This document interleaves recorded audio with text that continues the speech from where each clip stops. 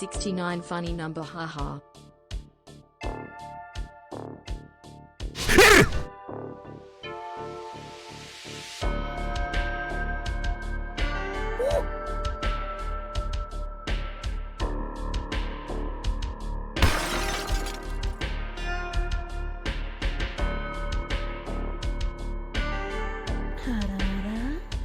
Harmful opinions is my god.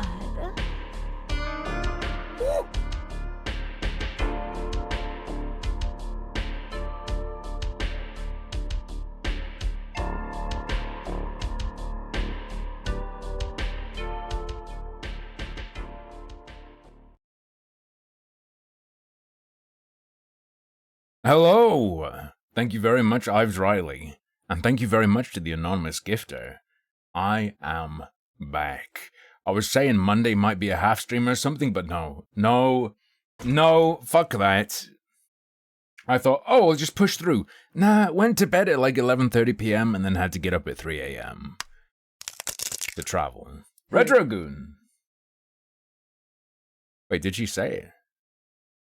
I can't tell. I couldn't really hear because I was talking. Did the TTS just go, who? Just went, who? Thank you very much, Retrogoon. Try again next month. Try again for a longer who next month.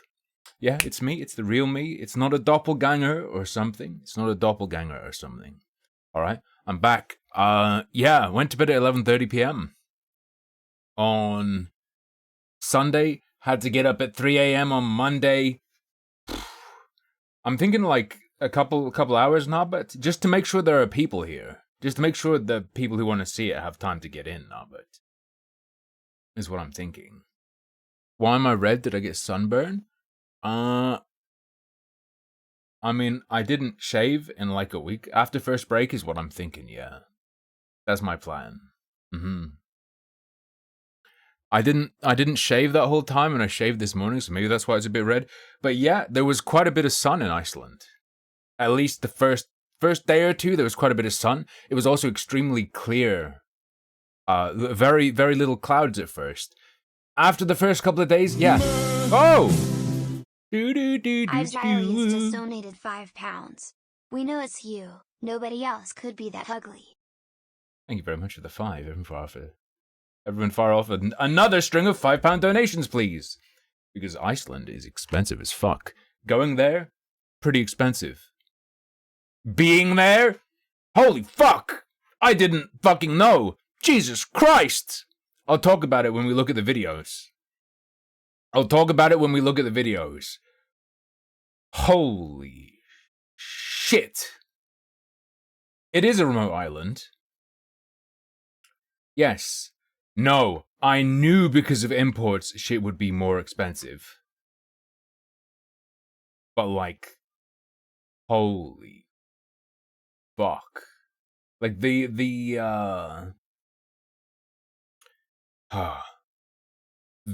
budget options, the shit ass budget options, not budget. They can, okay. They're limited on what they can grow, but yo, Twitch Sensor. God. Thank you so much for the tier 3 to Hebapano. Everyone have a huge salvo, please. They can grow licorice root. They can grow rhubarb. Grass grows, which means they can farm, you know, sheep, very famous for sheep. They can farm horses. None of that's cheap. A soda costs £5, dude. Anyway. Are Icelandic people pretty? I don't know. I didn't see one. What is it? Dude, it's something like... Wait, do they have licorice? Yeah, fuck tons. Because they can grow licorice root. So they did grow licorice root. I'm actually sucking licorice right now. I got licorice right now. I have Opal G+, salt licorice. Not only that, these are spoilers, dude. These are spoilers. So Opal is one of their licorice candy brands that's been around for a little while. and their licorice candy brand branched off a bit and combined with a brewer, and they have licorice candy alcohol, like licorice schnapps. They also have salt licorice alcohol. And another thing I have to try is the Brennivine. Brennivine. It's like caraway schnapps, is how it's been described. Yeah, licorice clears out your airways. All the licorice stuff, though, has warnings on it. It's like, if you suffer from hypertension, do not eat this. They're like, be very careful. Salted licorice is really good. This is 37.5%. Not 37.5 proof, 37.5%. These are each 19%. Why not eat it? What do you mean, why not eat it? Oh, the licorice? Because apparently it's bad for your blood pressure if you eat a lot. And I have never had the the salt ammonia licorice from continental Nordic countries, so I don't know how to compare it.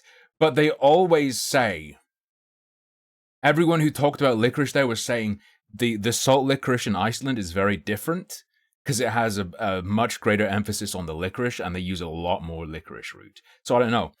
It's tasty as fuck, though. I have not eaten licorice in years and years, probably not since I was a kid. I did not like it as a kid. Turns out nowadays I fucking love licorice. It's so good. Lucky Bee hates it, though. Lucky Bee hates it, though. We'll get to that, though. I have some pictures. It's funny because we kept being like given candy, or Lucky Bee would buy candy, and she wouldn't read the label closely enough. And she'd like get it, and it'd be like, "What do you mean there's licorice in this?" And I was like, "There's licorice in fucking everything." Like, good luck. Good luck. All right. But yeah, Iceland population what? 380,000? 380,000? Something like that, a tour guide was saying. And then 1,400,000 tourists go through every year. So at any given moment, there's not necessarily more tourists than local residents, but more tourists visit than there are people in the country. And boy, do some people there not like tourists, which I kind of understand, but there was graffiti like, "Evict tourists, not migrants." You don't need to evict us, we leave. The whole problem with the migrants is that they don't leave, bro. What do you mean? What is that fucking... Are you stupid? You don't need to evict us. The difference is we give you money and the migrants want your money. Do you get it? Anyway. I got a code for a goofy little artsy point and click. I got a code for a goofy little artsy point and click. I'm gonna hold off talking about it a little bit, because after the break, once people have had a chance to get in, because people contributed to me doing things, there are videos. There are pictures, but I think the most important thing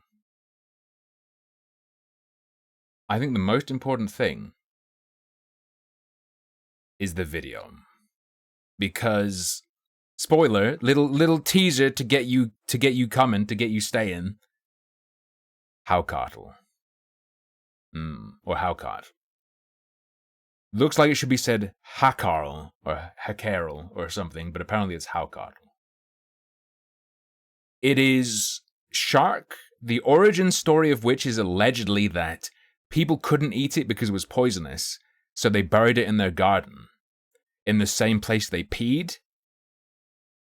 And then one winter or whatever, when they were completely out of food and desperate, they dug up the shark that they'd been peeing on and found out it wasn't poisonous anymore because they'd peed on it.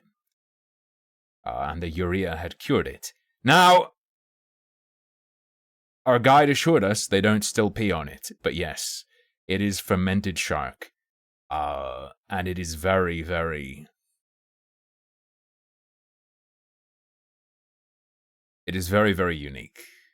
It is very, very unique. Let's leave it at that. Let's leave it at that. Some other highlights you're going to get to see too. I went to the EVE Online. I went to the EVE Online monument. Yeah, I'm sure that's probably not true, Bronze Retriever, because urine wouldn't.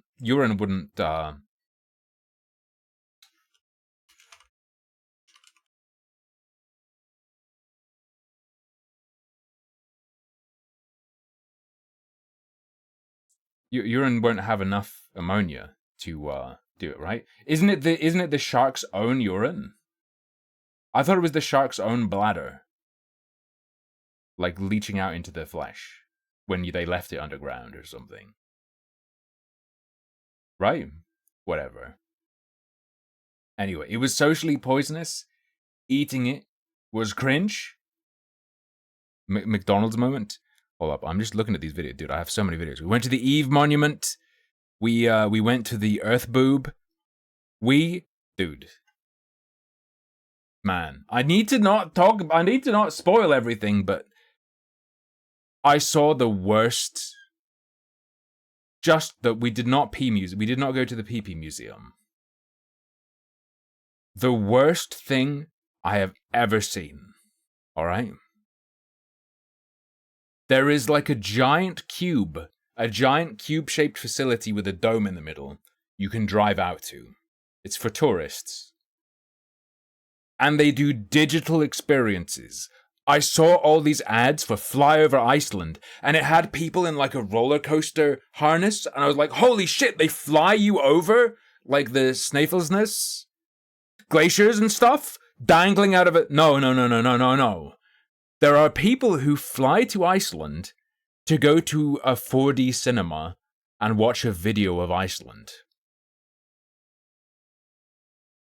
They have a guaranteed Aurora Borealis room, where you go in and the ceiling is a video of the Northern Lights.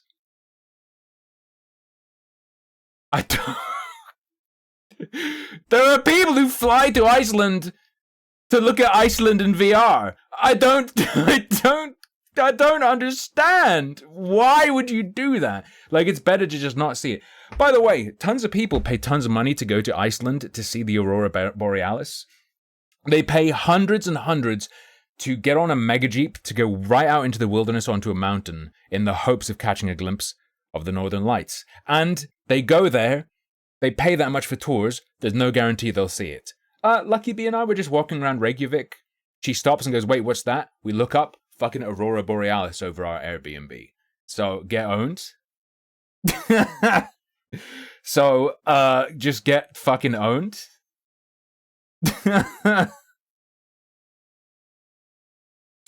And we have a bunch of pictures, of course. We have a bunch of pictures. We were very lucky. And everyone who was like a guide there or lived there was telling us, like, we're very lucky because the odds of the sky being clear enough were very low. It was just that Wednesday and the Thursday, it was very sunny, it was quite hot, and the sky was just totally clear. At first, it just looked like the house across from us was haunted, and there was a massive burst of ectoplasm coming out of the roof. Pretty good. Oh, do you want a spoiler picture? It'll be a really bad picture. I'll pick a bad one.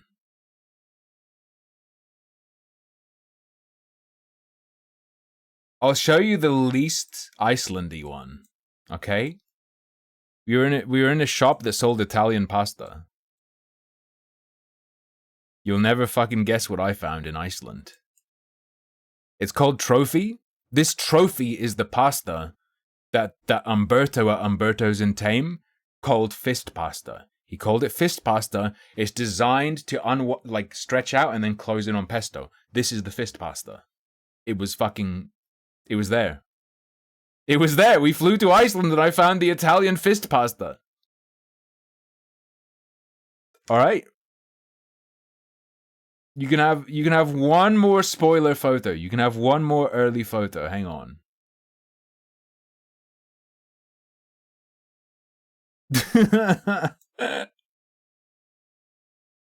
The pasta The pasta is not cold fished though.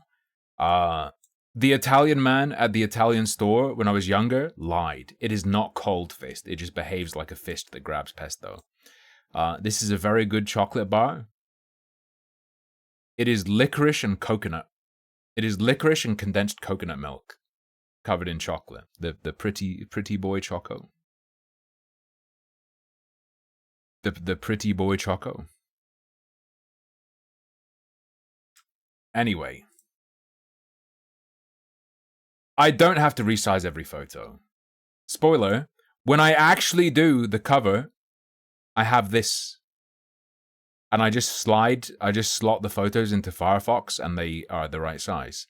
That is me at the airport eating breakfast at Giraffe. They have little retard knives at the airport. I didn't know. The handle is this long and then the blade is like this long. It's like a scalpel and it's totally blunt. And there's almost no point in it existing. Just saying. Anyway, we'll get to that. We're going to start with a silly little game called Mr. Cuckold's Fuck Beast. The Many Pieces of Mr. Coo. That's the one. Let's go. We're going to play that. Oh! I learned what's wrong. I learned why there are so many games I can't look at. My monitor's settings were fucked. And all of the games were doing what's called ghosting. Ghosting is what was happening. I've improved it significantly by changing my monitor settings. My monitor was on some like crazy fucking settings that was making everything ghost. And like be sickening. It's still... Starfield is like still annoying to look at. It's not fixed, like it's still not good, but it's not as sickening. Alright, chill. Hold on. Both ways, by the way. Both ways on the plane, screaming baby. £100 and I'll play 10 minutes of Starfield. Simple as. No one wants to fucking see Starfield. That game is so fucking boring. Even the people who are like, oh, it's 10 out of 10, it's so good! Now they're going, man, there's really nothing in this game. I didn't realize.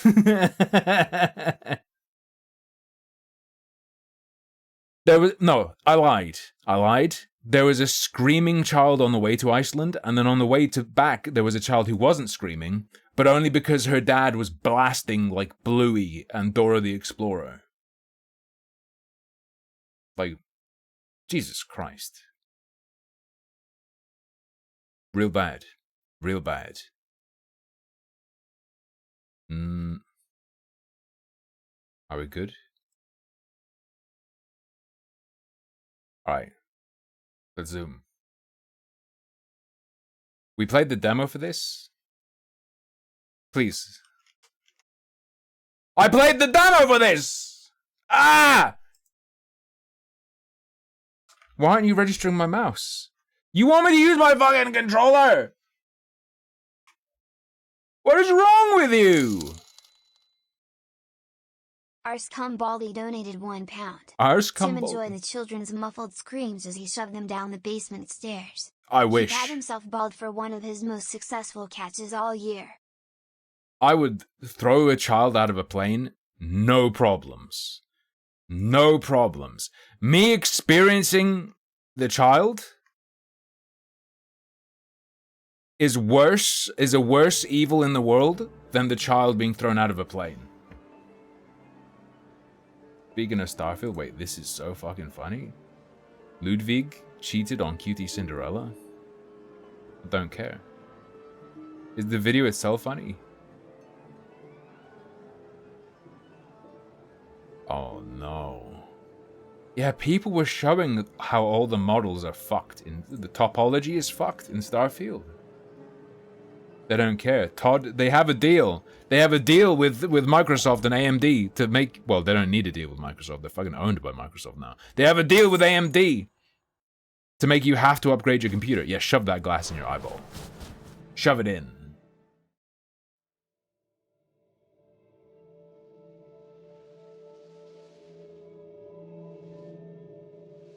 Can I be racist if I don't say which race? Oh, he's gonna apple. He's appling.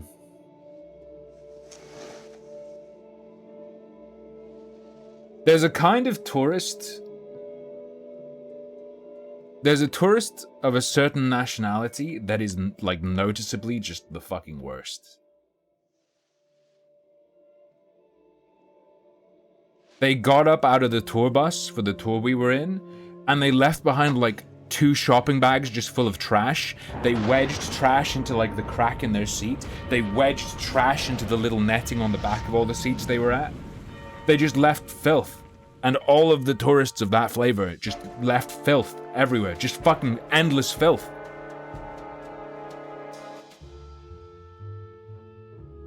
And they just, like, grab stuff and demand things.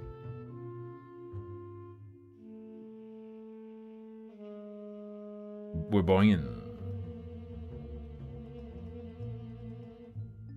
Computer tester? They're trying to wear out your hardware faster. So that you have to buy more. Let me go.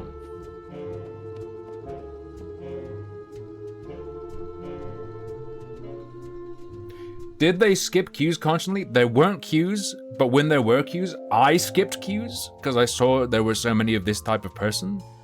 And I realized queues no longer applied, so I just used my superior size.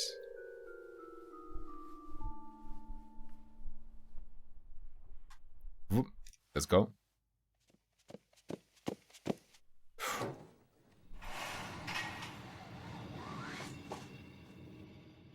Oh no, people would like talk Icelandic to us and be surprised that we didn't know Icelandic. Hello, boredom. What's up? I'm back. I'm home. I flew back. Also, I have to say, they talk about this and they pride themselves on it.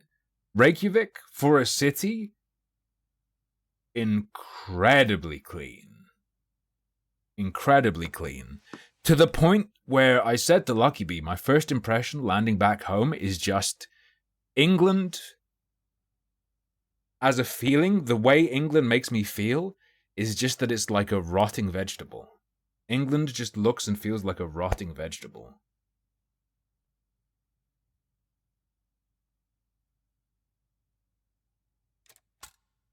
Pull it!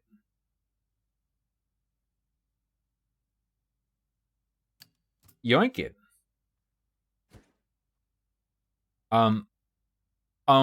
Talk talk. Yes, Ausrad. It's crazy. It's crazy clean. It's very rare you'll see any garbage on the ground. Excuse me? Power it up, please. Very good.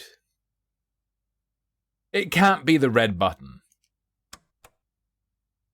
That's good. Red light. Wait.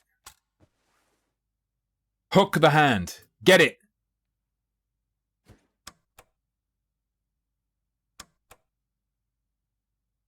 Wait. Wait a second.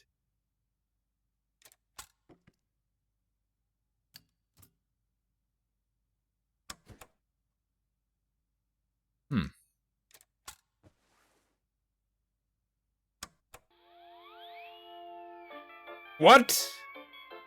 A Charlotte. Alright, let's go.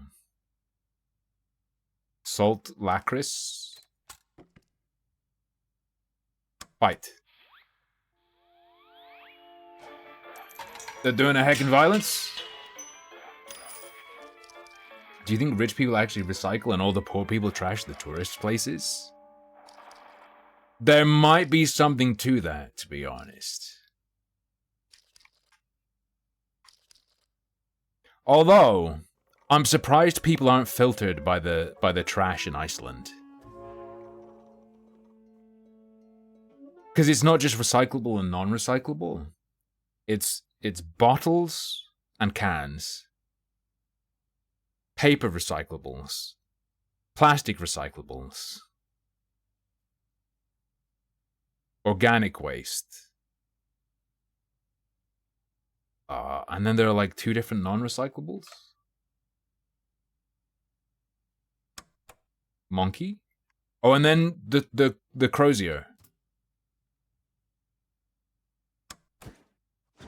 Nice. He scooped them. He scooped them. He scooped them. He scooped them. Isn't like that in the UK? No, in the UK we have recyclable, non-recyclable, and food waste.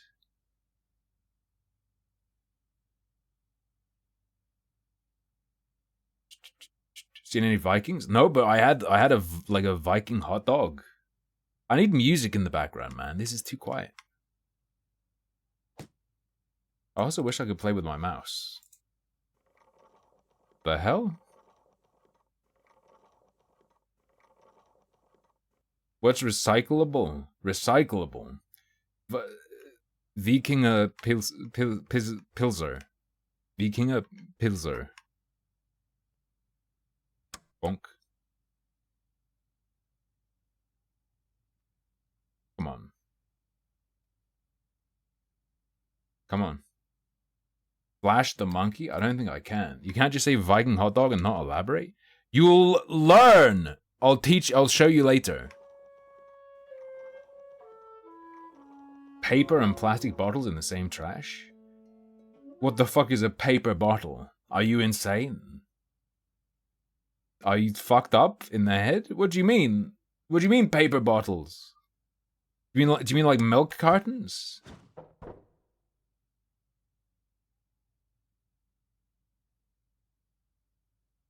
Oh, milk cartons go in the paper recyclables, but they don't get recycled, they get incinerated. This game is too fucking high IQ for me. What is going on?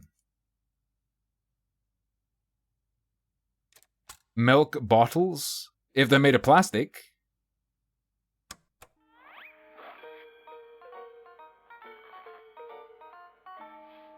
Okay. The hell did he just do? Go. I discovered as well a love of skyr. Skyr? Very, very good. Very, very good.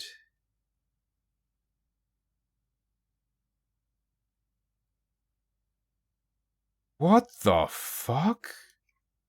I'm cheating and the cheating makes it worse.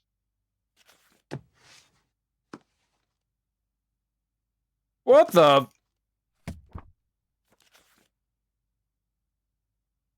You want both of these? Yeah, I get that you want like both of them. I did both of them. To what end? How is the shark? Fucking weird. Alright, and then you launch them.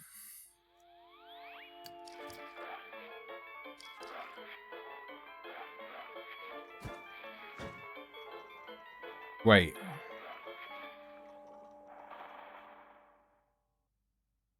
One.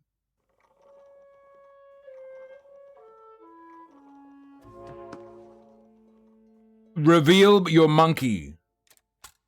Grab the knob twice. Activate combat.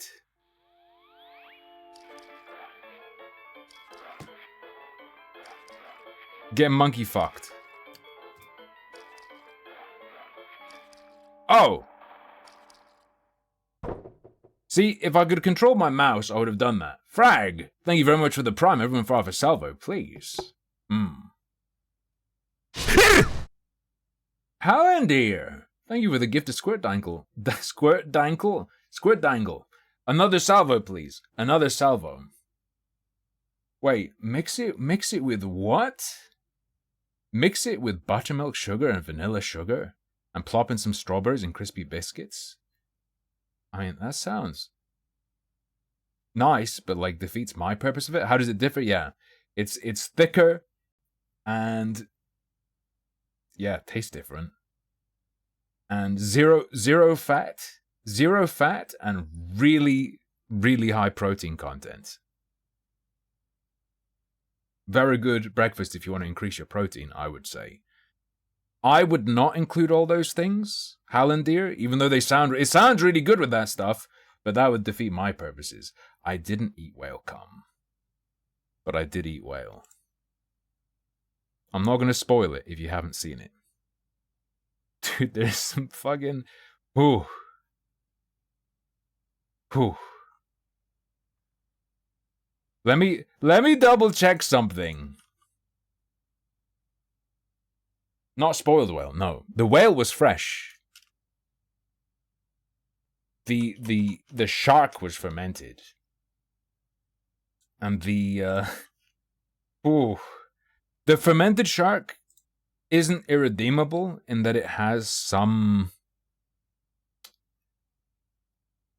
There's a good flavor in there. Okay? But...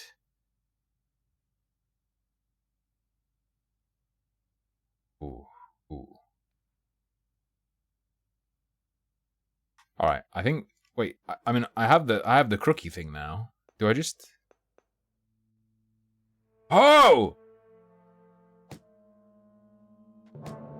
I guess it's just a cane. Whatever.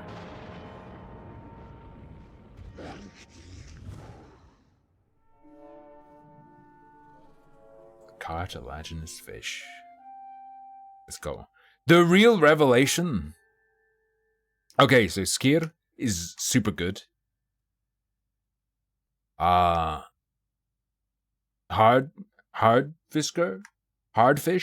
dried fish jerky, very good. With butter. You dip the dried out fish in butter, and then it's amazing. You can eat it without butter, obviously, but like when you have it without butter, it takes a long time to rehydrate, and there's like no flavor, and then the flavor comes and you rehydrate it. But if you dip it in butter, you get flavor straight away, and it seems like it rehydrates faster as well. And that's how it was served to us. Okay. It's a blue berry bush. Not a blueberry bush, but a blue berry bush. I'm not sure if you should try it. Does the fish jerky look like fur? There was very little that was terrible, but there is one or two... There are one or two things that were not good. And I'll show you those. Don't worry. Food on Amazon? Like, I would not buy fresh meat on Amazon. But like preserved stuff like jerky? Sure.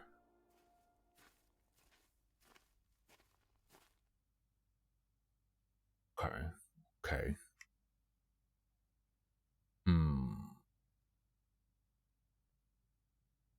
There was like a tour guide that was not good. There was something that was happening at our anniversary dinner that was not good. And there was an absolute just fucking scam restaurant that I'll tell you about. Which was not... The anniversary restaurant was fucking amazing. But the other restaurant, no.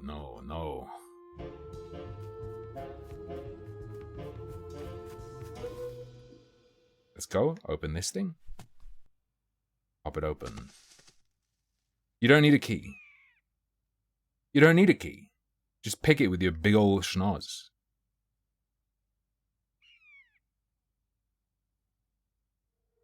Grab the bird. Do it, nerd. The idea of this is cool.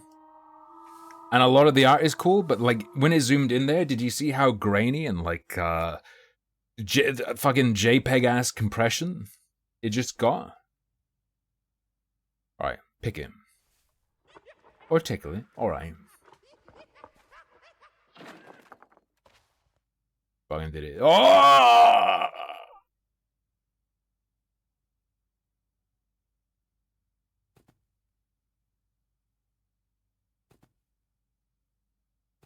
Just open it, you fucking spaz. Just open it! Why do you click on him to grab this? Apfel. Ooh.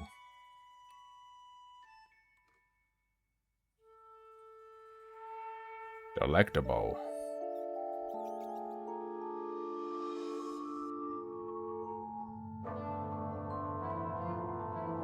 What would I do if one of my pictures was turned into a soyak? I would do nothing. What do you mean? That's just more immortality. I have a touch of like YouTube and Twitch gave me a tiny little drip of immortality. The SCP Containment Breach theme gives me a nice little teaspoon of immortality. If I became a circulated Soyak, that's some heavy immortality. Birdman? Caw-caw!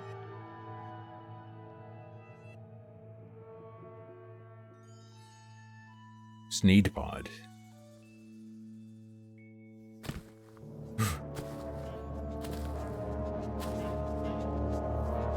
Ooh.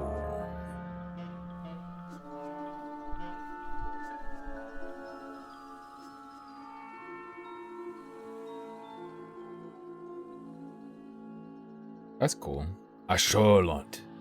The Charlotte, or you know, axolotl, as plebs call it, they don't ever reach maturity, do they? Unless you inject them with iodine or something.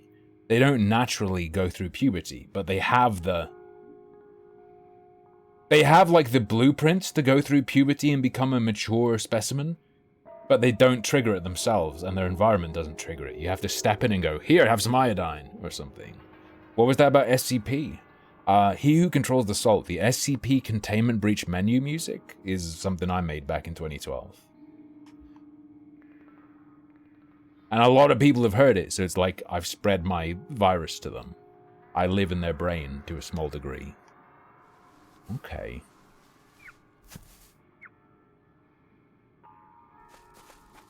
Just rip its fucking leg off. Weak. Ooh. There was a cool snack that I didn't grab because it's like, I know what it's going to taste like. Everything's really expensive, but it's cool that it exists. You can get fish and chips in Iceland, but it's a snack in a bag that has potato chips and dried fish.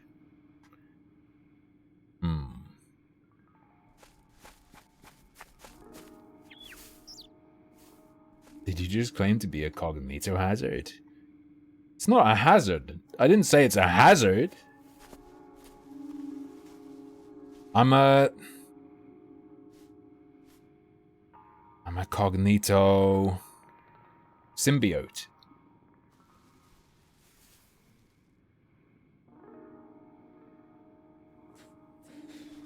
Okay, he's dreaming. Alright. Why did I falsely accuse Russell Brand? Because Channel 4 paid me to.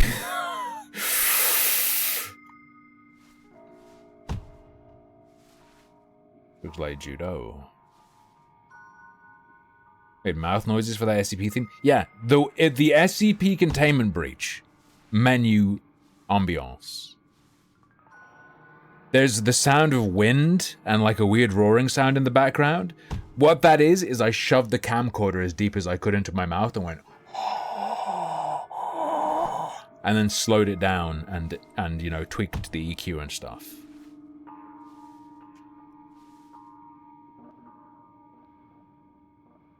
Okay. He dreamt of judo. Now he can do judo. Land the SCP gig? It's not a gig. I just offered Poe the music. I just made the music and said, "Hey, do you want this for the menu?" And they said yes, and they used it for the menu. Judo!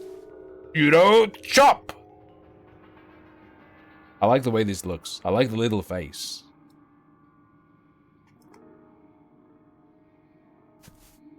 Why would you put him down?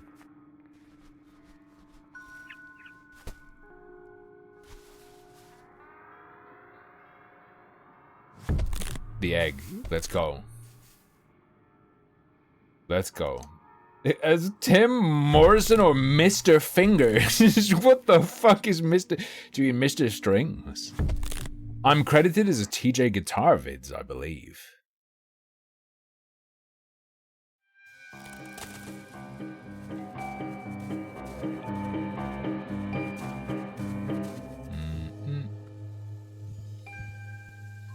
This seed will become an apple. Very well.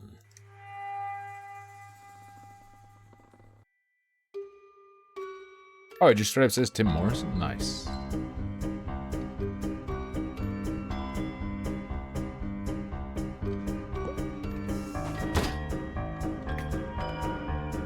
Okay, so this is opened up.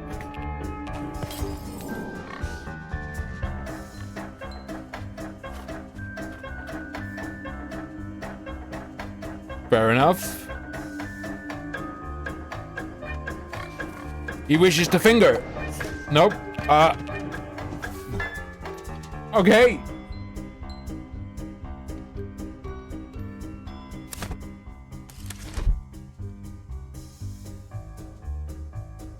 Oh, I can lock onto it, or we can loop.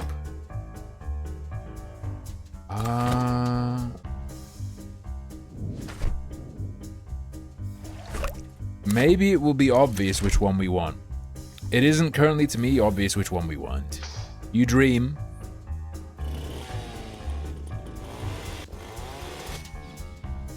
He's hard. He's hard!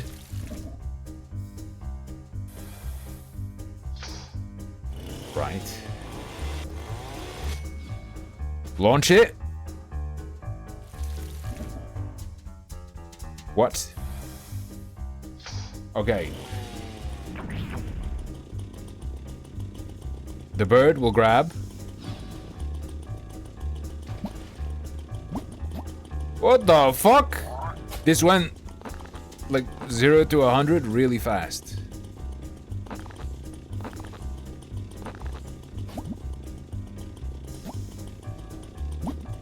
Send the frog.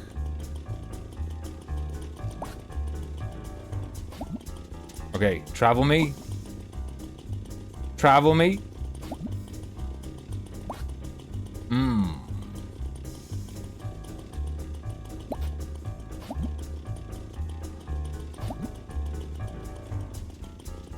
Okay, he's running.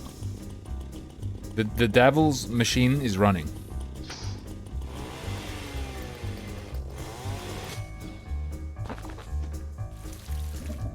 Wait, whoa, whoa, whoa. Whoa, chill. We want more water. And I'll tell you why we want more water. No, why did it... No, we want water for the fucking apple seed, dude. Call me Johnny, because I like apple seeds. What the fuck? Go. Row. Row.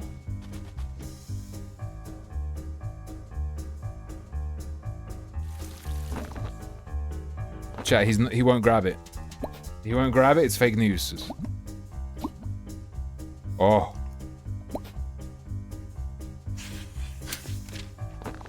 Oh. I don't need a hint. I'm too smart. Am I just looping? Oh god, I'm looping. I'm gonna loop.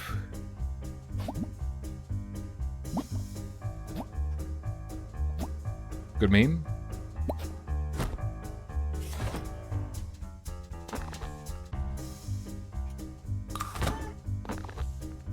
He swells.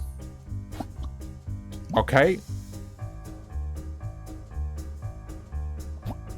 He swells. Yeah, I did food poison you. Why did you eat what I put in that package?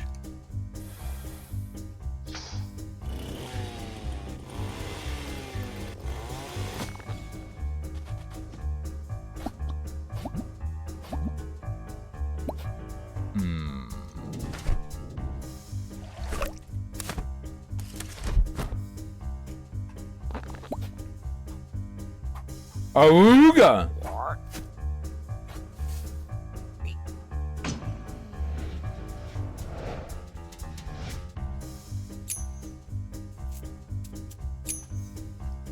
Honestly, I feel kind of bad about that. I feel kind of bad about that. Can't lie.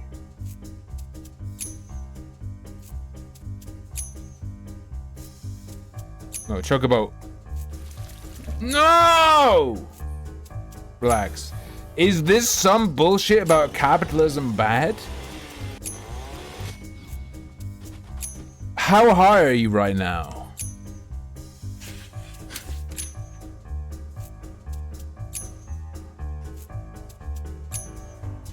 I don't think we can grab it again.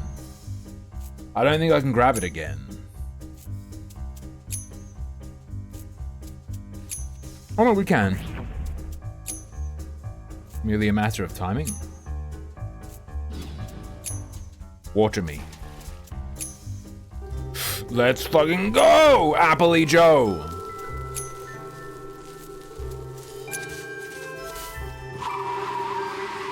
Apple Christ. Yo, Goddo went up to 44k a month? Nice. Thank you, Unity. Thank you, Unity. What are some good Goddo games? Like, I know there are several good Goddo games, but they're not coming to mind. You want to know an engine that has never had anything good made in it? It's called Copper Cube.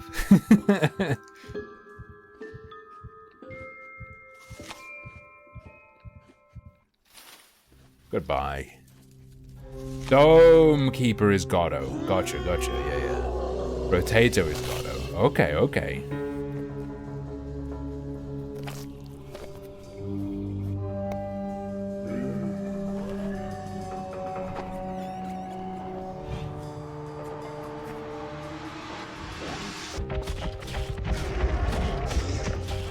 Okay. That don't seem too hot. Put the coin in the hole.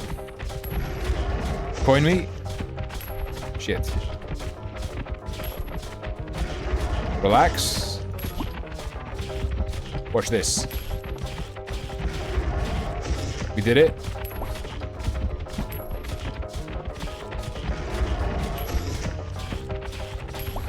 We got this. What have I just paid for? Rings of Saturn? They're a band I like. Please, you've earned it. Why don't I get £47,000 a month? You could run a game on me. Just develop your game using my flesh. I'll give you an ounce a month. How's that sound? Ooh, tender.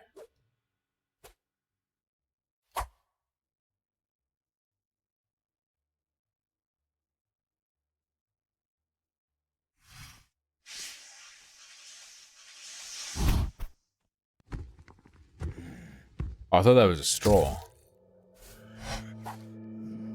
I also ate this in Iceland. Yo, we had a tour guide who said, "Yo, if you came for like Icelandic culture, you shouldn't have because there isn't any." He was like, "Bro, Icelandic culture is don't die." Thank you, Endo. I arrived safely. You're like 99% of the history of Iceland is just don't die, kill and eat whatever you can. Do not freeze to death. Do not get crushed. Just do not die.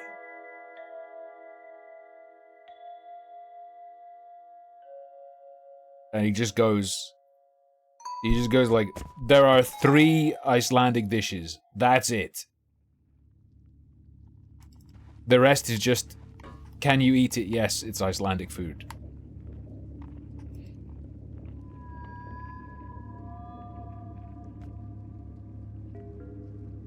Most people don't understand the uniqueness of their own culture. That comment would make sense if it wasn't a Polish tour guide who moved to Iceland.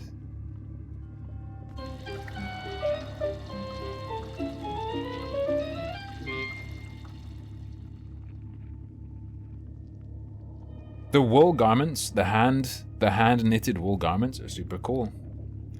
On our anniversary, I got Lucky Bee a hat. Verified hand knitted by a lady called Edda. Let's go.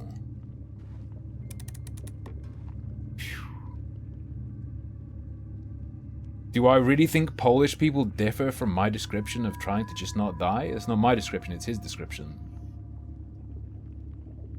I was quoting the fucking tour guide.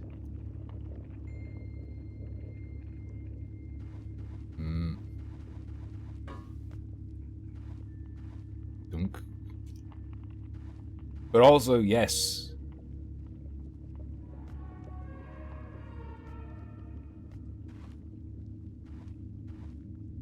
Especially if we're talking culinarily, very much yes.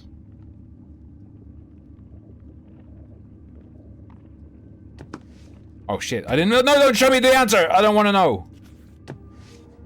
I didn't mean to.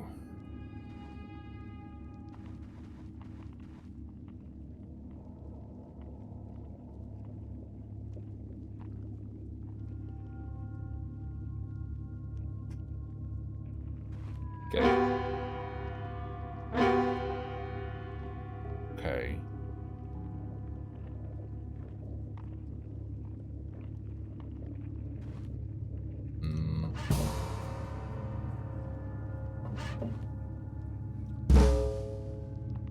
Got it. Go. You can get up on that. Latch me. He does look like a smiling friends thing.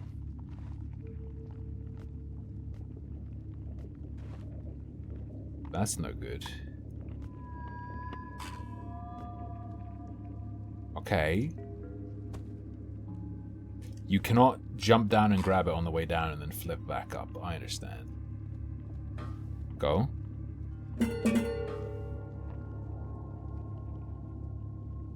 Go.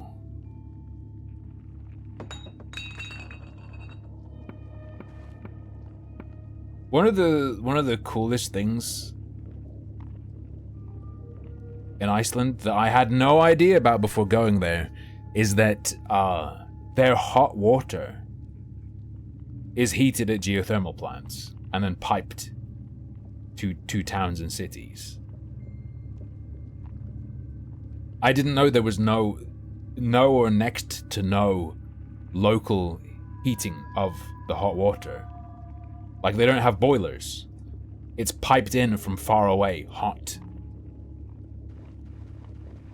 Which is wild to me.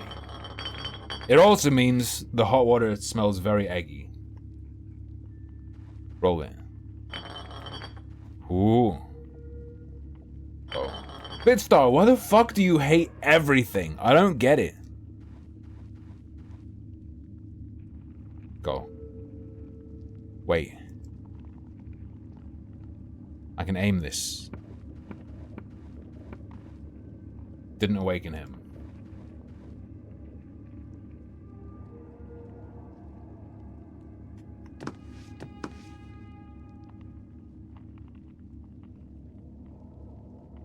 Can hit that.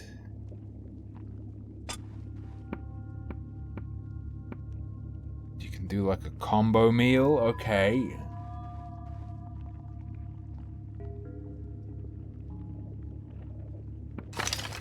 Skullbones, Sahalji, IRP. IRP, RIP.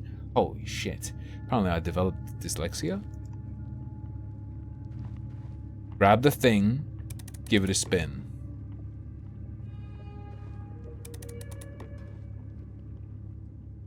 Gotcha. Black button.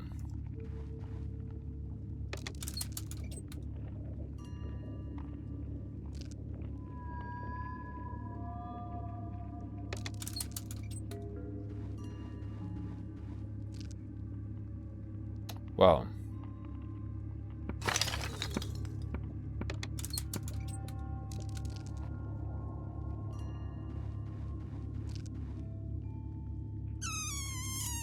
I don't see a black button.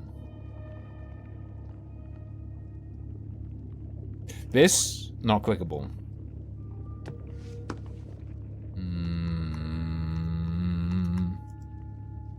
I think it might be time to cheat.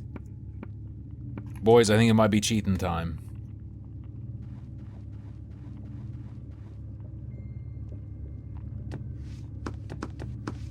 I'm gonna actually look at it this time and cheat.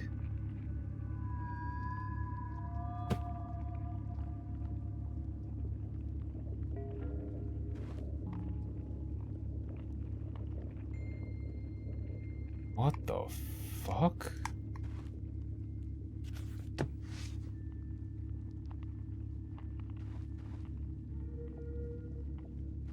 What? Shoot him.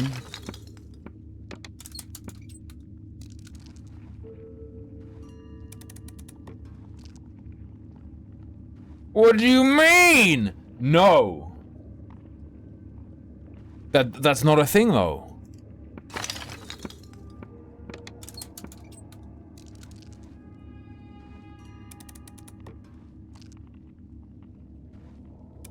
The hint is just a lie. What?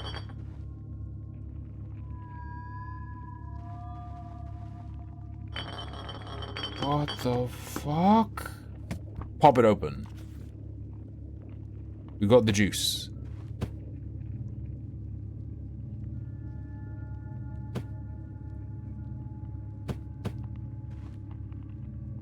We got the cork. We can shoot the cork. But like it's not the right thing. Alright, let's go as far right as we can. Alright.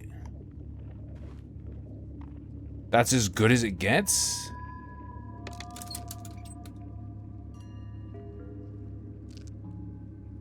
Is it?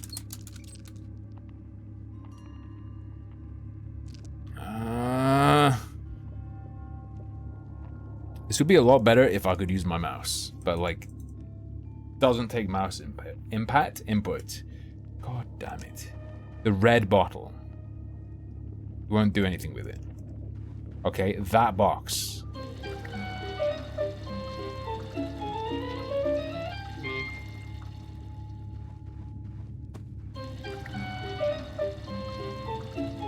We're not gonna be able to shoot him.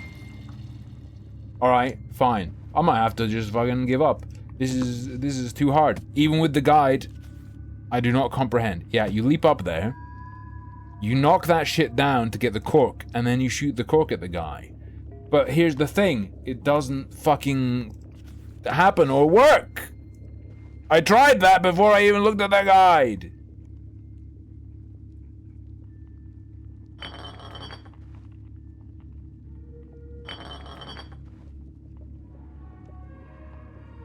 Okay.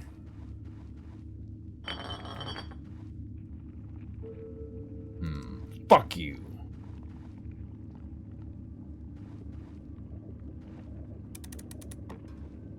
Have you considered jumping up a bit higher?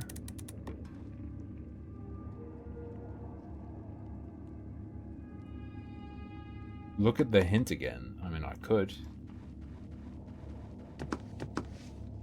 Let me peep. You climb up there. We did it. You get the cork.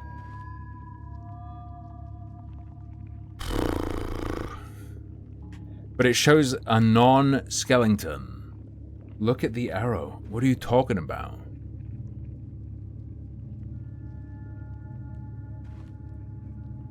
Yeah. Where it says hop down. But there's no way. There's no way we can do that in time, right? If that's step 3.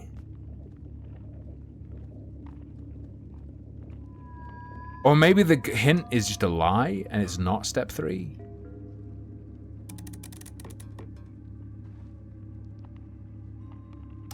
Right. You do this first. So when it said do this third, what it really meant was you do this first.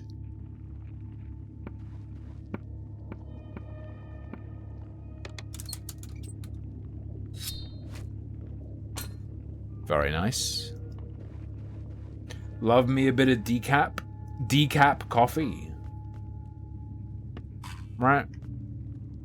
Right. Jump over. Jump through, jump across, grab the thing. You fucking idiot! We broke it! That shit's probably expensive!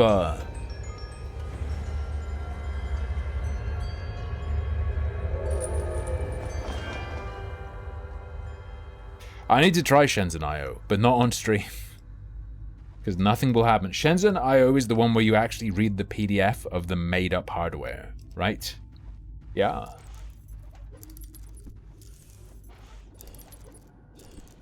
And have to learn the specifications for made-up hardware and made-up languages. That seems like the worst stream game possible.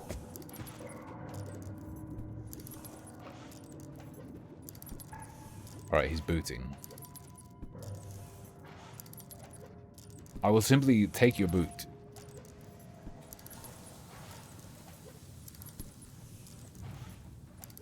Carry on, my wayward son. Like it gets a bit granular in the distance. Lockpick Sim was hype as hell. Actually, it was Safe Crack Sim.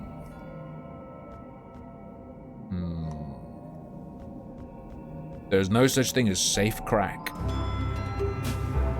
Finally! I can suck my own cock! Gotcha.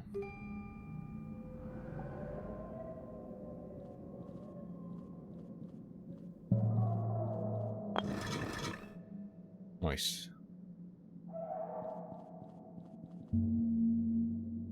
Step on it. Step on the gas.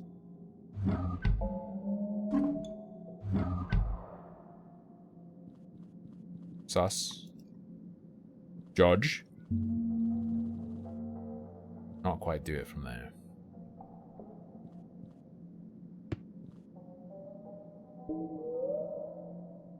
Whoa. Okay. I presume we cannot suck this back. Let me, hold on. Ah! We can't undo that. That's concerning. If you could move your legs independently of the rest of your body, what would you do? You mean like if they were fully split off? Or do you mean like there's a disconnect? Like there's no connection between my legs and the rest of my body, but there's still, you know, they're still in a skin sack together. That would be horrendous. I don't think this is any good.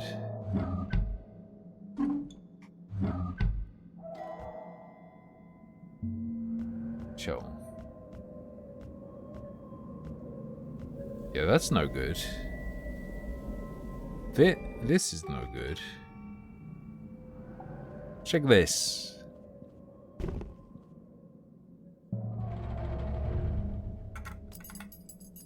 What the fuck?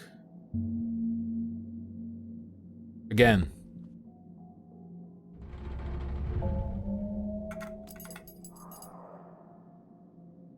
I don't like that. That's creepy. Get on the chair. Okay. Do I enjoy looter shooters? Like Borderlands, Destiny 2, that kind of thing? Yes, actually.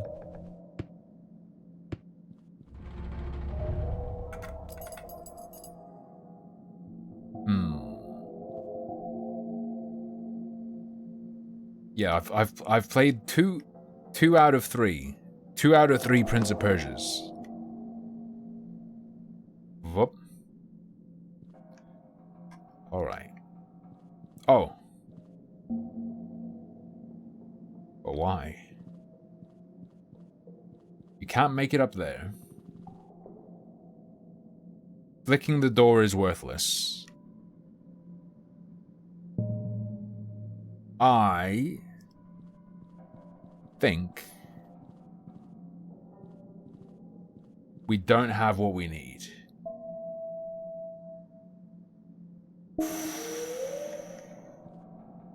There's a game I need to check out because I think it's probably horrible. Do you know the... Oh, snap.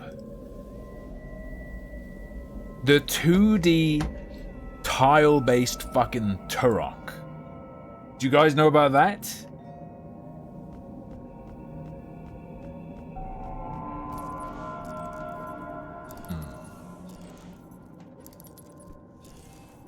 I didn't... It's true that I didn't finish Neofeud, okay? But I did finish Battlespire. And that's slander. Finishing games is terrible. Like, when you become a variety streamer, you just have to accept that you're going to complete maybe 1 in every 300 games you play. But that means you're going to beat at least a couple of games a week because of how many games you're going to be playing. Right.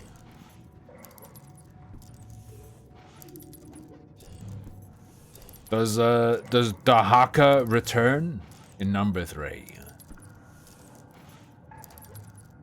Okay, grab this.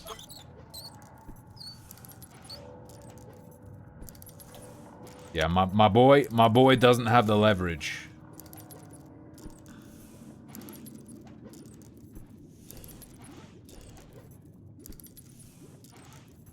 And you can't get up here.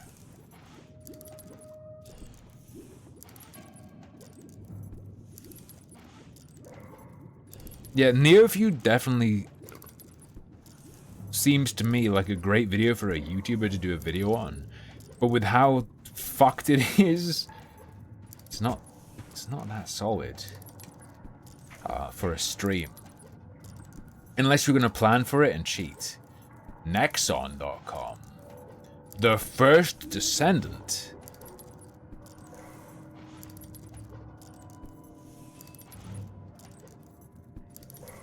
Oh no, this looks like some anime bullshit. Grappling hooks. Oh, why do games have to have fucking grappling hooks, man? Why?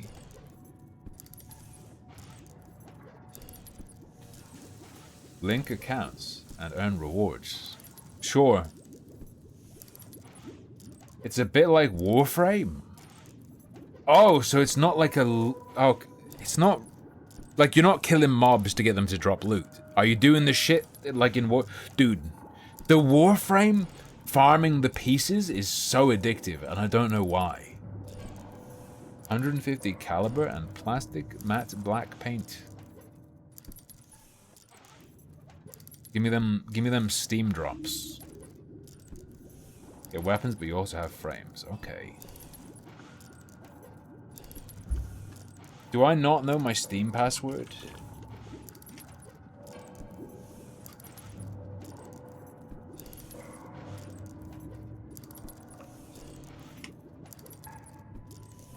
Uh-oh. Guys, have I just... Oh no, I clicked your link and now Steam is mad. Steam is like, prove you are who you say you are.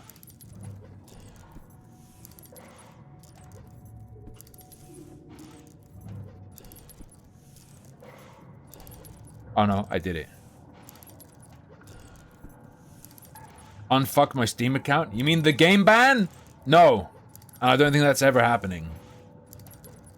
Just saying. Claim the first Descendant Twitch drops.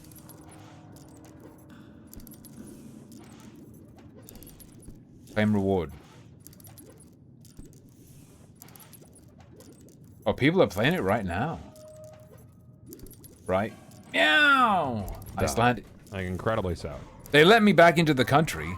Okay, this does look super Warframe. This looks like a much uglier Warframe. This looks like Ghetto Frame. What is this?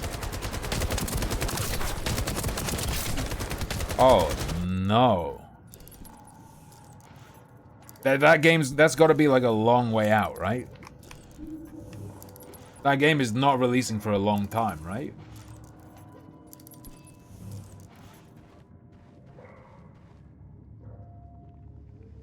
I have a plan.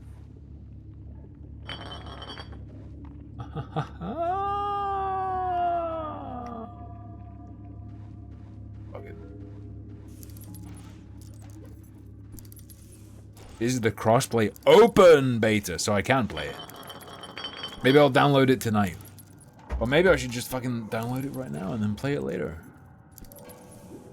What's this dog shit called again? The First Descendant. The first kid? What do you mean first descendant? I will request access.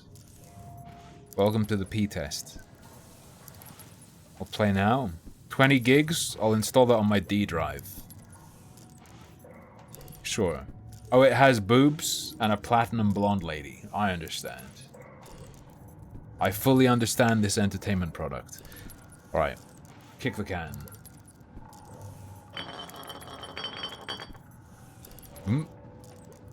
This weirdly makes me want to play Torrens Passage. But at the same time, not all that long ago, I played Torrens Passage, and it was nowhere near as good as I remembered. Which I would say is reasonable, because when I played it last, I was 4 or 5 years old. Hold up.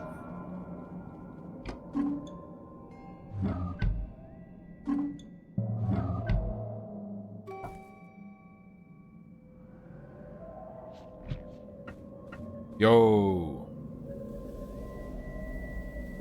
Wait, should I smash?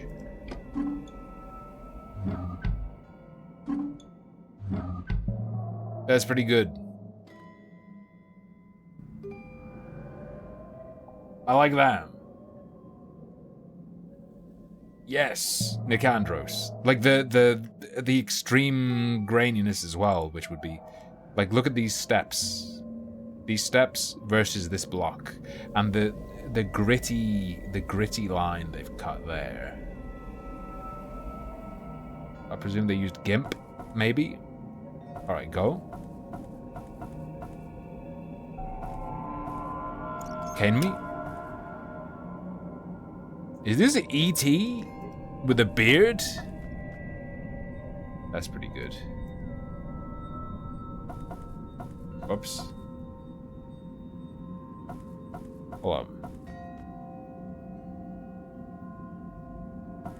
What's going on here?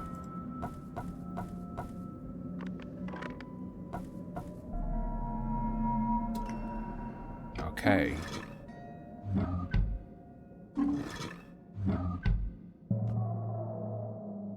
Okay, it's returned. No, don't, you fucking moron. Stop. What? I'm up. There we go.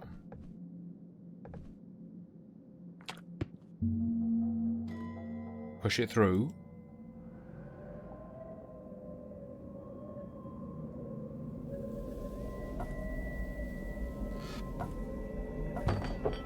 No! What the fuck?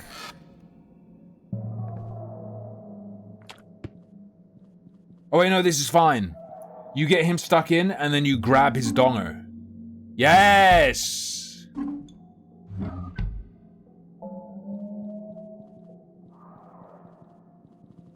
Stop. Get on the fucking chair, bitch. Get on the chair. Get on the chair. Climb up on the ledge. Play with your own donger. Nice! You guys ever stomped your own dong? I'm so addicted to licorice, dude. I've got this. I'm gonna run out. I've got this pack of Opal, and I have like a sack of menthol Opal. Hello, Rev. How's it going? How it do, babe? How it do? Oh. The only bad thing about these licorices is if you bite into them too early, they have like a strong ammonia taste, and it gives me shark flashbacks.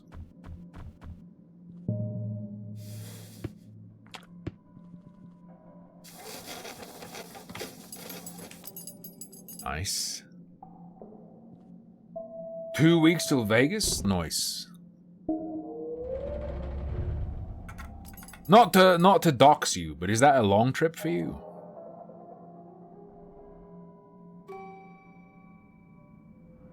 Alright. Denobify yourself. Grab it. Perfecto. 3 hours or so? Oh, so like similar to me going to Iceland. Iceland only turned out to be 2 hours, 20 minutes though. Thought it was gonna be a lot longer. Or like, you know, 50% longer to be precise. Oh, I don't want that shit down there with me. Why would I do that?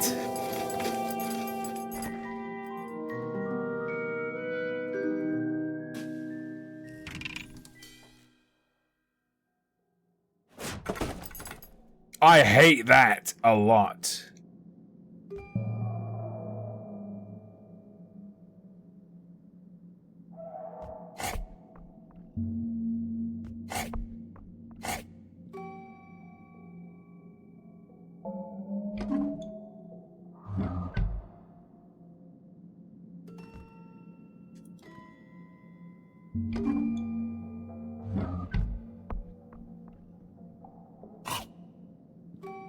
Chill.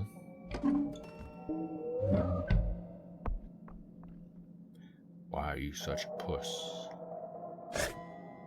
Relax.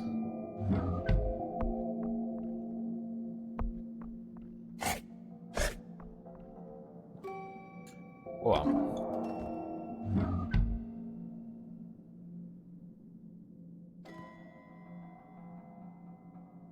What if it's both foot? What if you do foot?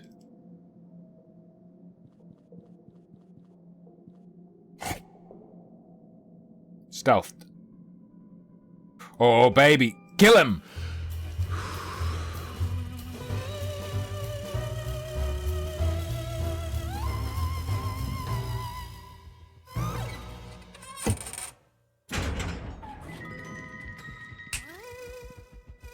Released.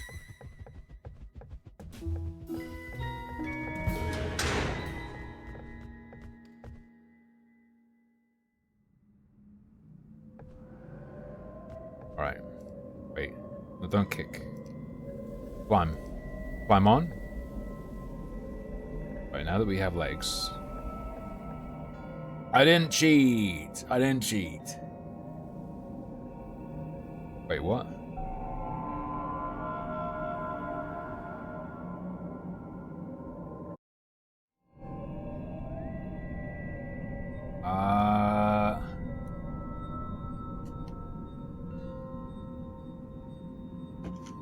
I think I broke it. I think it's just fucked.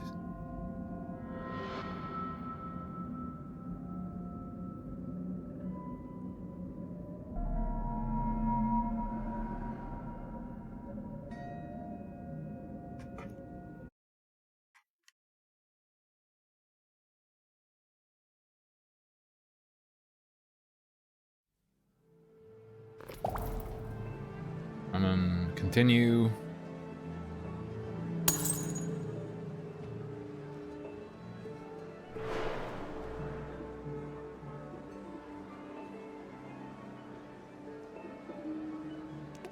Wait. No. Bro.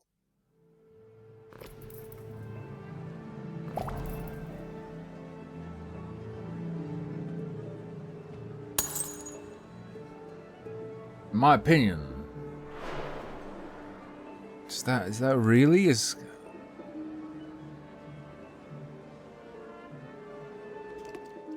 Bros, we can do it, but I'm annoyed.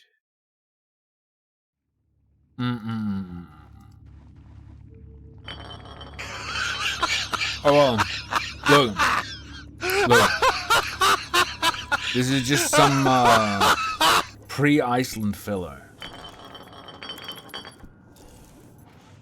Just some pre-Iceland filler, alright? Let's go.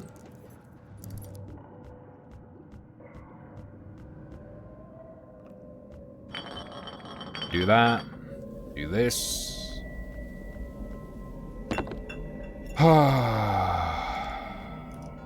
Oh man, and then stop. I'm pressing B. Oh my god! At this checkpoint he hasn't met his legs yet. Okay, there we go.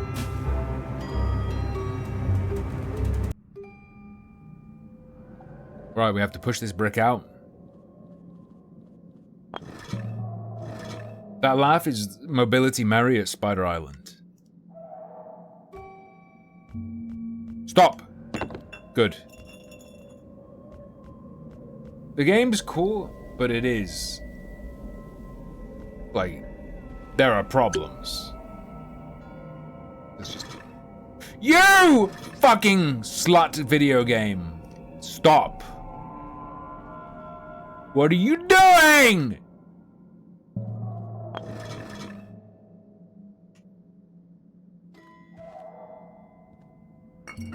Yes. Go.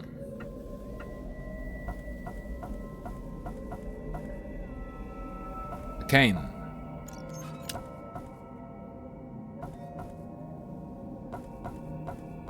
Stick the cane here. Press the foot switch.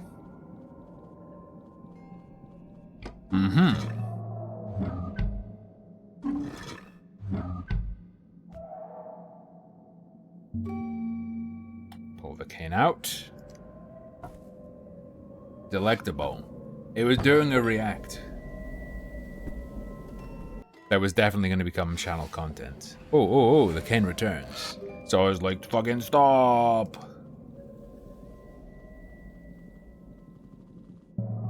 Stop. Go.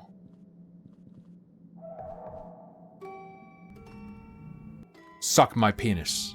And my bollocks. We need to jump down. We need to press the switch. Good. If it bugs out again, we either go next game or start doing Iceland stuff early. Fuck off, you retard bitch. Okay.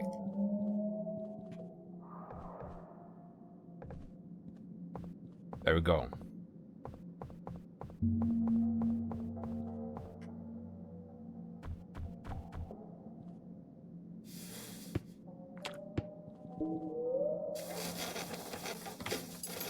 Launch him. Very good.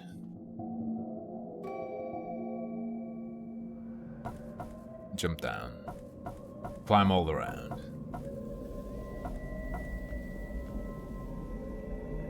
I fixed a lot of like the ghosting this morning, but at the same time, I think I'm just old and I can't play the same games I used to be able to. Like I think I just can't do it. Like I can't look at screens in the same way, or for the like the same speed of stuff on a screen. I think I've just degraded.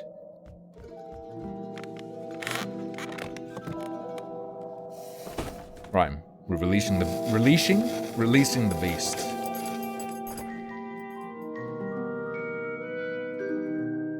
Alright, we've done it. Just don't be a pussy and see better. What the fuck do you mean, you dumb cunt? What do you mean?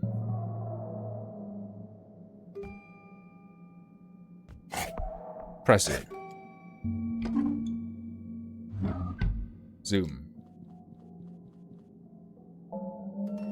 You fucking coward. See better.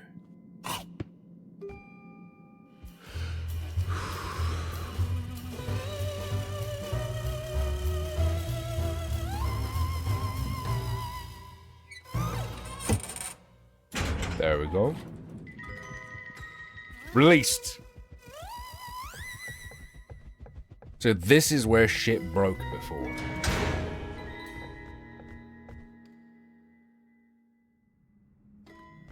With the head. Send the head out. If you send the head, they both go. If you send the legs, just the legs goes and it freezes. Alright, nice. Ooh. I do need new glasses, but I don't think glasses help you with like the way you look at screens. Like I was looking at a cartoon the other day and I was just like, I can't look at this. Like this is sort of on the edge. When I was younger, I'd see this as like a green demon moving. But now I just see it as like a collection of frames. Like I can't see it as the guy moving. I don't know, it's crazy. Oh no, I've needed new glasses for about 6 years. I'm several years late. I just... Getting glasses annoys me, Because I get glasses, I can see for 2 weeks and then it gets bad again.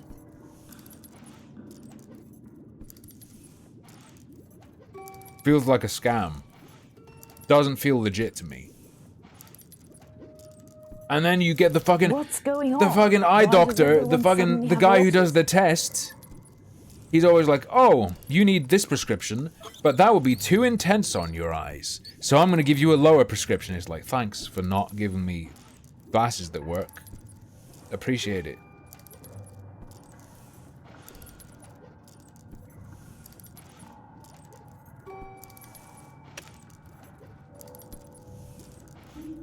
Can this guy... Ooh.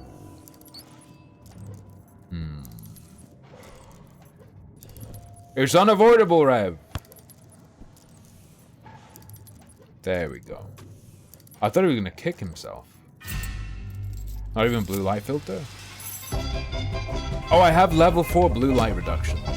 Or whatever level 4 means. 100% fucking doopy D. It's not real. They're just lying so that you have bad glasses and then need another one.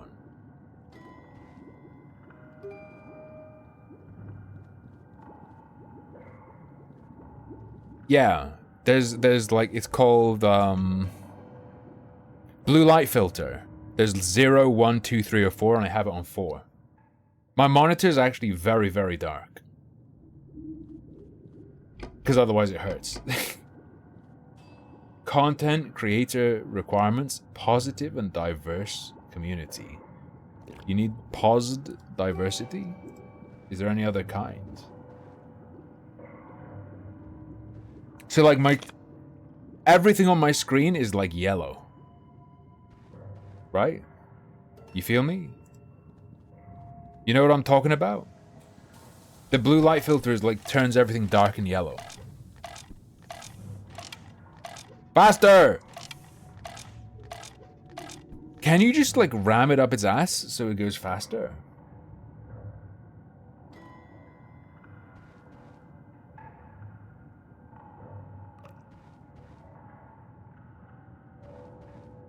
Wait.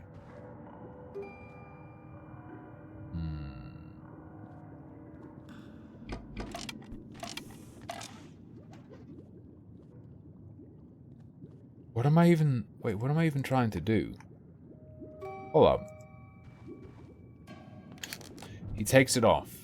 Takes it off.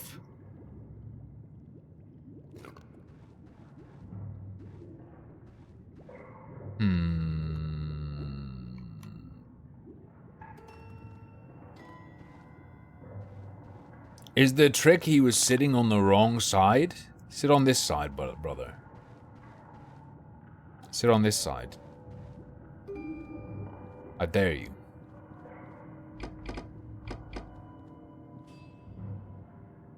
Never mind.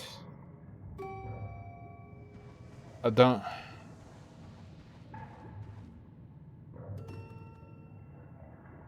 Maybe I should be thinking about what I'm actually trying to do.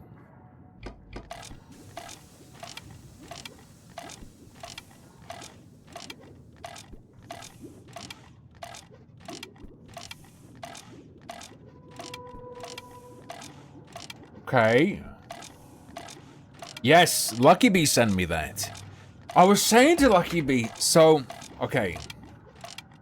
Russell Brand's been accused by 4 different women of sexual assault, and they're accusing him of, one of them is accusing him of literally pinning her down and raping her. The other one says it's like a brutal, violent rape. There's a girl who says when she was 16 he forcefully throat fucked her. And then there's another one who says more generally sexually assaulted her, I think. Is this the first time that YouTube has cut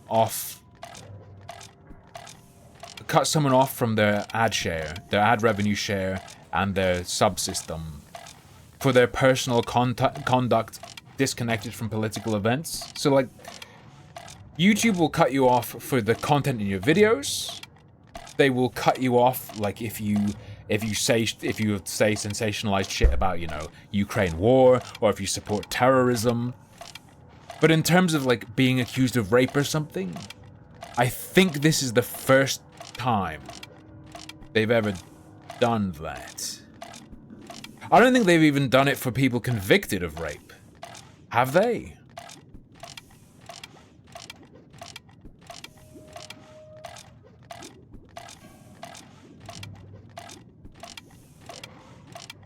Also, question. Is YouTube just cutting him off of the ad share, or are they not going to run ads on his content?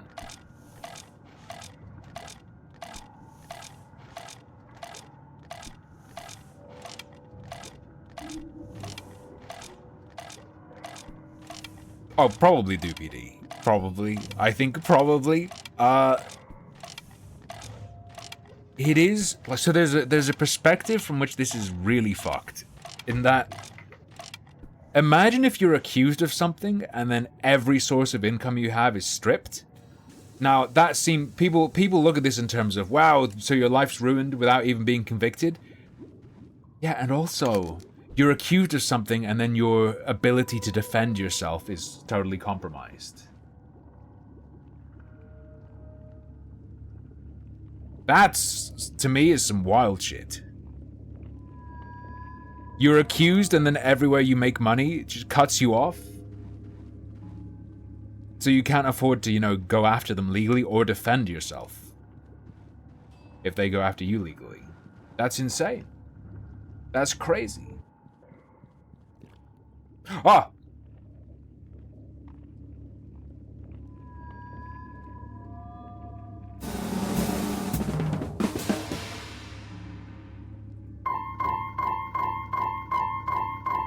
I think there's every chance he did at least some of what he's accused of doing. But whether he did or not, YouTube doesn't know that, and what's being done there would be the same regardless.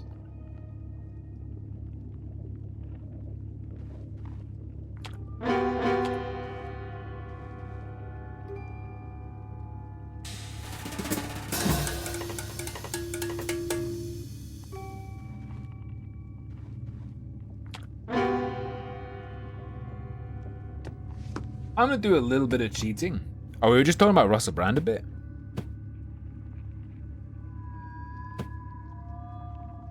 Yeah, we already did all this, bro. I already did all this. Already did all this. What the fuck do you mean? I did that. What do you mean?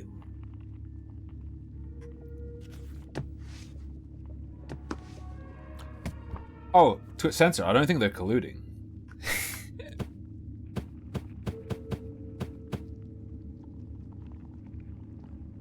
Because I don't think they need to collude. The vacation was incredible. Easily the best vacation I've ever had. Easily the best vacation I've ever had. Hello, motherfucker. Hello.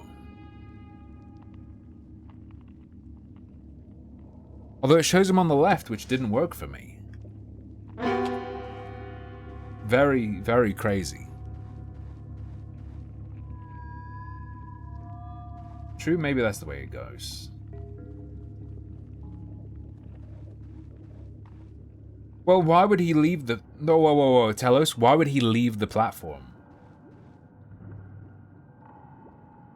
When he could just upload his videos and funnel people elsewhere at the same time and just use YouTube for some extra discoverability. Have I had vacations before? Yes. When I was 17, I visited the US. So I went back home for a week or two. When I was 15, I went to Berlin for a week. And then younger than that, we used to go to Center Parks.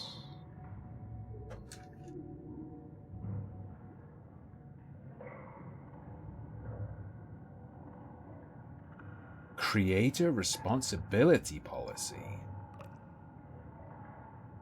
What the fuck?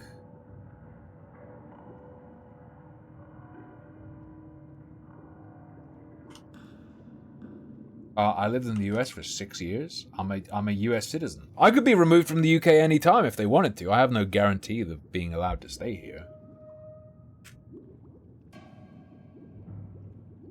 I did things legally, so I have no rights. Oh.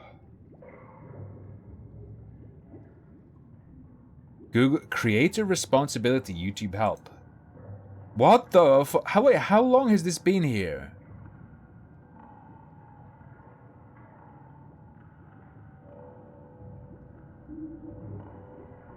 Creators are the heart of YouTube. Part of being a creator means that you're a member of a large and influential global community. You can help us preserve and protect this unique and vibrant group. As a creator on YouTube, you agree to follow our community guidelines and terms of service. It's important that you understand these guidelines and their role in our shared responsibility to keep YouTube healthy. Violating these guidelines may result in your videos being deleted, your channel receiving strikes, or for serious or repeated violations, your channel being restricted or even terminated. Was Russell Brand on YouTube 2012 and back? Because even if this covers them doing it, they're applying it retroactively to him agreeing to these terms. He was? Wait, for real? I thought the trues started like 2014 or something.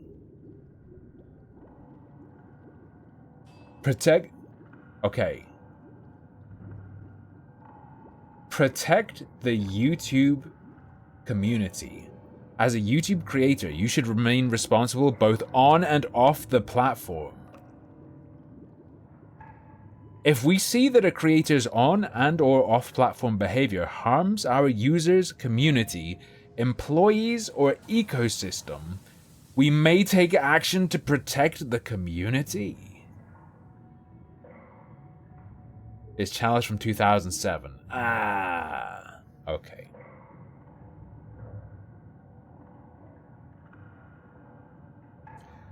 Beyond the content you upload on YouTube, here are some examples of on and or off-platform behavior that we may consider to be inappropriate and result in penalties. Intending to cause malicious harm to others. As opposed to what? Righteous harm? Oh shit, so they're covering like Me Too. Participating in abuse or violence, demonstrating cruelty, or participating in fraudulent or deceptive behavior that leads to real-world harm. Oh, but I can participate in fraudulent or deceptive behavior if it doesn't lead to... While these behaviors are rare, they can cause widespread harm to the YouTube community and potentially damage the trust among creators, users, and advertisers. The thing is, if you look at AdWords, as an advertiser, you have a bunch of control. So totally locking someone out to please advertisers doesn't make any fucking sense, because as an advertiser, you can say not on that. And most of the time when someone's demonetized, they are sort of by default opted out from not opted out. They've by default an advertiser's campaign via AdWords won't include their channel, but an advertiser, even if you're quote unquote demonetized, can go, yeah, I don't care about that. Just give me all the channels. Advertisers can, if you're demonetized, advertisers can still choose to advertise on you. It's just about that by default, you won't be included in their campaigns unless they've said, yeah, include these people.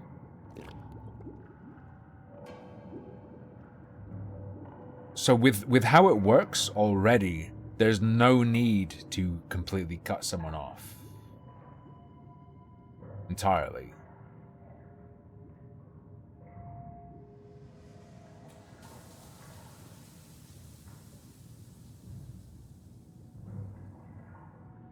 Telos. I suspect it's more to do with they can get Google to bend more than they could get, you know, a cable network to bend. It's about getting better deals later, probably.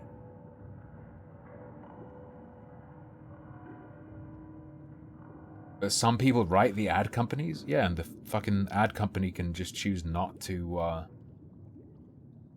have it on the rapist video. What do you mean? Ausred. Advertisers, and the advertisers that major companies use, could just have their own blacklist. They can just do it themselves. They don't need YouTube to do it for them. When YouTube cuts someone out entirely, which is very rare, actually. Normally they just quote-unquote demonetize you, which means by default you're not included, but you can still be included. Or when there's pressure for that, it's saying, we want to stop advertisers from being able to have their ads on this person's channel. If it's a complete removal. If they're still running ads on Russell Brand's channel, that's bizarre. That's really weird.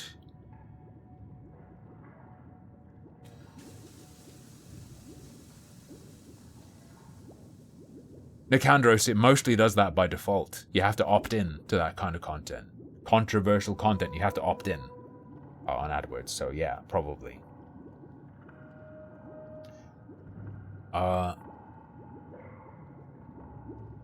Who the fuck is it? Who are they trying to please if they've cut off his ability to earn ad revenue share, but they're still putting ads on his channel?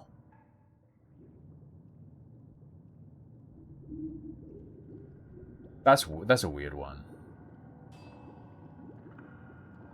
I believe, Telos, they said no monetization via YouTube.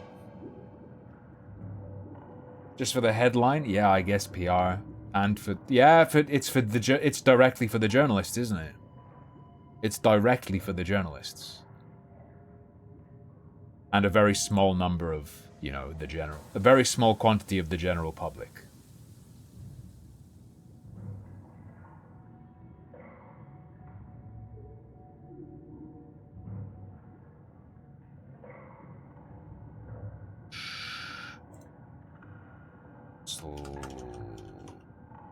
Brand YouTube.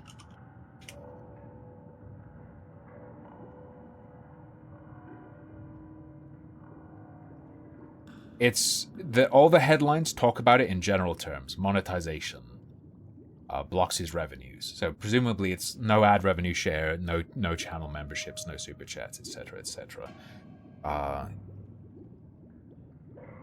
I presume, unless they've contacted and said otherwise, he can just put like Streamlabs or a PayPal link and be like, support me directly. Ultimately, if he has, I don't watch Russell Brand. I find his voice very annoying and the way he holds himself very, very, very annoying. However,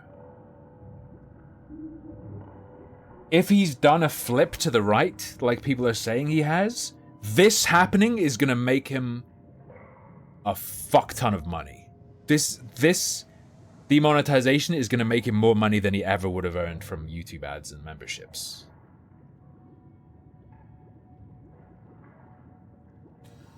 And he's already on Rumble and all that shit. He's gonna get so much money directly from supporters. So fucking much.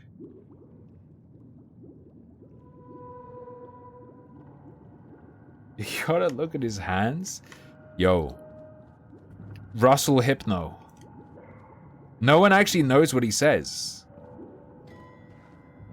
They're just mesmerized. Nice tan.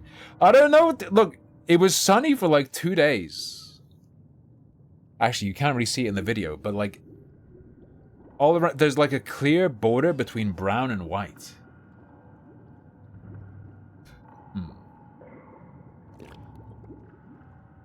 On Twitter, the lefty meme is Russell Brand flipped to being a right-wing grifter in anticipation of accusations coming out. That is what people are running with that I have seen.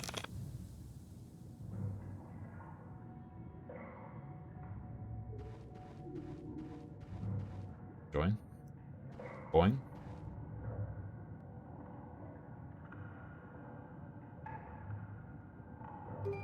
Refuted?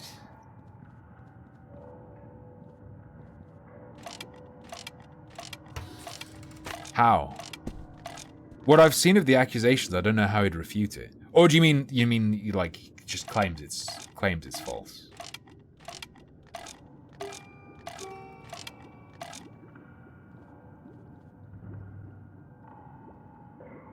It seems pretty,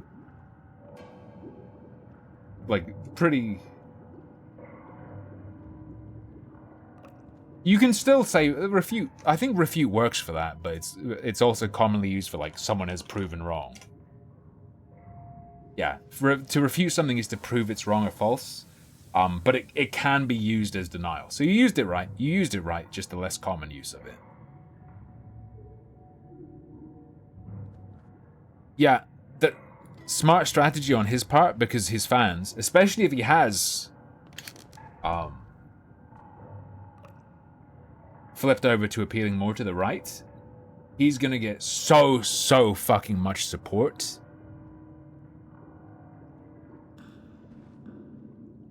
Like, what they're trying to pull on him is gonna help him so much.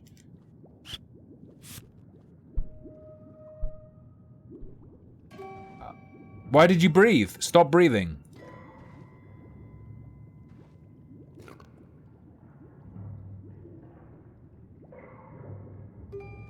No, fuck it. I haven't seen the full accusations. So, let me guess. I read a summary from Vox. Sounds like the media is doing a lot of work for the accusers, like heavily editing what they've said to make it sound better.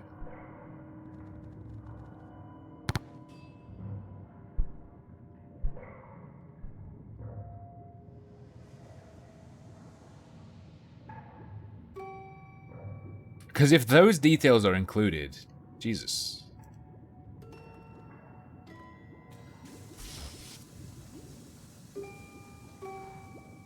Okay.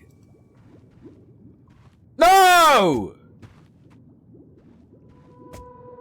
Why? Dude, this game is so fucked in terms of, like, what clicking does. Very, very hard to tell what's gonna happen as a result of your click.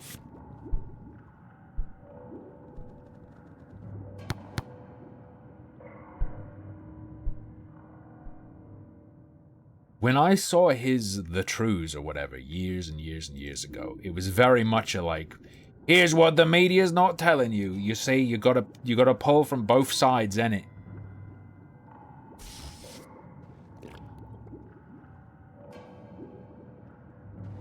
Don't! Why is clicking up here his cue to just fucking jump down?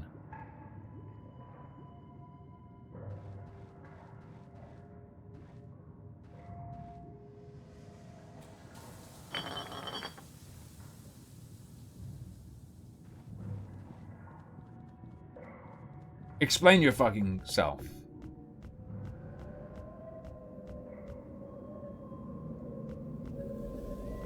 Gunk.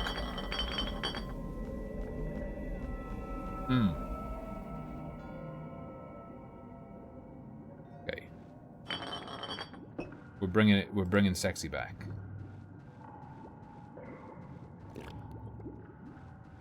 Okay, kid. Time to get pumped.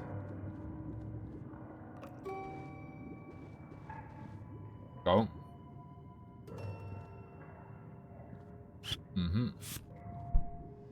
Lucky Bee has a beanie too. I got Lucky Bee a hand-knitted Icelandic beanie. Yeah.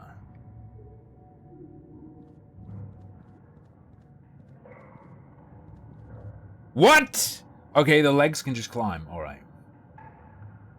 Hand-knitted. Yes. Hand-knitted by Edda. Something like that, I was right, yeah. How'd you know? Kick the head. Kick it again. Hand knitted by Edda Karan.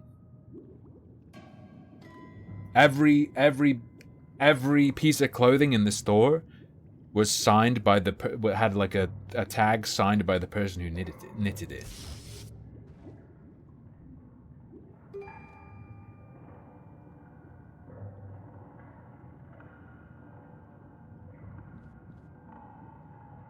Okay, I'm gonna lose my ass. I'm just gonna lose my fucking mind now. What the fuck am I trying to... I would have thought the goal would be to kick the guy. There were other places you could get it like a little bit cheaper. There was a place where it was way more expensive. There was a place where it was a little bit cheaper, but like the slightly cheaper place was giving me like sus vibes. Like, this isn't legit. And we were warned, like, look out for sweaters that are not actually Icelandic wool and are just Chinese knockoffs. So we went to the like more, when we were looking around the more expensive place, I got it for her. Because it had like authenticity tokens and stuff. And like you could see the person who did it and blah blah blah.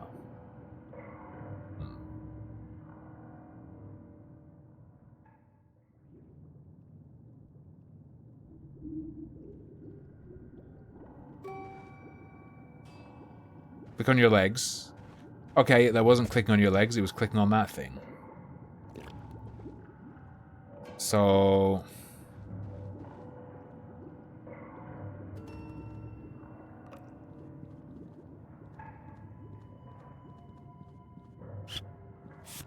Also, the sweaters are like £300, so I did not go for that.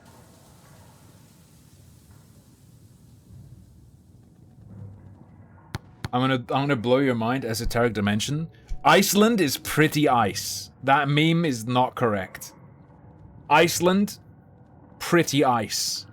Also Greenland, pretty ice as well.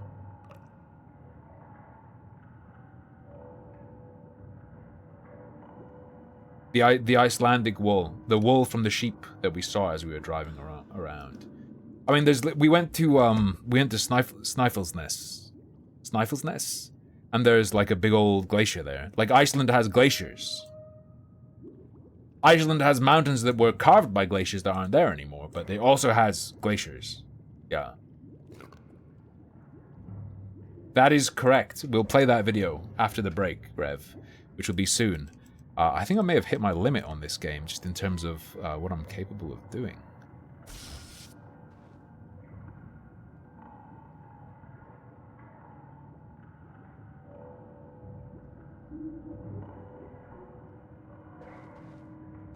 Yeah, I have no idea what to fucking do. Like, that seems like such an obvious thing to do, but it's not right.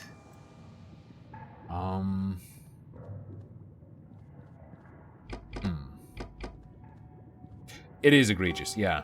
But even the local produce is very, very expensive, not just the stuff they have to import. Like, it's absurdly expensive, so... We brought £300 worth of kroner, and we burnt through that in like the first 2 days.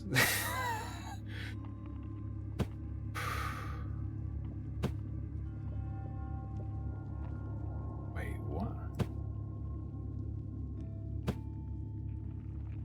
Okay, so I had the like completely wrong idea. I'm gonna take a little break, and then we're gonna do Iceland. Don't you worry. Don't you worry. Like, get on the other side of this. Push it again. Get on the other side of this. We saw a bunch of volcanoes. We saw a lot of... What do you mean, the volcano? There are tons!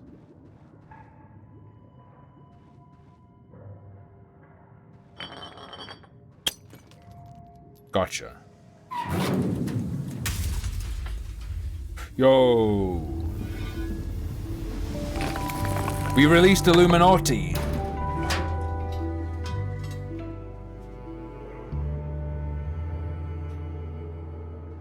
We went to... Learned a meme from the tour guide. Thank you, Kage Tensei.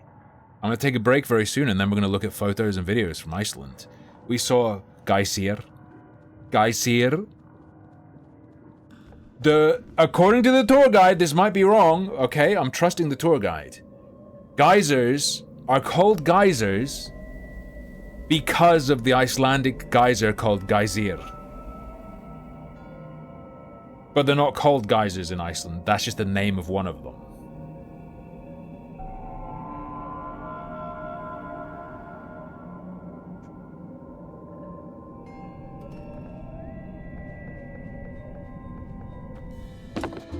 Oh.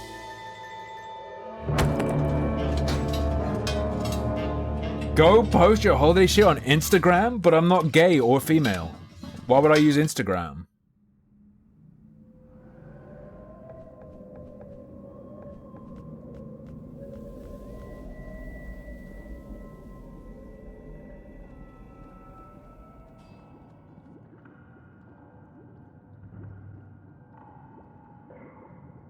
So that's all connected.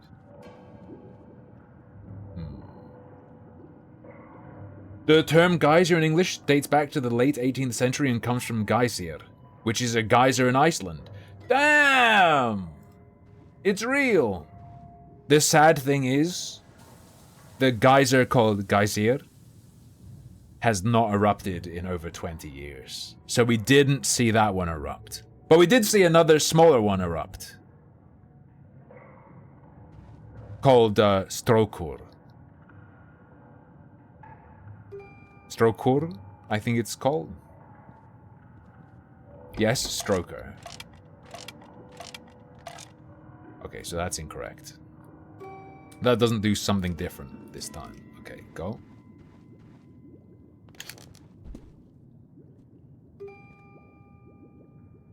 Well, Giveth, the tour guide was very honest in saying, like, there's not much Icelandic stuff because only in, like, the past 100 and some years have they been in the situation to do anything other than catch animals and try not to die.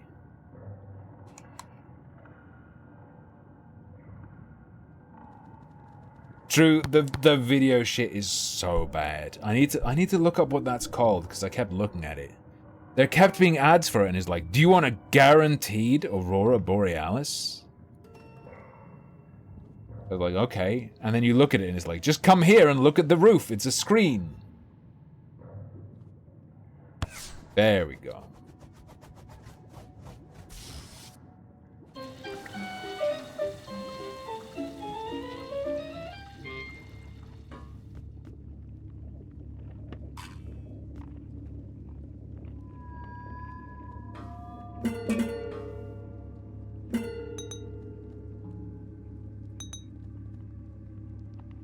But why would I separate though?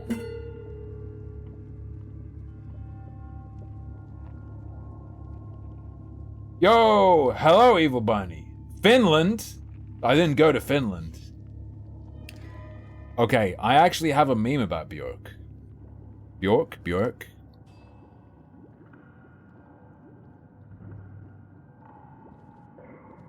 Secret knowledge. I'll tell you about it. Hang on. It is 10 to 5, which means it's break time. Hello, Bunny. Okay. You're always saying I should bring Lucky Bee out for a nice dinner, and I did. And we'll see you soon. Alright. Wait, filter keys.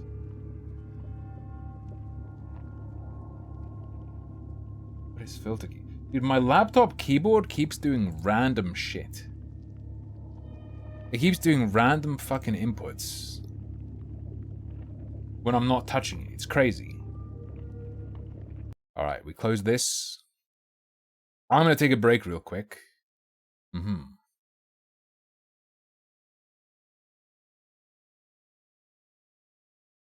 And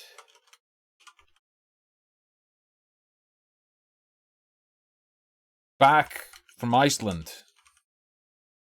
Story time with Pics and Vids. I'm gonna go pee. I'll see you in a sec.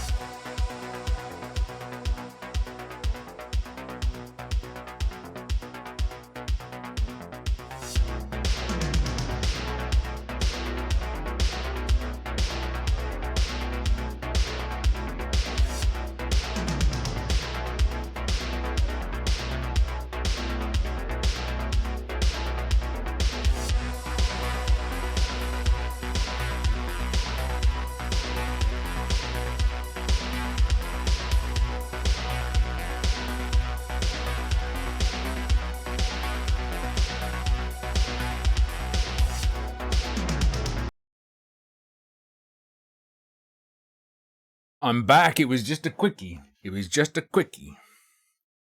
Oh, I need the gamer sleeve to keep me warm. Oh. Not that kind of quickie. Not that kind of quickie. All right, let me make sure this is all working. The first photo. There we go. I don't know the best way to do this. So we had like 13,088 photos and videos. I cut it down to 133 for the stream.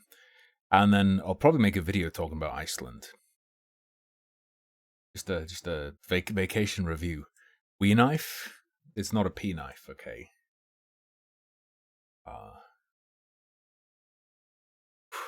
This one is the only one I have from the outgoing airport, okay? This is at Manchester Airport before we left.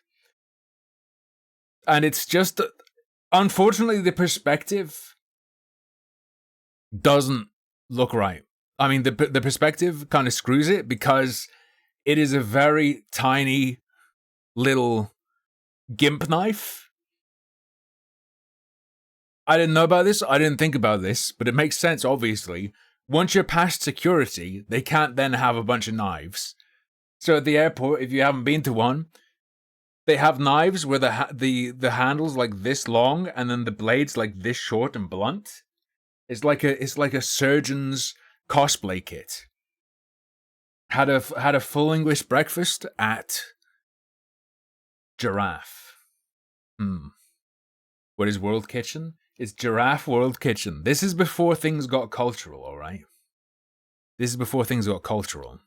The next pictures I have are we started to go over Iceland, and it was like we were landing on fucking Red Mountain in Vardenfell.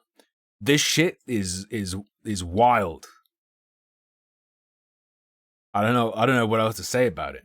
Like this is a more mild shot, I guess, but it looks desolate as hell. Dark and spooky. Very scary boys. Just looks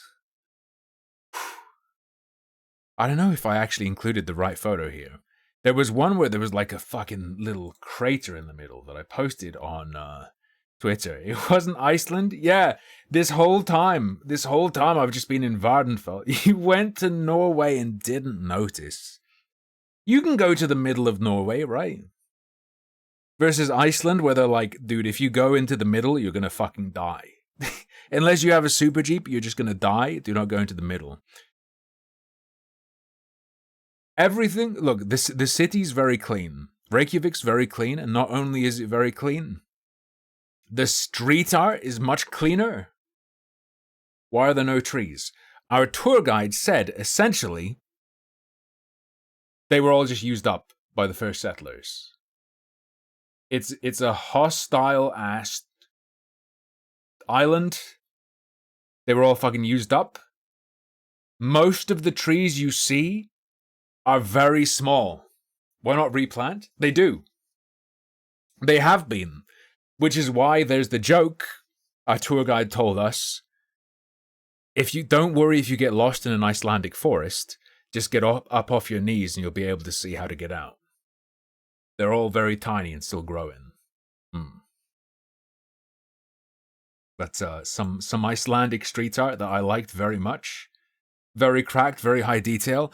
I don't think we got a picture of some of the messages. There's a lot of graffiti that is just like, tourists fuck off. Northern Lights are great, tourists are not. Deport tourists, not the migrants. To which I say, why? You don't need to, we're gonna leave. We're gonna leave though, we're not trying to live here. You don't need to deport us, what are you talking about? Are you insane? Ooh. Hey, and you can try, but there are more of us than there are of you. Hey, look. 380,000 Icelanders. 1,400,000 tourists. We could just take you. We could just take you over, alright? So, that thing I said about Björk. here is where we stayed. It's a place called the Old Stable. And what this is I believe they said it used to be a stable. And then it became a recording studio. And Björk recorded there. Blur recorded there. Some other people recorded there as well. Damien Rice lived here for a while. He's a music person. Here's another perspective on the sort of living area with me in it for scale. Even though you don't really know how big I am. Did I just pretend to go to Iceland and pay for someone to Photoshop me into photos? No. But with the insane luck we had of seeing the Northern Lights over Reykjavik, you might actually be convinced it's some sort of conspiracy. And not real. And then from the other direction, with me for scale, very nice main area, very very nice main area with a garden, with a grill, and all sorts of stuff. Yeah, it's very nice, crazy nice. Also, insanely warm, because heating water energy costs next to nothing in Iceland. Everything is expensive as hell in Iceland, but not heating, water, and electricity. And it's still wild to me that they don't have boilers. The hot water you get out of the hot tap is heated at a geothermal power plant and then piped into the city. And the hot tap is just you tapping into that, which is like, what the hell? About a quarter is geothermal, is what we were told. About a quarter is geothermal. And then about 75% is hydroelectric from dams. Bedroom, much smaller. They also do the meme where it's a double bed, but they give you 2 blankets. Apparently they do that in continental Europe as well. Kind of weird. Kind of good though, because it lets you wrap. It lets you wrap on both sides if you want to. Yeah. Isn't that normal, Ashred? I've never experienced it before. And you can kind of like you just like overlap them to both be under both of them. And you can like squeeze it onto you and stuff. One thing that was a bit of a surprise. When you step into the bathroom, this is directly in front of you. Which was a bit spooky.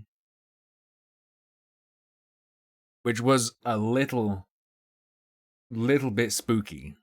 Just that facing you with the light coming through it.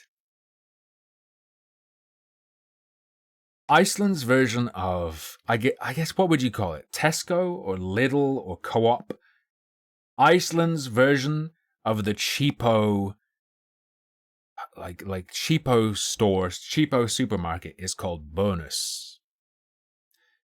And they have a very special and beloved icon. A big old fat ass pink pig. It's meant to be a piggy bank, as in save your money type messaging, but I prefer to interpret it as if you're a fat ass, come be a pig here. And they have all sorts of merch. Lucky Bee bought a big bag with it on. I didn't buy the hat, but I did take a picture of the hat because the hat kind of had fucked up eyes.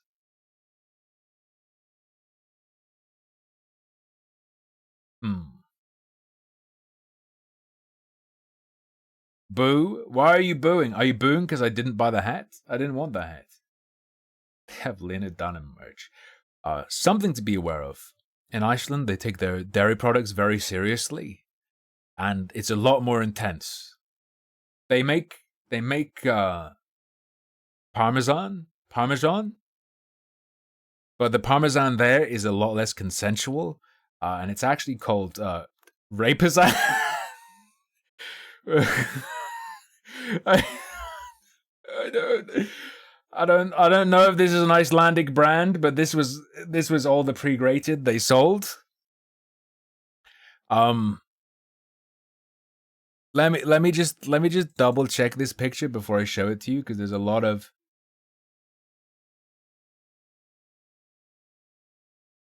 Yeah, this is safe. There was like a sex art shop. They had like a naked fat action figure of a KKK member, and it was the only clan's toy. I think this is safe to show you. Here's Bart Simpson. Bang Bang Bart. There was a store that was just like fucked up toys the person had made. There's like Bart with a giant penis, giant cock head in the window. Just so you know, And this is all we saw on the first day. This is what we've seen on the first day. So this was the Wednesday. This wasn't even a full day, and this is what we're sucking in. Now, the next thing we did after seeing that was we went to the Icelandic bar. And at the Icelandic bar, they have a few special dishes. One of which, what you see closest to me, is hardfisker, which is like just fish jerky, dried fish. On the left is a little container of butter to dip the fish jerky in. On the bottom right is a sealed container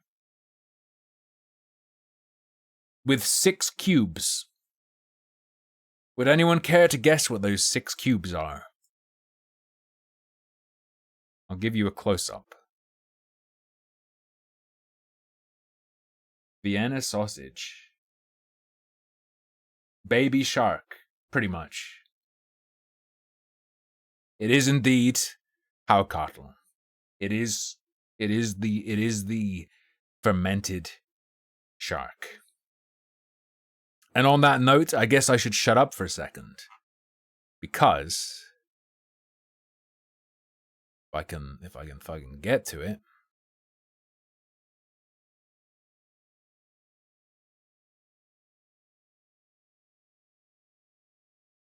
We have a video. Wait, shark meats? It is not salt rock. It is fermented shark meat. Hey chat, I'm in Iceland. I've come to a bar I don't remember the name of, and I've ordered what I believe is pronounced haucatl. That is a word that looks like it should be said hakarl, and it is fermented shark.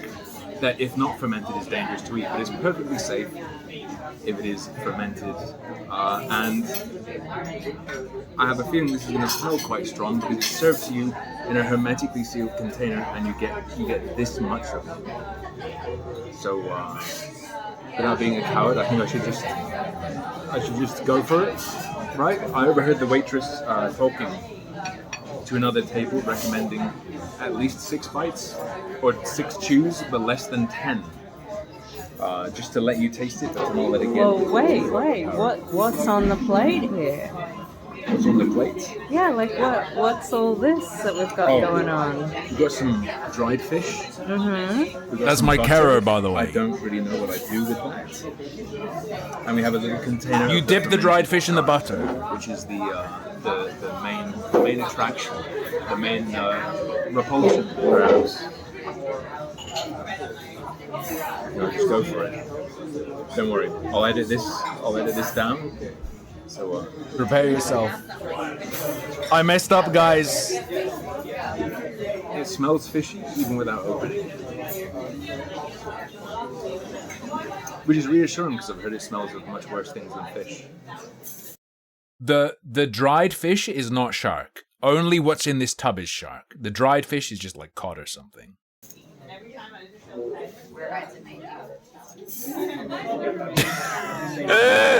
It smells like hair dye. We watched a video, a little mini documentary. The lady said it smells like hair dye. It does. And now you're gonna smell it. Does it not remind you of hair dye stuff? It smells like ammonia. Guys, it went wrong. Grab. Oh, it's spongy. It was like little sponges. It was spongy. And I'm afraid. Oh my god. I just dropped it. I smeared it on the table, dude. It's fine. I'll do a double piece. I was trying to cut a piece, I'll do a double piece.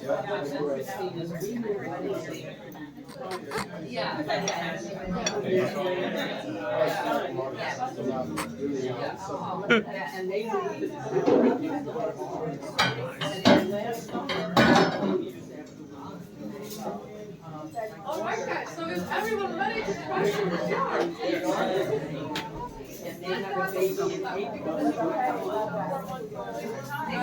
It tastes good at first. Like almost like if you've ever had a really, really aged steak. It's got funk to it, but it's really nice. And then it hits a flavor that feels like a human being should not consume it. And then that flavor keeps coming, and it keeps coming. And then you swallow. And I did loads of chews, Siffy. She said do 6 to 10, but you can't swallow it unless you chew it more, because it's so spongy and you can't cut through it, and it feels like you'll die. It intensifies instead of going away. And now I feel like I've gone into my girlfriend's hair products and just, in some sort of drunken fit, swallowed it all. So thank you very much to the viewers who contributed to make this possible. I know now what fermented shark tastes like.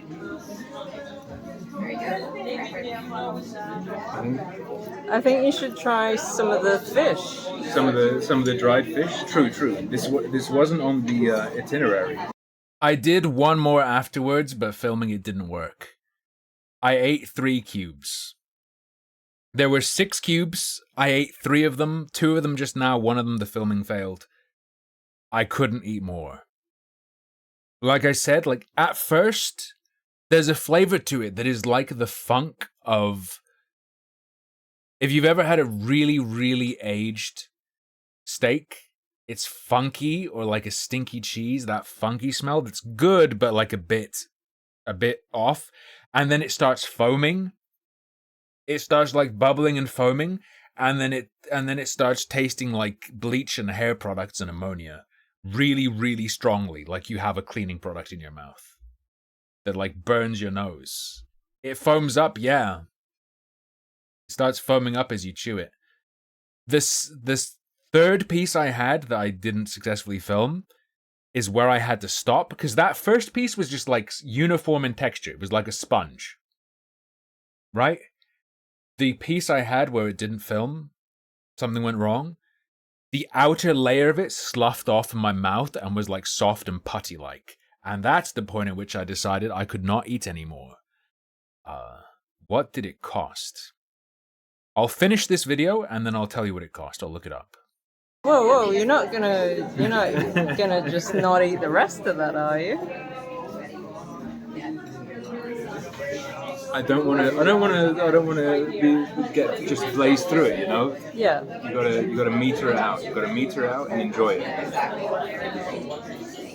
I don't know what I'm supposed to do with this. This is like a clump of fur. It was furry, yeah. It comes with some sort of seasoned butter. Maybe dip some in the butter. That's what I'm gonna try. I have no idea if this is correct to do. It's real good.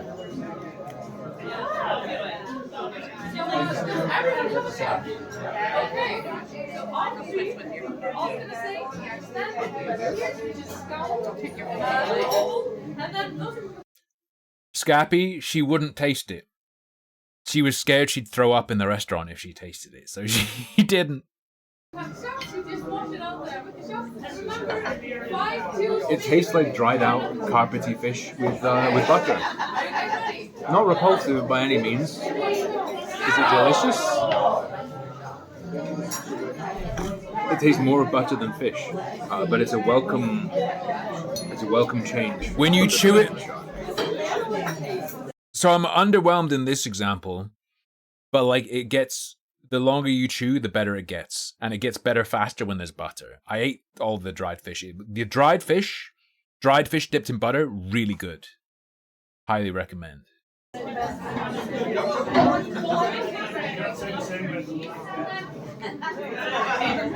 Yeah. It's fish jerky. They call it fish jerky a lot of the time. They call it fish jerky. It's really good. So the problem it has is when you start chewing it, it tastes of nothing. There's no flavor. But they fix that by dipping it in butter. And not only do you get the butter flavor at first, you get the fish flavor faster when it's buttered, and the butter combined with the fish is really nice. So that's really sick. Let me scroll up real quick. Not only did we have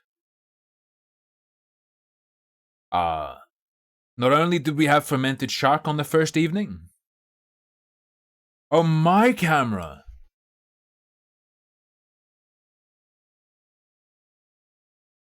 Right. That seems better, right?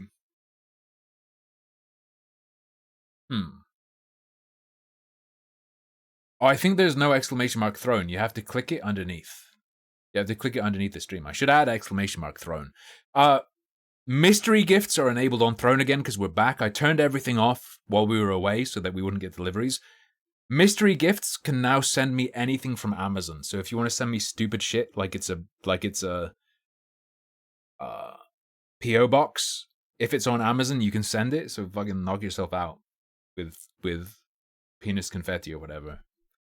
If it gets too crazy and I get too much random shit I have to throw away, I'll close it. But right, that first day at the same restaurant. So the shark was my starter. You want to know what I ate after the shark? Oh yeah, let me check the shark meal. Hang on. What was it called?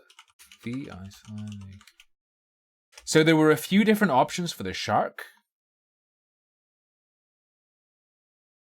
And the thrown quantity or thrown amount for the shark was about the average. The specific restaurant we decided to go to for it, that we were able to get to. I'm going to be real, eating 6 of those cubes was not going to happen. It was... Where is it?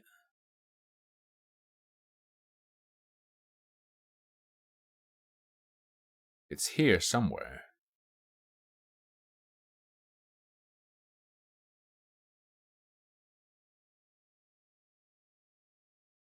Did they change their fucking recipe? Ah! That was 2,000 ISK.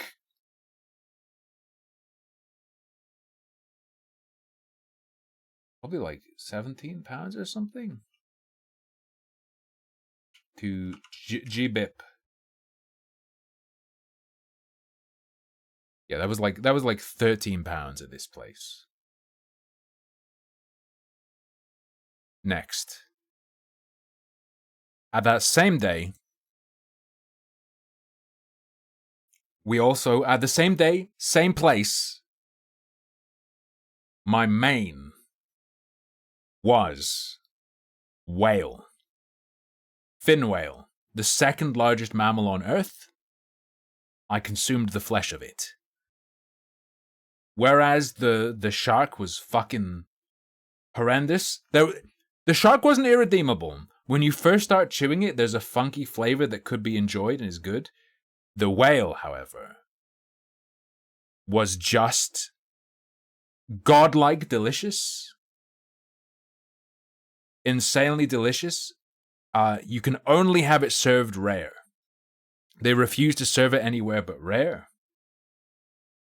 You want to see chat now that you said I ate whale? Dude, a lot of people are like, don't do it. Don't do it. It was served with mashed potato, a béarnaise sauce, salad, and onion rings. It was not super fatty. It was incredibly tender. Very, very tender. It reminded me almost of filet mignon, but even more tender. And a very unique taste. However, there is, of course, not just an image. Alright, so having tried the fermented shark, Lucky Bee and I are onto our main course. She's having a very normal dish, a lamb hot dog. I don't think it is a hot dog, it's just a lamb dog, which is lamb meat in a hot dog bun. Should be very good. Iceland is known for its lamb. Looks like it's got crispy onions, some kind of sauce, some herbs, maybe chives. I don't know. I, on the other hand, thanks to the kind people who contributed to my thrown wish list, I'm having whale, like a whale steak, thin whale, served rare. You can see it's very red. It's seared on the outside, it's very red. Comes with a couple onion rings, a little salad, and I believe a béarnaise sauce. So I'm going to cut off a piece of that and try it. The haukat, the fermented shark, that was like a challenge dish. This is just interesting, and I think it'll probably be good. And it cut. Fucking spam and onion rings? No, those are whale steaks, Siffy. It's slices of fin whale. It cuts like a rare steak. It does not cut like fish at all. Which I mean, whales are mammals, so you know what I'm saying. You know what I'm saying? It cuts like a mammal, which a whale is.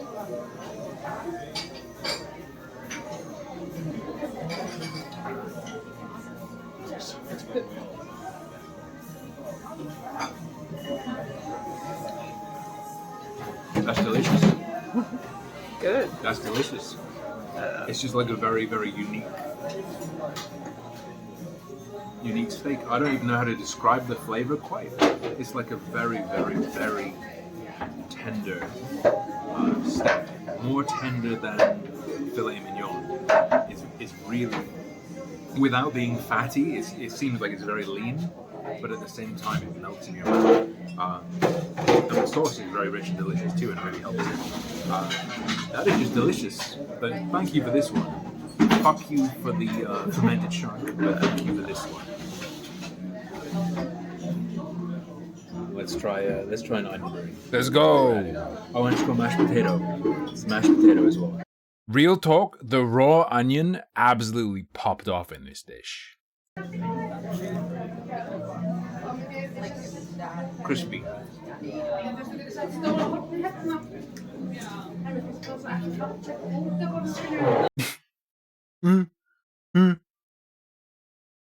Eating with his hand, disgusting. What, you were fine with a toothpick? Can they grow food on Iceland? It's very limited. It's very limited. They grow like, you know, they grow rhubarb. They grow licorice root. The livestock they can keep is limited because they need shit that can eat just grass. So they have horses, they have sheep, they have a very small number of cows. All right.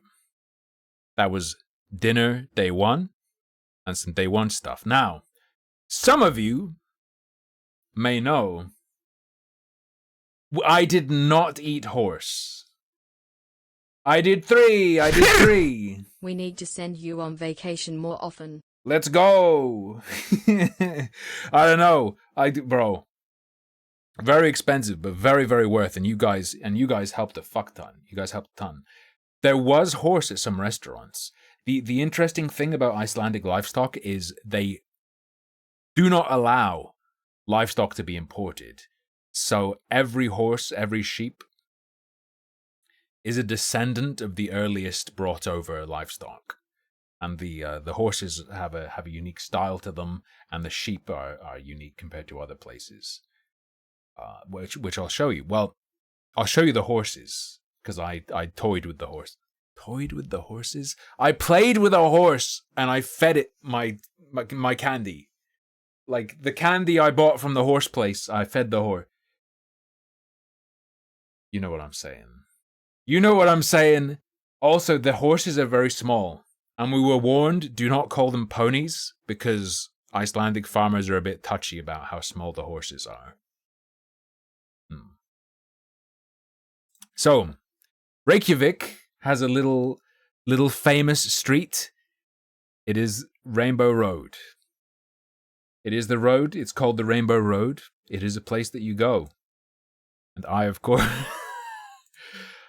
course, went to Rainbow Road, looking for love. From Rainbow Road in the back, you can see Holgrim's Kirkja, the big old church.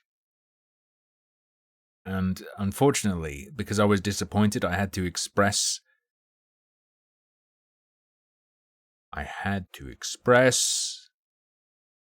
my outrage and my disappointment.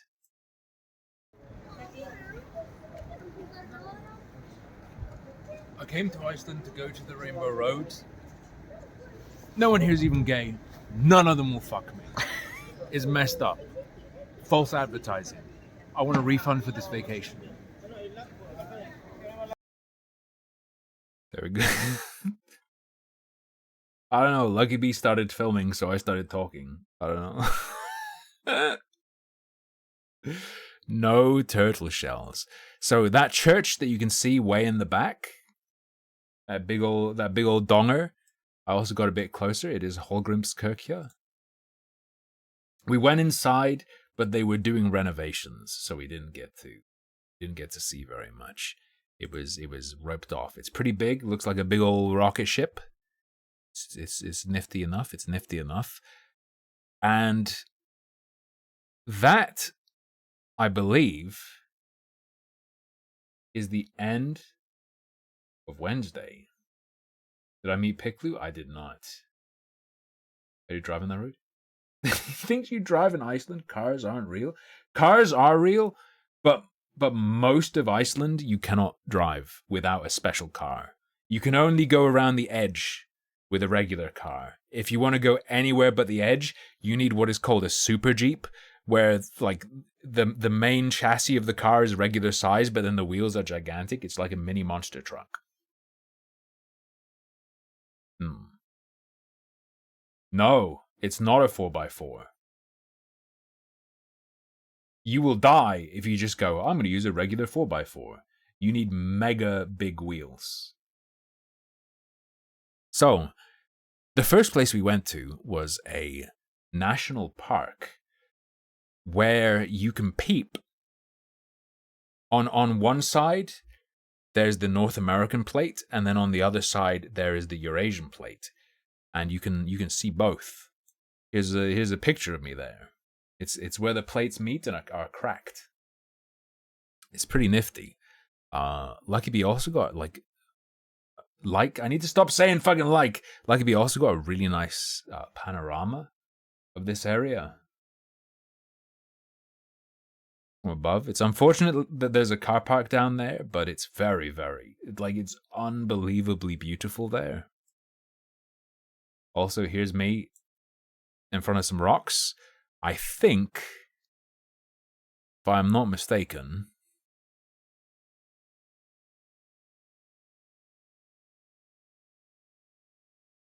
that I have some video.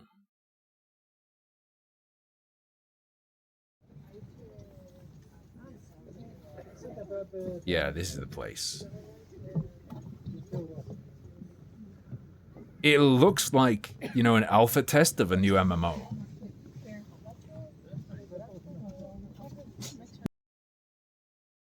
It's real good. Did I steal some rocks for Snage? I did. And I will show you where I stole them from. I'm not sure if I was meant to, but I successfully got them out of the country. Wait, what video clip is this? Oh, I can selfie it. If you go ahead of me, I can hold it up pointed at myself. It's recording. Oh, that's fine. Yeah, oh yeah, that clip too. Yeah, so we went down the crack. I meant to there was another video I meant to include. Why do I sound so sleepy? Because I was sleepy. Wait, what? Wait, what?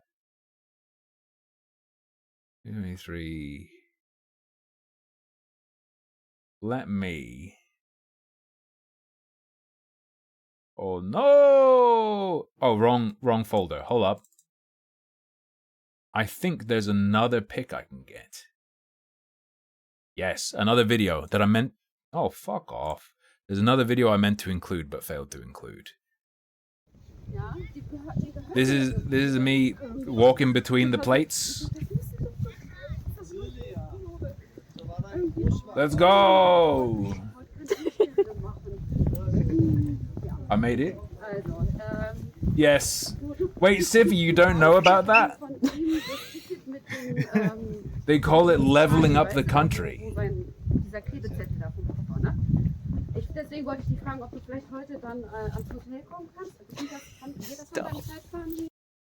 We just zoomed through the crack. German hate. What do you mean? Hold up,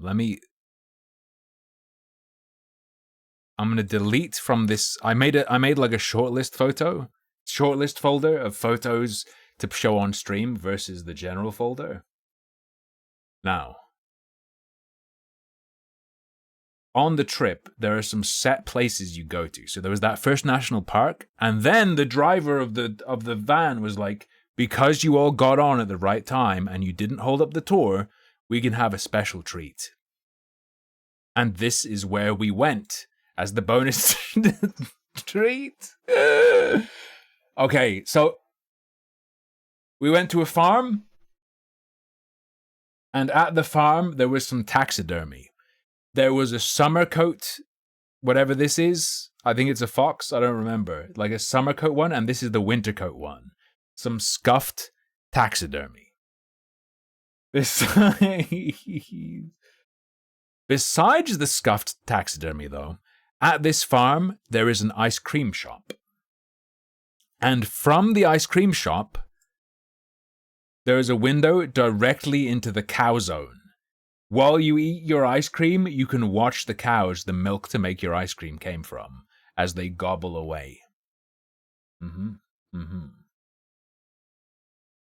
My face when the shark chunks. Yeah, super good. Why am I saying ice cream shop? Ice cream shop. What do you mean? I'm saying it fine. The gun above the window is for you to pick your own steak. No, I just want a cup of milk, actually. Not only can you watch the cows eating, you can watch me eat. I got banana marshmallow, and Lucky Bee got like Kinder Bueno. I also made a friend at the farm. out in the middle of nowhere. I don't remember the dog's name, but this is an Icelandic shepherd. Where is Sorbet? She's downstairs right now.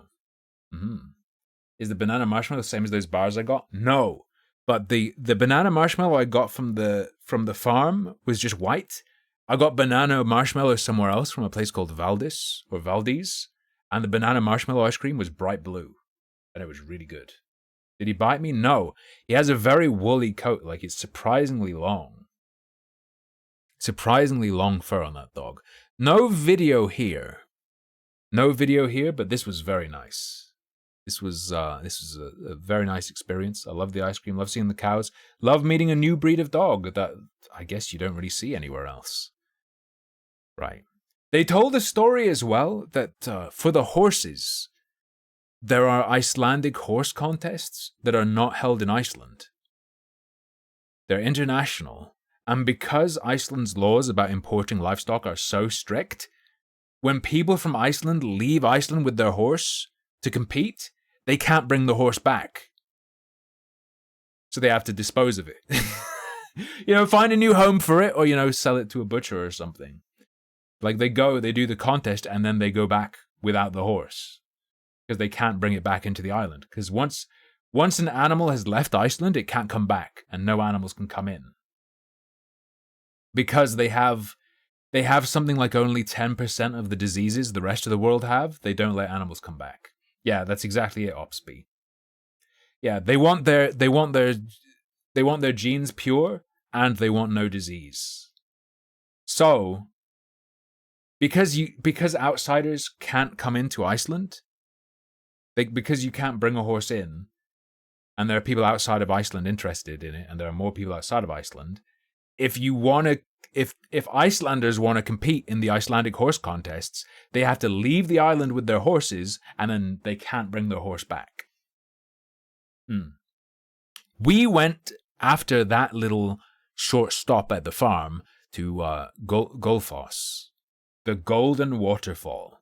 This shit was fucking nuts. Kind of spooky to get close to, honestly. This was a big fucking raging boy, and you can go all the way out onto those rocks just right next to it.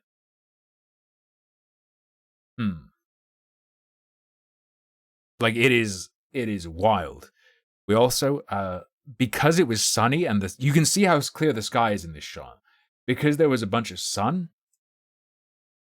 we got a nice rainbow shot, and you can see how blue the sun is. That is gonna matter later. I also got a nice shot for you guys. Love you guys. Thank you for helping making this possible. Well, it could have happened, but thank you for helping me pay my fair share of this. Thank you. The sun is. Did I say the sun is blue? Sorry, the sky is so blue. The sky is so blue. That's my bad. Now, after the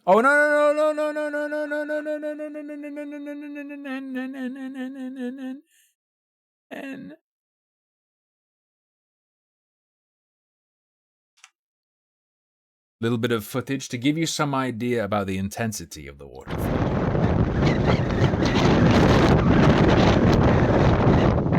Like shit is flowing.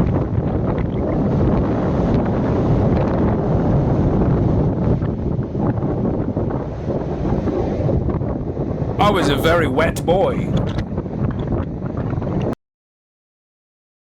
Just the mist, it just comes at you, bro. It just comes right at you. So, after, how am I doing? I'm doing great, Igran. I had an amazing time. We then stopped at a farm. Not a farm. We then stopped at a field where there are a bunch of Icelandic horses that hang out. And anyone can just stop there and meet them, and you can buy candy to feed the horses. These are the little horses I played with. They're pony-sized, but they are not ponies, okay? They are pony-sized, but they are not ponies, okay? The farmers get offended if you call them ponies. And there it is. It kept biting me. It bit my belly through my coat very, very hard, and it hurt like hell. Also,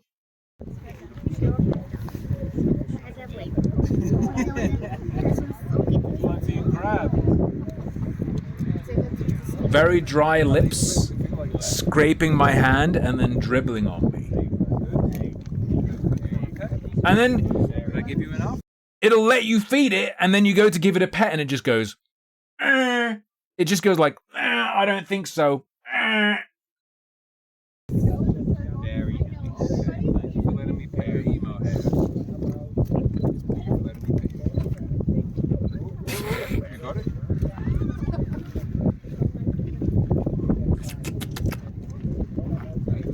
Do you want to go? That's okay. You get a lot for your 200. Well, the horses get a lot for your 200. He lips you so hard. A couple more. Excuse me.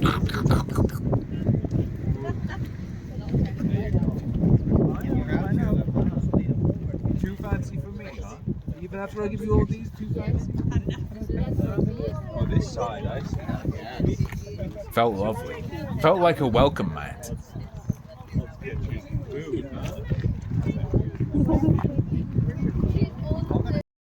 Absolute little nibbler. No, the farmer said don't touch its head. The farmer was like, don't touch its head, it will bite you. No memes, no memes. The farmer was actually like, do not touch its head. Alright. After that, we went and oh no, I only shared one picture from this. Oh, because there's a good video. There's a good video. I'll show some other pictures of this in like a video. So there's going to be one pic. We went and we saw Geysir. Geysir is the geyser in Iceland that all other geysers in the world are named after. Did he use the third to drive his hand? Yeah. What else was I going to do? Well, not this one. In the background. See this? This geyser in the background is Geysir. The one all other geysers are named after. And this is just a stink hole. So, you can't tell from looking at the image. This place smelled extremely strongly of sulfur. And there was a constant steam. You can see the mist in the background. We were getting absolutely pounded with stink the whole time. However, here's the payoff. Geysir doesn't erupt. But Strokur does. Check this out. Every 5 to 7 minutes it erupts. Yes, the stroker erupts. The gooning stroker in public. It has become the goon cave. Oh yeah, I only included one picture because the videos are quite long. You ready? You ready? It's gonna blow your mind, alright? You ready? You ready? Is everyone ready? It's gonna blow. It's just gonna blast everywhere. I can't remember.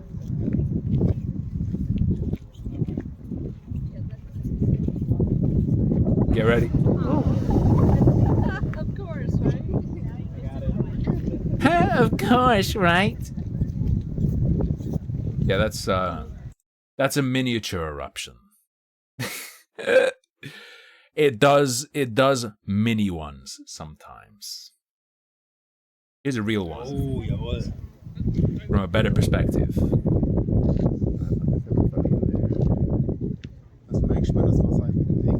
And while that's running, you can listen to the I was gonna say jerkers. You can listen to the Germans in the background.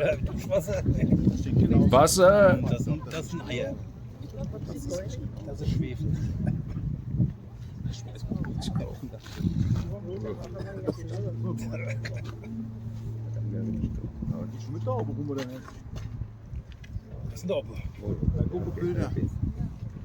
Just wait.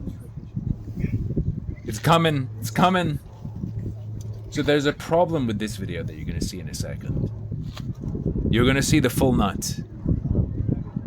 The crunchy nut and nothing but the crunchy nut. Jetzt, gleich geht's los. Das Ding gleich geht dann, oder? More than the German. Not just German nut. Jetzt. The problem is, we didn't catch the whole thing. But it's pretty intense. And then we got a bonus bubble! Yeah. If you want an idea of how high it erupts, we went very far away and we got a photo of it erupting. That's how high it goes. Yeah. Pretty good. Yeah. Maybe Yellowstone's bigger, but Yellowstone's just a rip-off of this. Geysers in Yellowstone, guess what? They're all named after this one. Well, not this one that's going. The one on the left, Geysir. Okay.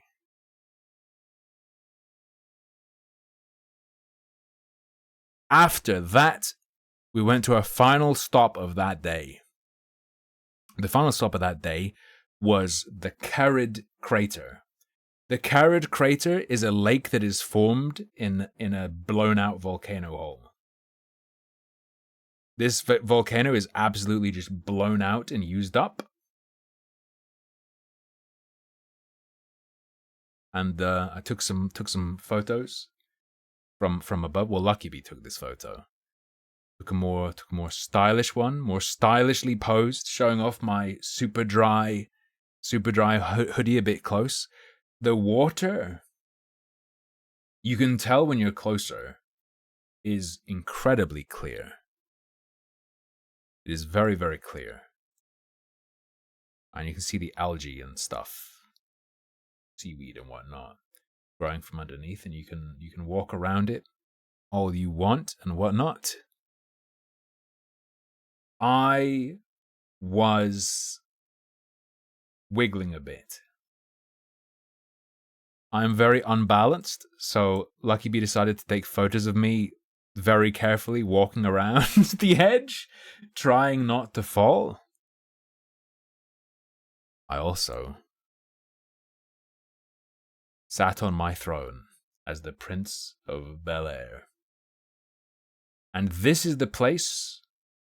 I got a big ol' collection of rocks here, some of which I plan on sending to Sage if she wants them. Bunch of volcanic rocks of different colors and compositions. Some of them just have a bunch of holes. Some of them look like they're just solidified lava in the process of flowing. It's very cool. Got a bunch of those in a little container. Oh. On the way back from the carrot crater. If I might have video as well. Did I keep video? Did I prep video of this one? Yes, I'm pretty sure. Here's a video of the crater lake for those interested. In West Philadelphia, born and raised, at the crater is where I spend most of my days. Very pretty for a blown out hole.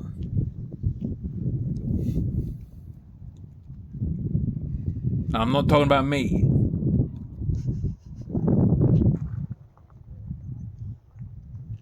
All right.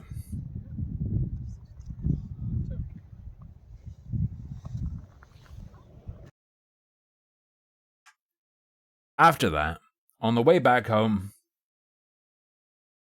we had to have a little stop. We stopped at the mall. And Lucky Bee, well, she decided to take some photos in the bathroom. Just so you know. Just so you know, this was Lucky Bee's photo. There is a little...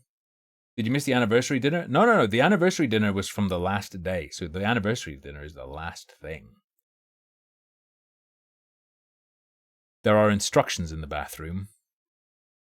I think particularly with Asians in mind. Asian tourists. Because it warns you not to stand on the seat, dude.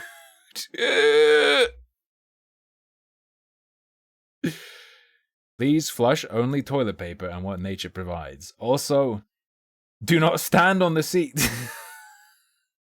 Do people legit just go sicko mode and rip the seat off? Is that what happens? Yeah, throw your sperm in the bin, bro. Just throw your sperm in the bin. Also, I decided to meditate while crossing the line between European and North American plates. I crossed the expanse. I crossed the expanse at a little display about the active the geological activity destroying buildings and stuff. You missed the whale, can I show it again? Ask me again once I've shown everything and I'll show it to you, no problem. Because I deleted it from the highlight folder, so I'd have to go fishing for it again. Now, as our tour guide explained, there is very little in terms of Icelandic cuisine.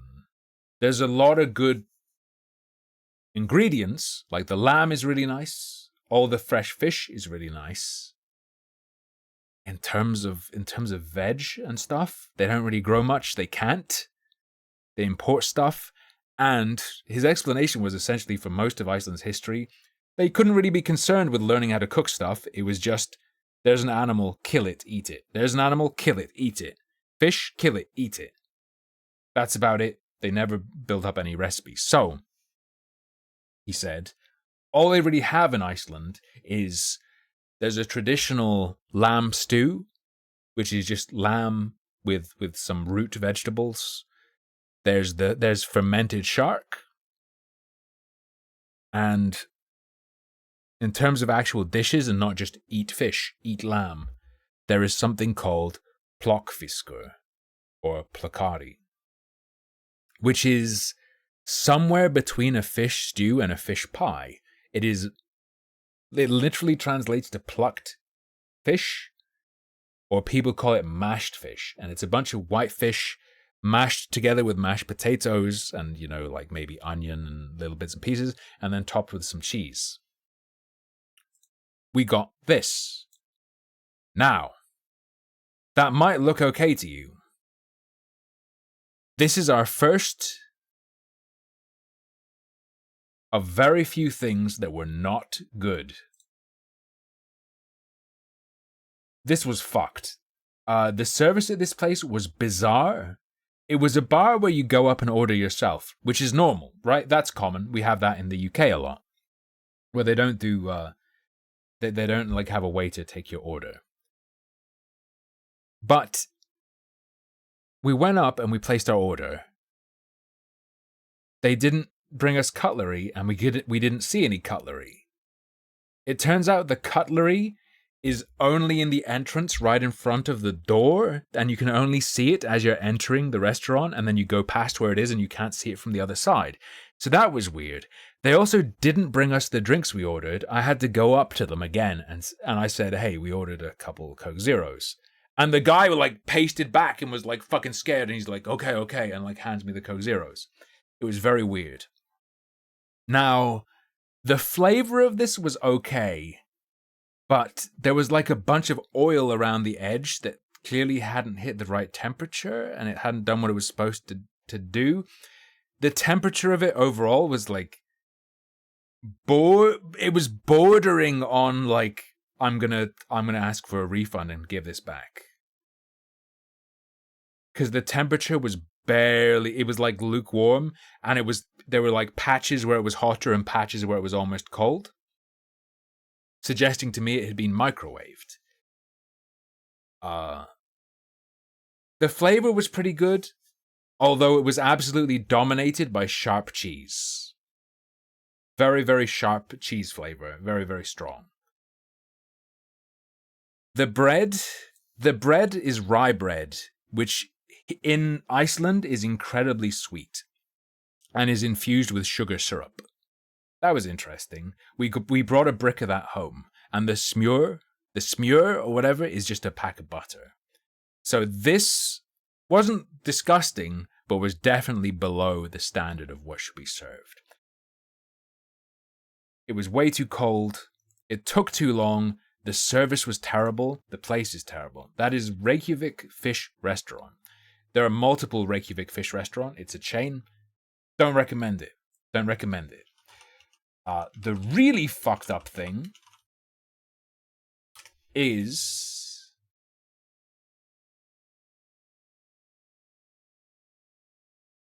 let me peep something real quick.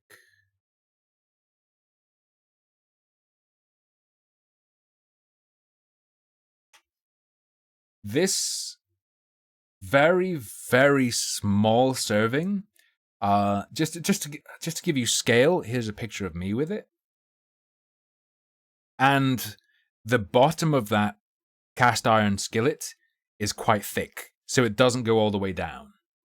It's maybe this thick of the stew. That was £18 each.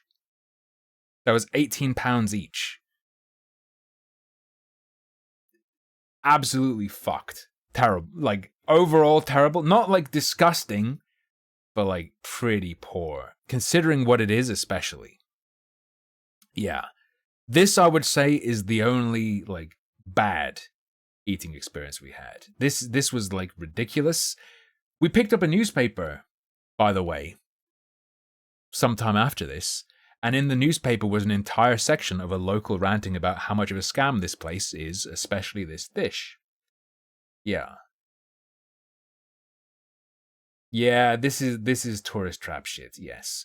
There are plenty of places, even though Reykjavik is like mega tourist land, there are legit places But when I say a mega tourist land, I mean there are Americans who go to Reykjavik and then just go and eat at a place called the American Bar. It's very weird. It's weird. There are people who go there to eat their country's food. I don't get it. I get that there aren't many specialties of Iceland. There aren't very many, but like strange. Although that doesn't surprise me after learning there are people who go to Iceland to do the Iceland VR tour, where you fly to Iceland and then you look at Iceland in a VR headset and look at a roof that just has a screen with the northern lights in it. We then, after that, we decided we want something nice after that not very good dinner. So we went to a place called the Jungle Bar, and this was very nice. Lucky Bee had a cocktail called the Brittany, and I had a cocktail called the Defibrillator, which was a Brennivin cocktail, which is an Icelandic caraway schnapps, essentially. Yeah. Here's a close-up of the cocktails. It was extremely delicious. Brennivin. No, it's spelled Brenniv, and then the I with the accent, N.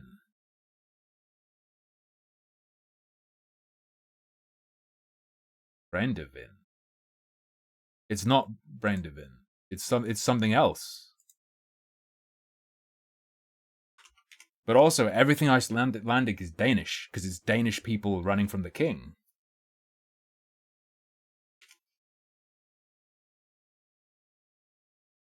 Yeah, it's a different alcohol. It's not that.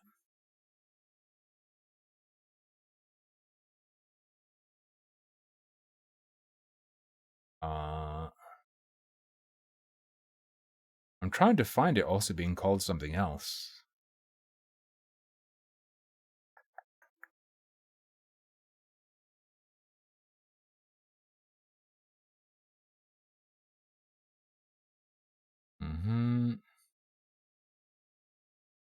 It's this. Let me post it in chat. And what's your one called? Brandivin.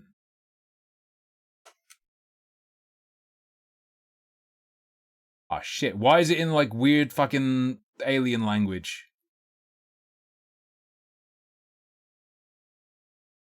Oh shit.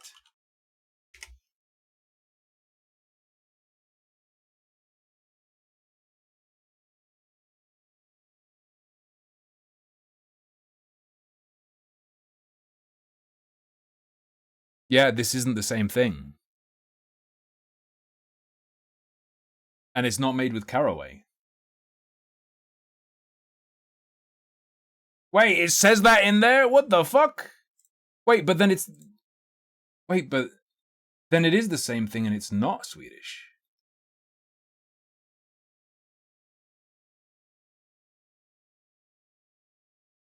Hang on. Considered to be Iceland's signature distilled beverage, it's distilled from fermented grain mash and then combined with Iceland's very soft high pH water and flavored only with caraway. A clear, savory herbal spirit, the taste is often described as having notes of fresh rye bread. It is considered aquavit. It's a type of the kind of thing that is made in Scandinavia, but it's their own one. It's under that umbrella, but it's not the same as any of those. It's its own one. Vitae. Right. It's a type of that, but it is Iceland's own thing. Then we went out and we got a couple treats. We got a couple treats. Good, because I didn't want to get scammed. I got a sample of it to try at home. Because I've had it in 2 different cocktails. I haven't had it straight, so I got some. I got a small amount of it. So if it wasn't legit Icelandic, I feel scammed. Because I got it because it's meant to be the Icelandic drink. It's their caraway meme. Also, apparently part of it is that it has to be made with the Icelandic water, okay? It's legit. We went and we got a Pretty Boy Choco treat.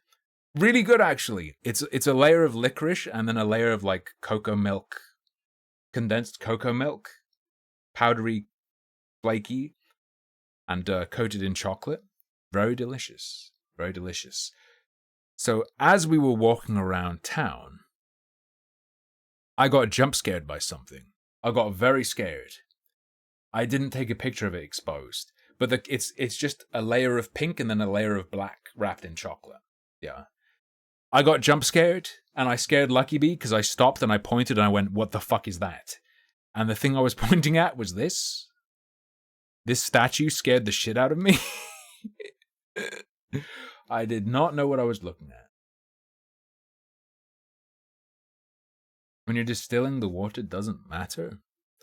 But what about the other shit that's in the water, though? To give it its basic rather than acidic. It has different mineral composition, right? You purify all of those out? I don't know. Anyway, the fucking caraway schnapps thing is Icelandic. It's legit. I didn't get scammed. So, after that, I took a couple of pictures of signs in the city. There was a skooma den.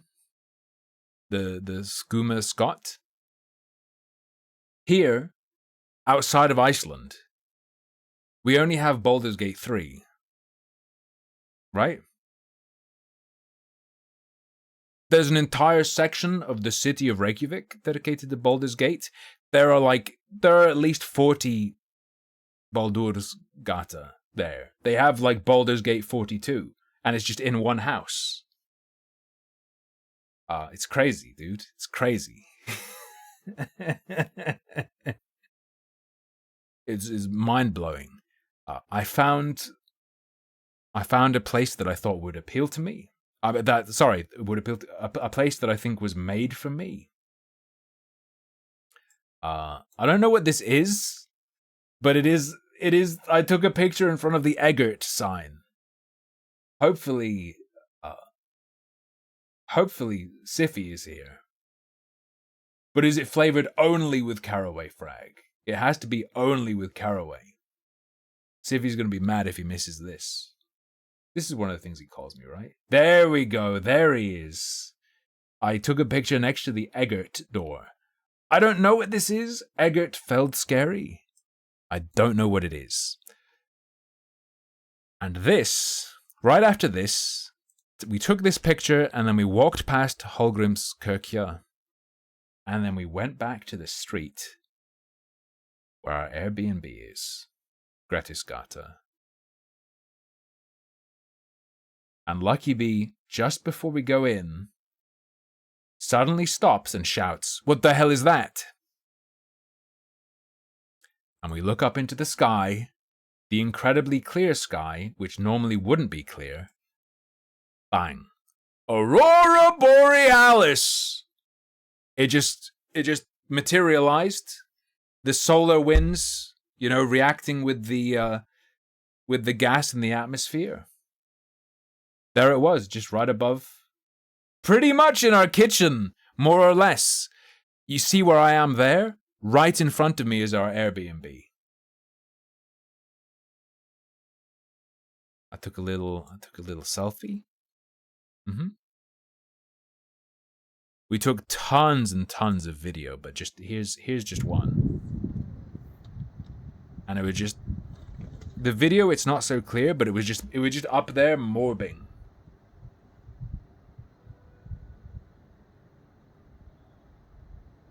You're just up there wiggling, morbing, changing color, and all sorts of stuff. Very crazy. I can show maybe a video or two more, I guess. We got loads. We got loads and loads. Let me try and get some good ones.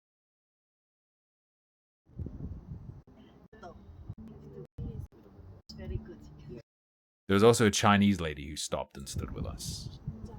Yeah.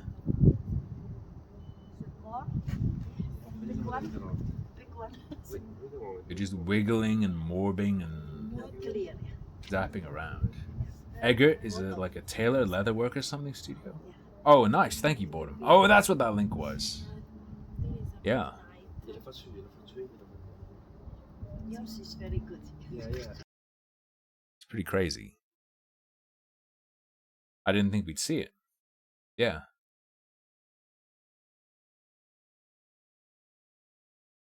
Okay. Let me just do a little cleanup of the shortlist folder.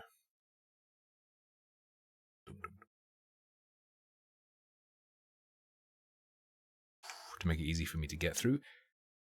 We then went to... The hell is this photo?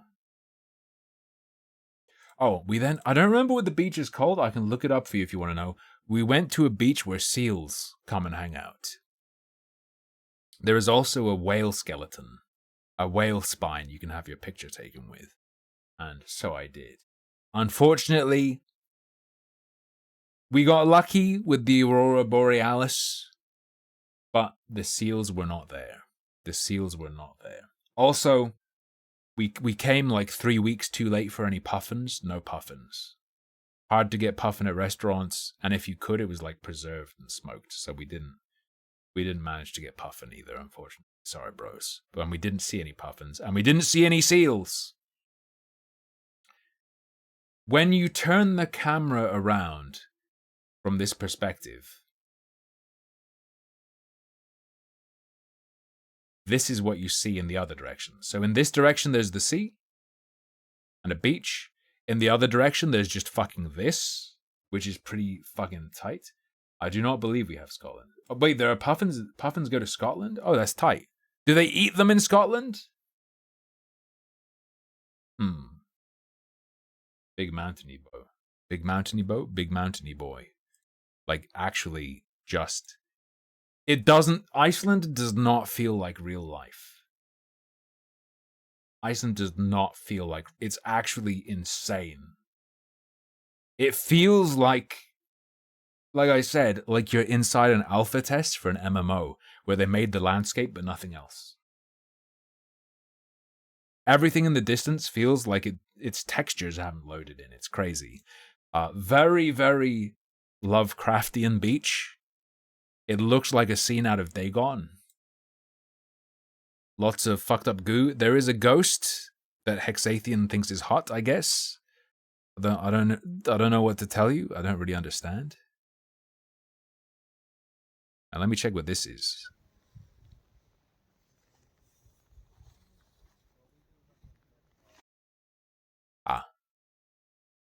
I took a little, she's serving cunt?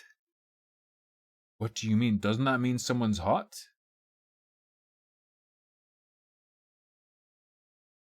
Oh, I thought you meant like serving up cunt. Like they're hot. They're spreading pussy around. I don't know, dude. And here's a little video from this beach.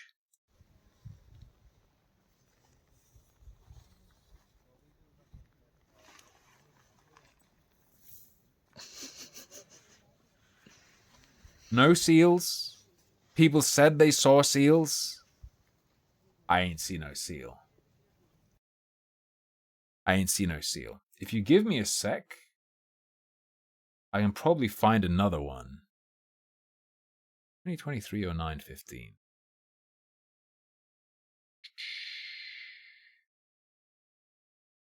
Oh shit, that was taken on my phone. Let me go look. Hang on.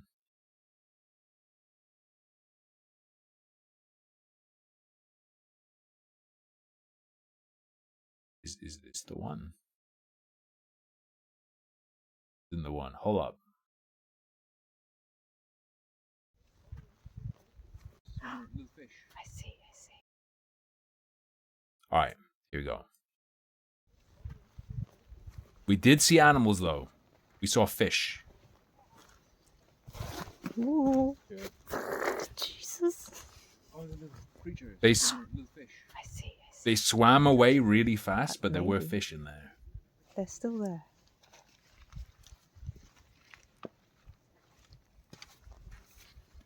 And I was extremely hopeful to see seals. I have to.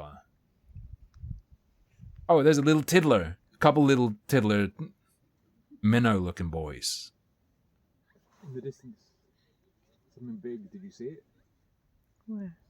I thought I saw a seal in the distance. In the distance, something big. Did you see it? That's so non-specific. Where? I thought the water covering and uncovering the rocks in the distance was a seal coming out of the water. Someone climbed up. I think. Maybe, or it was just a rock getting exposed. Did you sass me on tape? Yeah. How dare you? I think it's waves. Hang on, the camera's going a bit fucking... Yeah. Next. Whoop. There's all that. After that, we went and we just saw a small waterfall. This was a bonus stop where we just saw a little waterfall. Also, so this is day 2. This is another tour. The first day we went on a tour with an amazing tour guide, had tons of info, was talking very fluently, was very friendly, blah, blah, blah.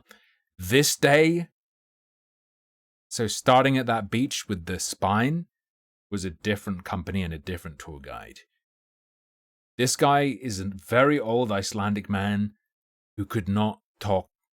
He could speak, his English was fine grammatically, but he was very, very slow. And he left the speaker on the entire time so we could hear him breathing and licking his lips and stuff. She's Australian, egregious. So we'd constantly hear him go... And he was very unclear with his instructions, and his stories were all broken up, and we couldn't tell what the fuck he was talking about. So we stopped here as a bonus stop. I don't know what waterfall this is. He just brought us here and said it's a bonus. And we took some photos. It's very pretty. It was very cool to see. He did quick take photos. We also stopped at a spooky black church in the middle of nowhere. Yeah, that's pretty cool. That's pretty cool. But yeah, this guide, he'd just ramble and ramble and ramble and ramble and ramble. Luckily, he'd frequently give up and then just start playing music over the speaker, which was good. The first guy, it absolutely is a Christian church, yeah. It's one of the very few black ones, but it is a Christian church. Why is it spooky? Because it's black. Ooh. He was nowhere near as good as the first guy. And the instructions he'd give the group were incredibly confusing. So we'd have people showing up back of the van at different times and stuff. Now, this tour, the first tour that I showed you, the one that ended at the Carrot Crater, that was the Golden Circle tour. This tour is the Snæfellsnes tour. This is the tour of a peninsula. And in the peninsula is a place I'm not sure how to say. So I'm going to use Google's help. I want to say Bardur Snæfellsnes or Bardur. It's Bardur Snæfellsnes without the N. It's not Snes, but I can't find it.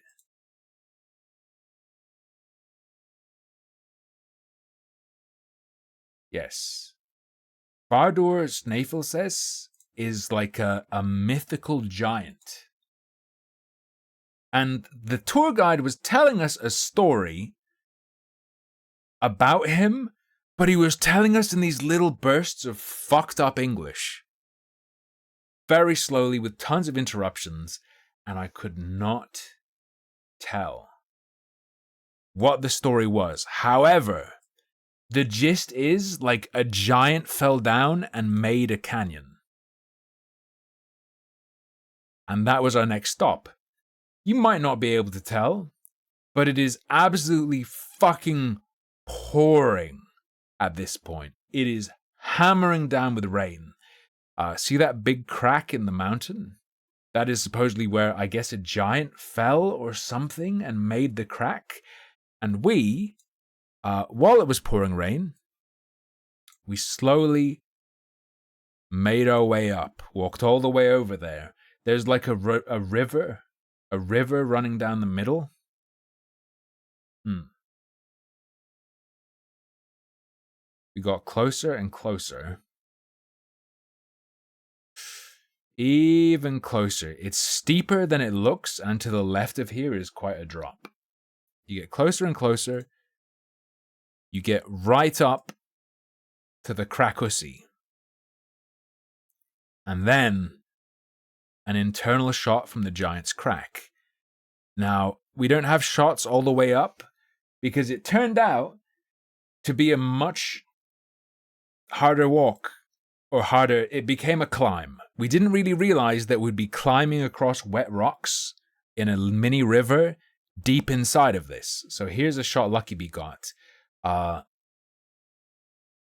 It goes pretty deep. And you have to climb up inside of it. And I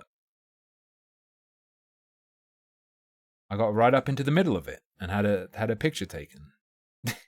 Here's the shot. It goes even deeper than this by a bit, but at this point, it goes quite steeply vertically up. You can climb it, but we decided, no, let's not do that while it's pouring with rain and extremely wet. And then here's the view back outside.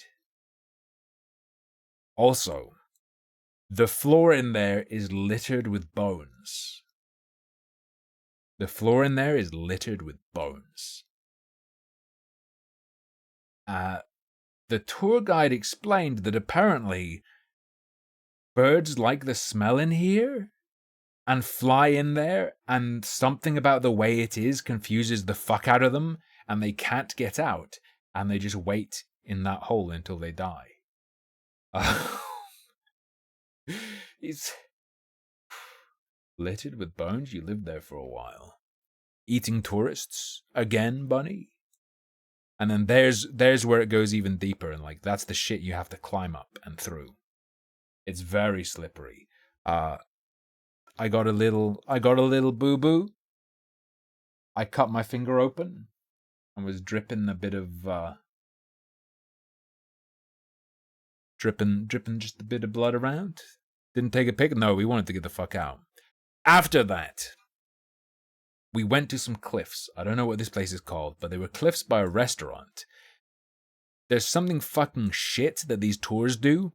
And what they do is, they don't tell you they're doing this before you're on the tour, but they'll like bring you somewhere where there's one place to get food, and they've booked places for you guys. And it's like, hey, do you want to go inside and use the bathroom or get food?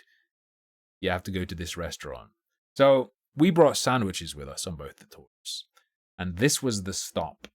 This was the stop where the restaurant is. So we just went and looked at the cliffs instead. And did all that sort of stuff. However, this fucking rambling ass tour guide tells us we don't meet at the restaurant. We meet at the end of the harbor. And the harbor's like 50 minutes walk away from the restaurant. Half of the people got off the bus, the van. And then he said, no, actually, I'll wait here.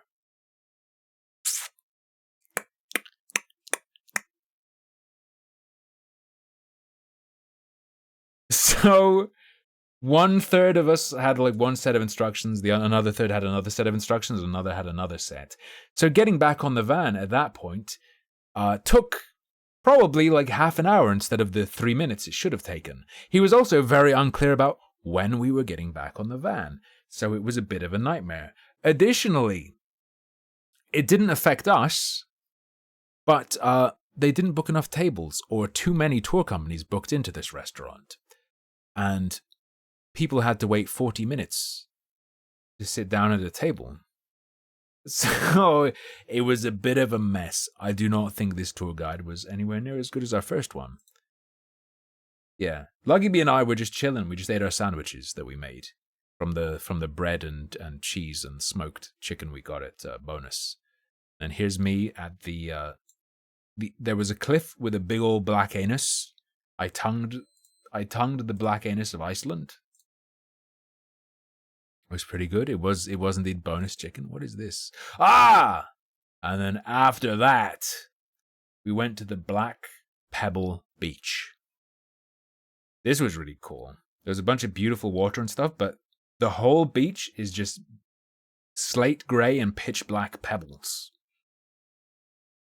It's very cool. There was also some parts of shipwrecks where ships did not do too well. I look so weird. I look like a fucking gnome in that picture. I felt very sick at this point because it was very, very cold, and you can probably see on my jeans. Having climbed up into that mini canyon, we were absolutely soaked. So for the entire day, we were soaked through to our underwear. I was ice cold. Yeah, I was ice cold and shivering and felt sick. That was a bit rough, but that doesn't take away from how beautiful this beach is. Very, very nice. Very, very nice. Big old pebbles. Well, I wasn't wet from the rain. I was wet from going into a river. Hold up. But what is this fucking video?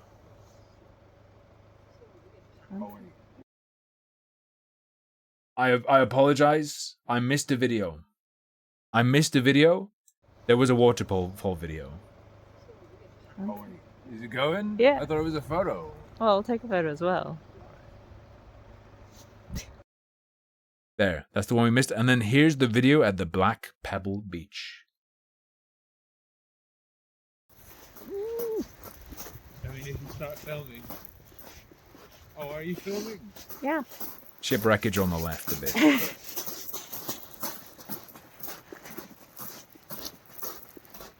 Dude, you can see how sodden I am, dude. Yeah, just a carpet of live ants.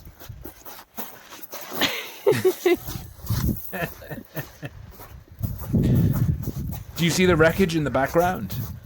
Like rusty old wrecked ships.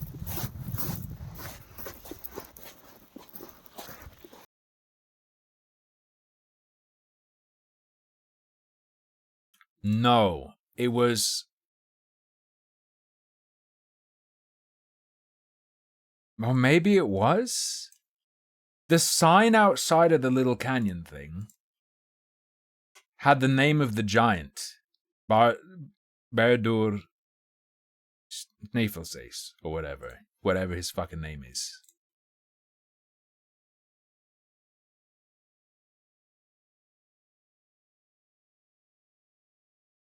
I don't know what the canyony thing itself is called. But yeah, there's that. What? Wait, no, I've made a mistake! We need to go back. I accidentally removed a video from the shortlist that I didn't mean to remove. Let me go grab it. So that little like tourist trap, there was also a big old statue of the giant who protects the village. And I got inside his balls.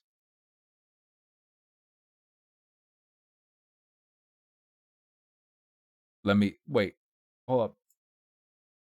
There is a big old like slate stone statue. Berdur Snæfellsnes. Indeed. I just climbed into his sack, crawled underneath. Oh. Okay, I'm gonna do a quick cleanup. Now, this mountain, I don't remember the Icelandic name, but it's also known as the like wait, it's called like Kirkfall something mountain, or Diamond Head Mountain. And supposedly this is very famous because it's been in a bunch of shows and movies, including Game of Thrones. I haven't watched that shit, so I don't know. That could just be a lie. But we went here. Does anyone recognize this? It's famous because it was cut down one side. Yo, Igran. Thank you very much for the 2-1 sub gifted to Giveth. Everyone fire off a salvo, please. The mountain was cut down one side by one glacier and cut down the other by another. Thank you, Kurmazawa. Thank you, I'm back. It's been in a few things, supposedly, and there's that mountain and there's a waterfall. Proof, evidence that I was there. I actually went there. It was very, very beautiful. It was very, very, very beautiful. I ain't never seen it before. I don't recognize it. It is a bit like a shark fin. Insanely slippery path by the mini waterfalls. I can quickly grab a video for you as well. It's not photoshopped. It's real. It's real. I went there and I almost fell. You can't deny my experience. Hang on. 23:09:15. I got to be a little bit careful to make sure like I don't show Lucky Bee because she doesn't want to be doxed. She's gonna hold on to her privacy as much as she possibly can. All right. Here's what it looks like. Shame about the safety railing, but you can walk up to the mountain. Iceland is still one of those places where there's not much shit stopping you from doing things. There's very little. There's some environmental protection things, like if you want to go into the center of Iceland, you have to stay on the path, so there's a fine, because there's a bunch of moss. There's a bunch of moss that takes a long time to grow and is very sensitive, and like dies. Kirk, you fell! That's what it is, thank you. But in terms of mountains and stuff, our guide was like, yeah, you can just go and fucking climb it. No one will stop you, but you'll probably die. So, that sort of thing.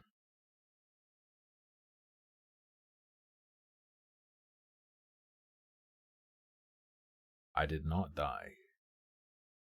Yes, the mountain you will fall off of. So, we had shit scam Bacardi. On this day, after the tour, because that Diamond Head Mountain was the last site we saw on the tour, we went to 101 Reykjavik Street Food or Reykjavik Street Food 101. It's one of those ways around. Either the numbers at the start or the numbers at the end. And we got Placari there. And it was so good. The serving size was really generous. It was like deep filled, and it came with much nicer rye bread. The first rye bread we had with Placari was like eating sugary goo.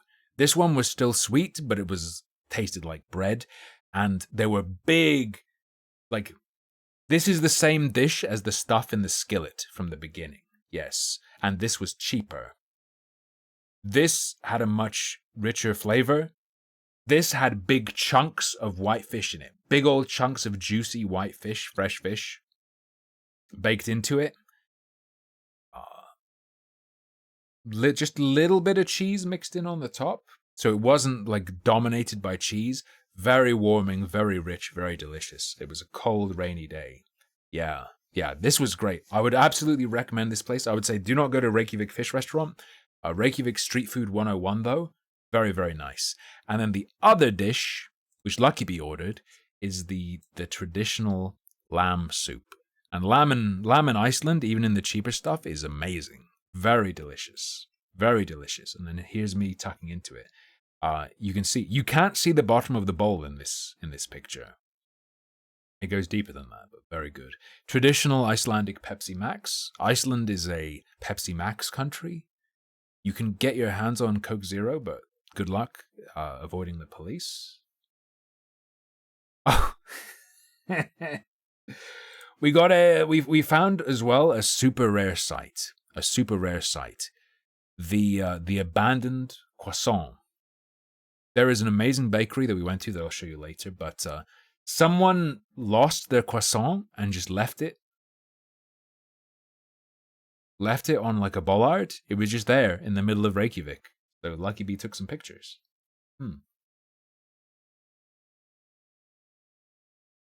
That's really all there is to say about it. Now, there's a kind of cake you will see driving around delivery vans with this cake on the side.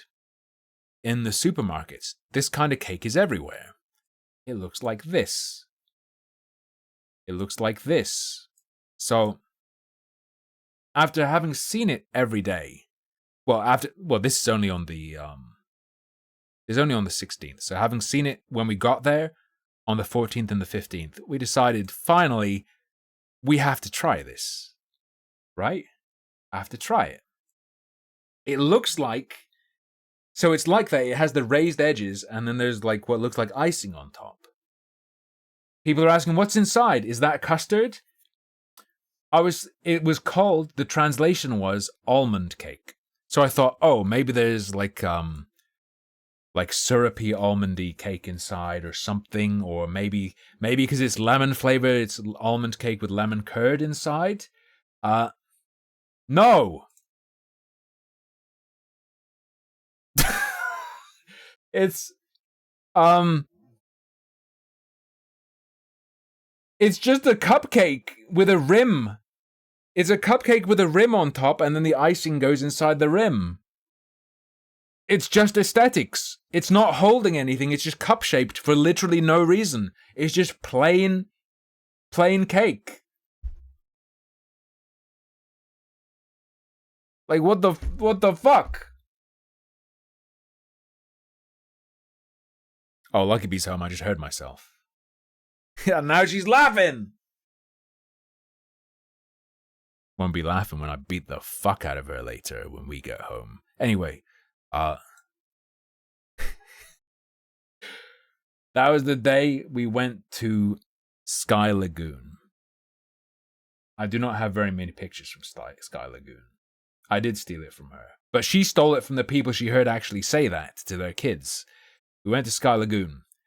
It was absolutely fucking pouring, and there wasn't really a safe place to bring our phones. I'm going to be real with you. We forgot to get like waterproof containers or something for our phones.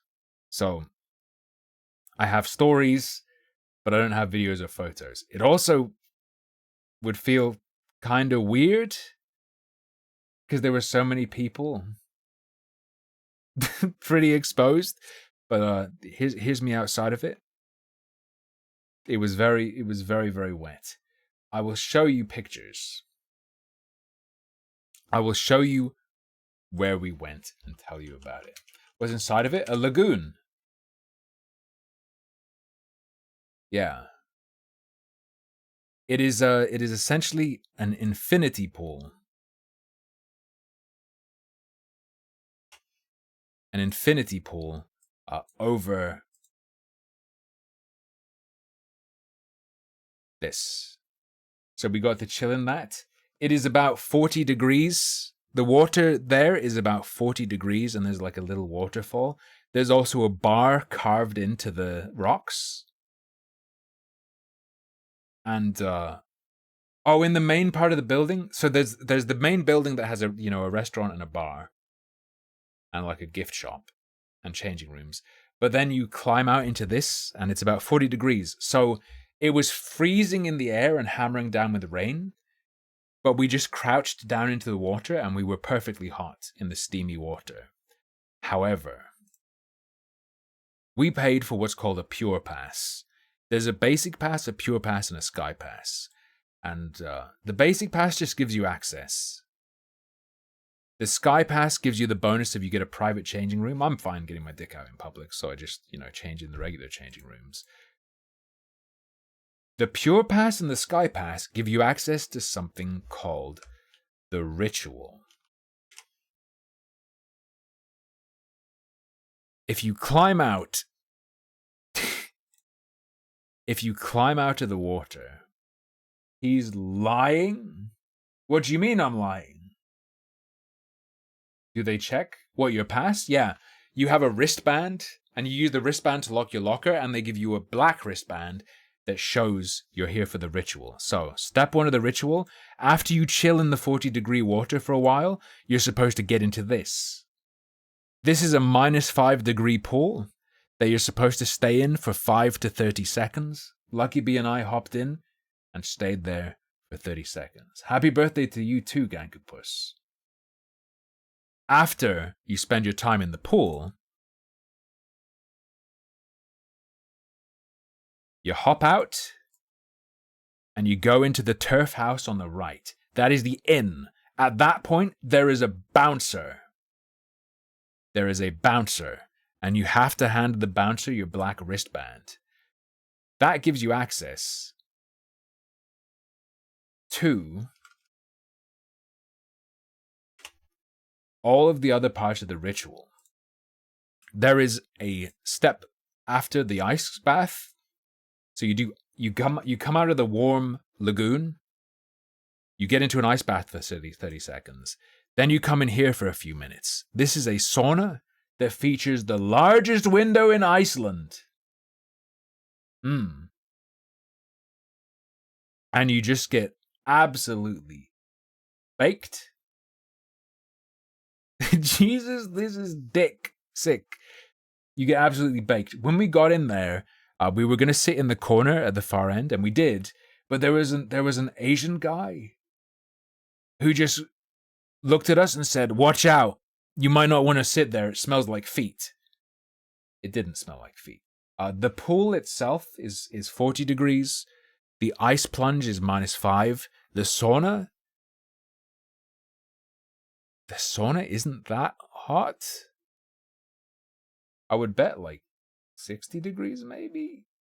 I don't know. It gets pretty hot, but it's not that moist. There's just an automatic drip. It's not super humid, but there is, water. Though the giant window is huge. The giant window is gigantic. So you get blazed up in there. After getting blazed up in there, you go into the cold mist room, which was a bit of a scam. I'll get you a picture of that.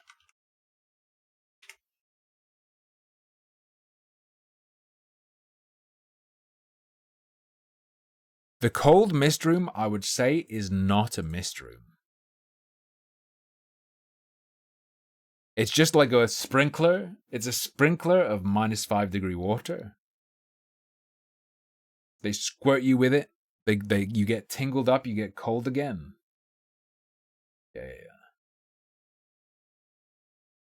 Wait, what's not funny? They sprinkle you and get you cold again, so you go warm, freezing, hot, chilly, and then they just fucking gas you. They just put you in this chamber and gas the fuck out of you. Did it actually look like this? Yes! I know the pics are small. There's not a huge amount I can do because the pic is small. There, that's what it looks like. It's just a little chamber you go into. Oh shit, what have I done? Then, after this cold sprinkle, you get just gassed. You go into the steam room. This is not the sauna. This one is 90 degrees. This one is 90 degrees and a bit centigrade. You can see this picture. No, wait, no what? That's not next? Oh, no, you're right! The scrub. True. I'm wrong. After the cold sprinkle, they nut on you. After the cold sprinkle, the people who work there nut on you. They give you a little cup of nut. So it's sea salt. I think it's almond, maybe sesame oil, and a bunch of other minerals and stuff mixed together, and you scrub your whole body with that. You get it all over you. You exfoliate, and you become like really sticky and weird. Then, with it still on you, so you go cold drizzle, cover yourself in this and scrape yourself with this, and then you get in the gas chamber, the steam room, where it's 90 degrees to 100 degrees. This photo is inaccurate. You cannot see in there. It is just, you go blind. The second you step in, you go blind. It is just white mist, and it is very, very, very intense. And you stay in there for as long as you can, for a few minutes.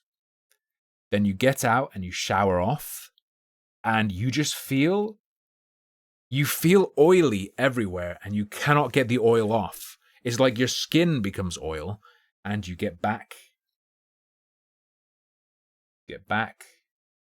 in here. And then you just chill, and we stayed there for a few hours. Yeah. And after that, we got out. We had an Icelandic donut, which was pretty dry, and a whatchamacallit, a cinnamon bun. We had a cinnamon roll. It felt amazing. After the two tours, they're not naked. The men don't have shirts on, but the women have swimmer tops on. It's normal. It's just a swimming pool, dude. It felt incredible. It felt so good. In fact, I have a picture in which I can show you exactly how good it felt.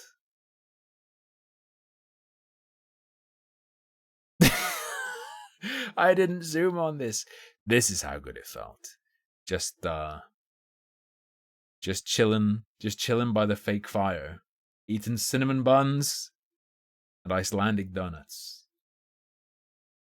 I was absolutely melting. Yeah, it was crazy. Really? Seems like a scam gimmick. Kind of is a gimmick, but it's not a scam. If you go to the Sky Lagoon and do the ritual, you will feel amazing afterwards. And do it. Do the full time. Do the 30 seconds in the ice, or more if you can handle it. There were a couple people in there who were just in the ice pool for maybe 10 minutes. Crazy. I imagine they've done it before, because I got into the water and I was going like... And the people who were already in there kind of looked at me funny. But lucky B and I, we did it. We did it. After that, because we got back kind of late, we went to... Let me get a picture of the store before I show you our pictures of the product.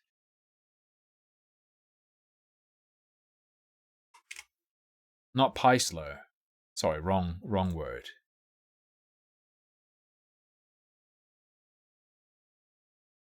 Pilser.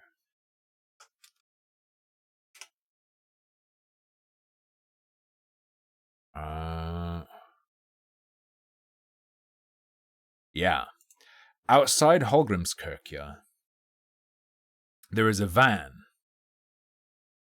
There is a Viking hot dog van. The Vikinga Pisler, whatever.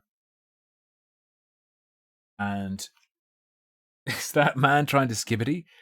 They serve a hot dog. They do a classic hot dog with weird sauce. I don't know what the sauce is. But their main things are, they do a pulled pork dog and they do a pulled lamb dog. And here's what we got.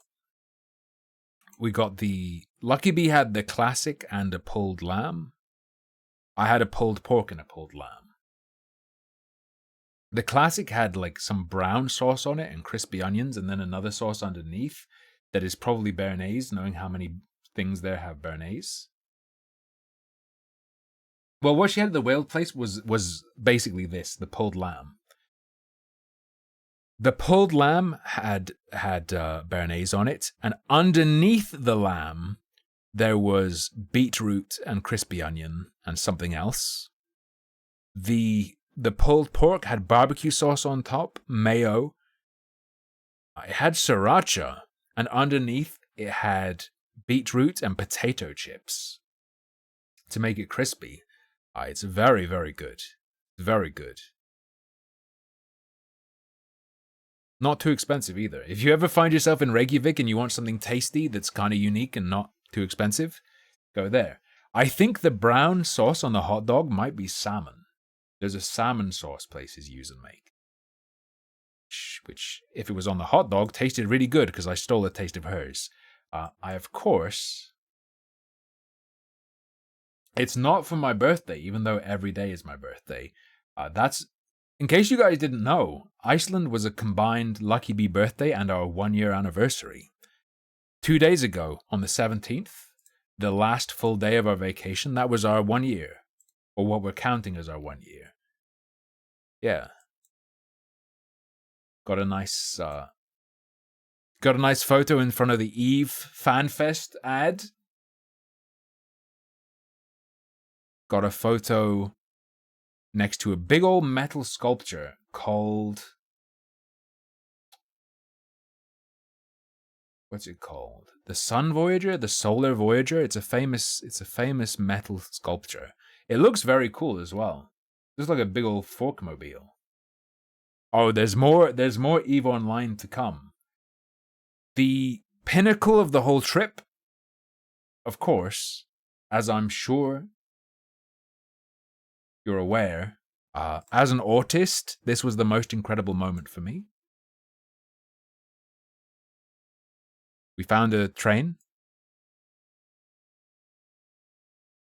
while we were walking around.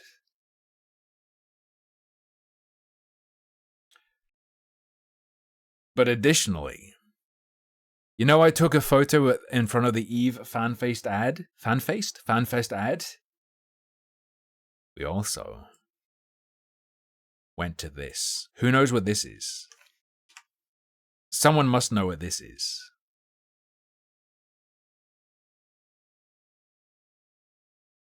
Twin Towers. How tall am I? I mean, according to the NHS, I'm exactly 6 feet tall. This is the EVE Online Memorial, which I thought I wasn't on, but apparently everyone who was signed up at the time is on. So what I say in the video is just a lie. We're here. We made it to the EVE Memorial that I'm not on, because when I played this I was a kid and I didn't have a credit card or anything, so I couldn't get a sub, and I think you needed to be subbed to be on it. So I'm not on it, but I played a bit of EVE. I did the free trial over and over again as a kid, and then later I played it, and I was like, damn, I don't have time for this. But EVE's really cool. Here's the monument.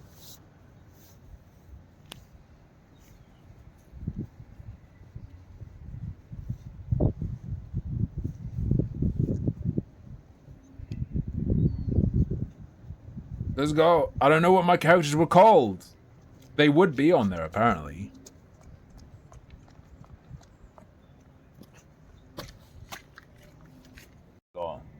Everyone's here. Everyone's here. We got Big Boy Chungus. We got Big Chief Slapper-Ho.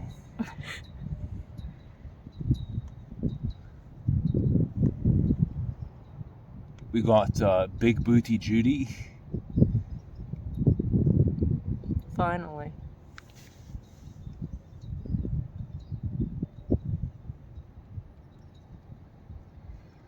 Oh my god, there's an awful lot of blacks on there.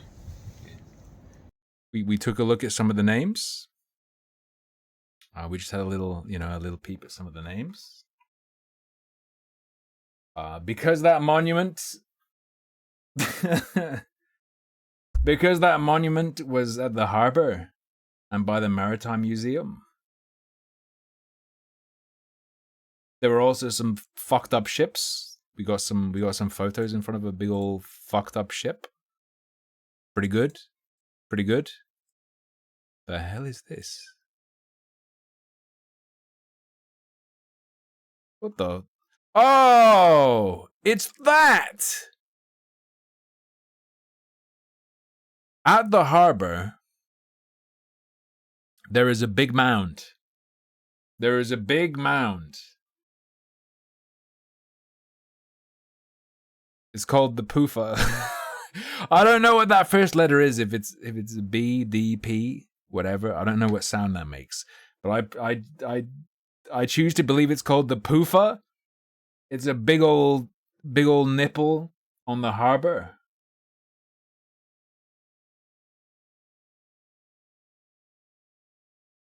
Oh, it's TH? It's a TH. Thufa. Okay. Thufa. You can climb up it. And I did climb up it. Does anyone know what's inside that little cabin?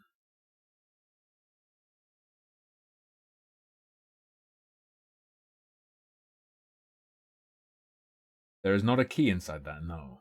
Inside that little shed. Yeah, just dangling dried out fish heads. Just a bunch of fish heads. That's it. I gave the Thufa a little hug. I gave the Thufa a little hug, a backwards hug. I stood, and from there you can see some mountains.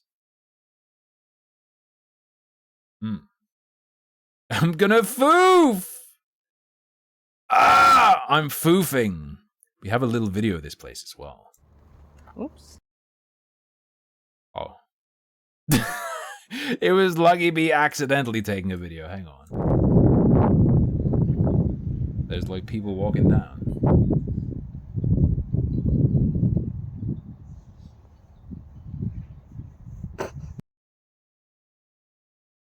Yeah. So there's that. There's that. Yeah. What do you think? You know, I told you about the Italian fist pasta. We went to a rag market on the lookout for some hand-knitted Icelandic wool jumpers. Because Lucky Bee is really interested in the hand-knitted wool with the special sheep that you only find in Iceland, and they don't import any, so their lineage stays pure and whatnot, no diseases. We went to a rag market, and I found the Italian fist pasta. It is not called fist. The guy at the Italian store lied. It's not called fist. It's called trophy. But this is what I mean, where it has the little crinkly bits. You cook it and it stretches out, and then you put it in cool pesto, and it closes and it grabs the pesto like a fist. But yeah, the pasta I've been talking about, trophy pasta. The guy at the Italian store in Tame described it as being a fist. He said it grabs sauce like a fist, and that's why it's called fist pasta. So he just fucking lied or was wrong, but this is the pasta. It gets wider, it widens out, and those little creases get bigger, and then you put it into a cool sauce, or normally a pesto, and it shrinks and holds on to it. It's really, really good. Yeah, closes its folds, exactly. Maybe somewhere specifically it is called that. I got some licorice. Well, not licorice. I got like licorice pastels. Licorice flavored pastels. This one, the salmiak one, super delicious. The menthol licorice one, it's fine, but it's not licoricey enough. I had loads of licorice. I had the Choco Pretty Boy licorice. I had like fudge with licorice inside. I had what's it called? Not Sigrid. Freya. There's a brand called Freya. I had their licorice duet, which is just licorice with chocolate around it. I had some plain licorice. Loads and loads and loads of licorice. But this Opal brand of pastel, licorice flavored pastel, they also produce liquors. So I got a little taster of the straight Opal licorice liquor, and I got the salted licorice liquor. And produced by the same company, I got the Icelandic national drink, Brennivin. Yeah, so we can do a taste test. So we went to a bakery.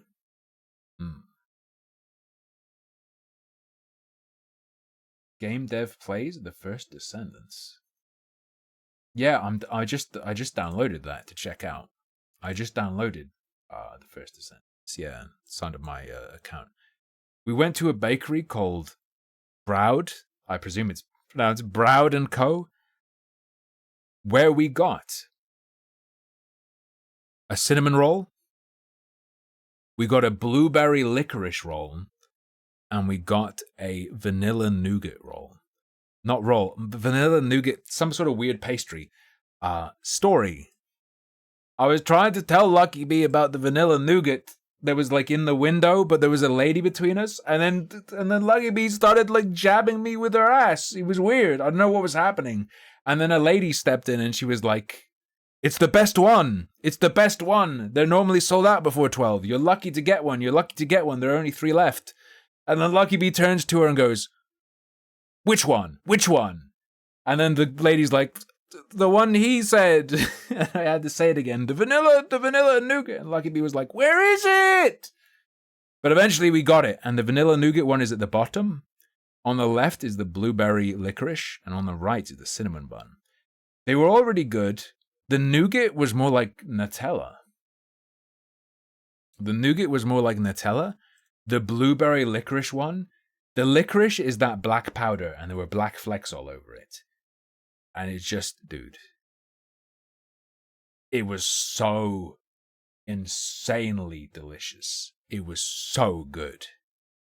Like, so tasty. Also, I got an Icelandic energy drink. This picture, the art on the can is everywhere in Reykjavik. It's on the side.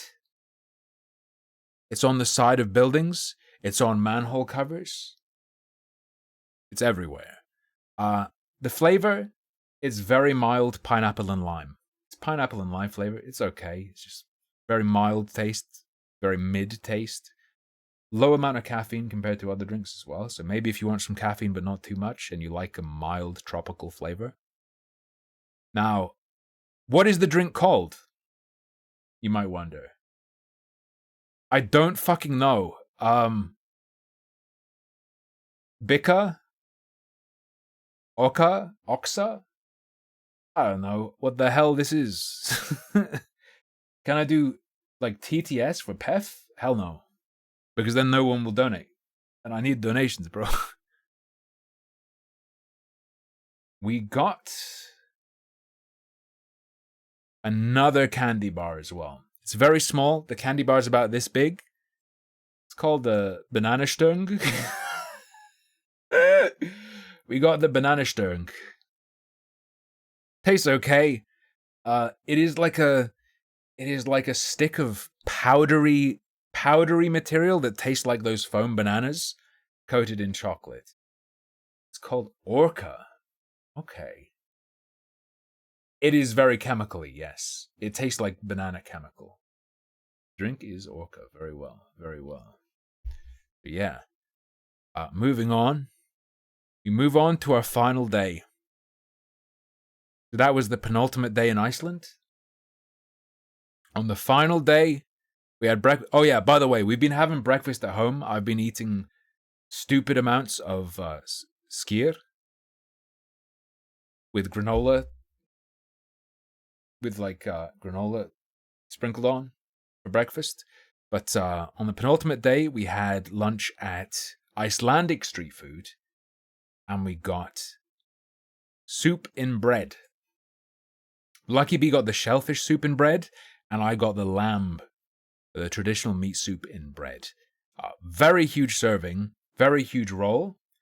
Additionally, free refills. As long as you've got a bowl or you've got the bread, free refills. And you can get your original soup or you can get another soup as a refill. Speaking of which, we sat next to fucking scammers. We didn't do refills because I was full as hell. I ate mine and I ate the entire bread bowl. Lucky Bee just ate her soup and a bunch of the bread from inside my bowl. And then she couldn't eat her bread bowl. Hers was quite salty, but very delicious. The langoustine broth was very, very tasty. Very unique tasting. Tasty. A little bit salty. Mine, I thought, where the hell is my broth? It's just because it was such a thin broth that the bread absorbed it. And what you have to do is you have to get the meat and veg and scrape the bread off the inside, and then it's an explosion of lamb juice. Very good. The scammers next to us, they ordered one soup and bread. The girl ate the soup, and then the guy went up and got a refill, and he ate the soup. And then they didn't eat the bread! The thing that blew my mind the thing that blew my mind. Although, to be fair, it was also like £20 per soup, which is why they can do the free refills. Yeah, then they ate a bunch of waffles.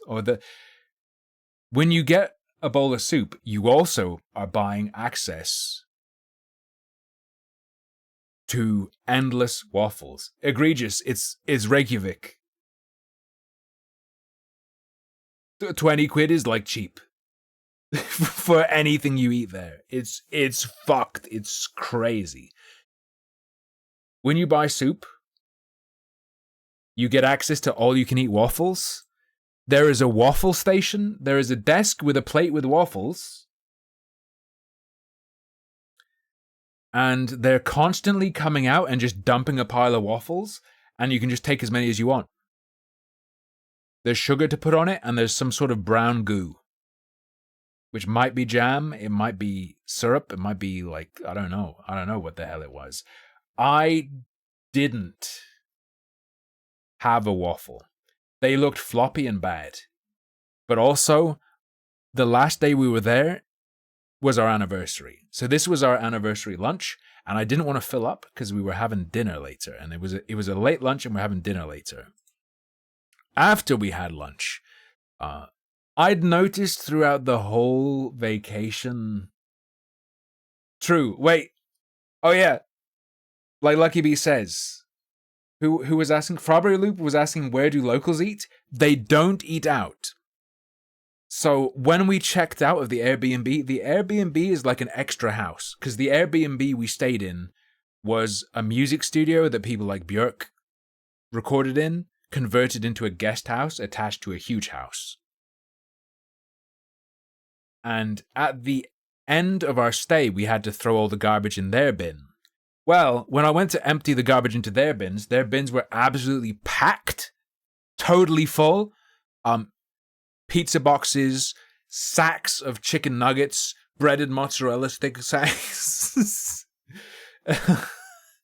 So I guess the locals just eat tendies. The locals just eat tendies, dude. So after we had and tons, just like 1 million Pepsi cans, just 1 million empty Pepsi cans. So all throughout our vacation, Lucky Bee had been looking everywhere.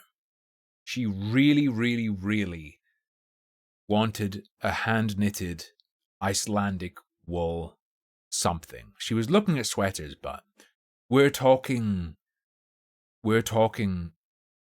like 150 to 300 pounds for an Icelandic wool sweater. And if you don't go for the one that's like 300, you might be getting scammed, because it might just be like a fake one, like a Chinese made one or something. And the places where they have like certificates of authenticity and can show you who it's made by and stuff, they're quite a bit more expensive. She went into one place and she was looking at the beanies, the knitted beanies and stuff. And I figured, she's going to forever be like, man, I wish I'd gotten the something knitted wool. And it was our anniversary, and, I couldn't really do a sweater, but I could do a beanie. And my anniversary gift to Lucky Bee was a hand-knitted beanie by Yoda. It says Edda, but the way she wrote the E looks like Y-O. No, it's Edda, because we have the receipt with the information about her, and it is Edda. And it is a hand-knitted beanie made from the wool of sheep in Iceland locally. Yeah. It looks very nice on her. It also, so she whacked it on me. Yeah, all the Icelandic wool has like the squirly whirly little scratchy bits, but it keeps you hot as fuck. It keeps you warm as hell.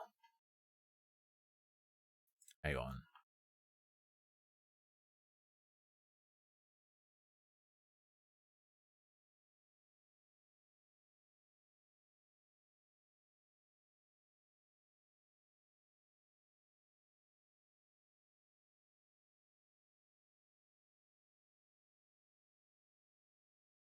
Whoops.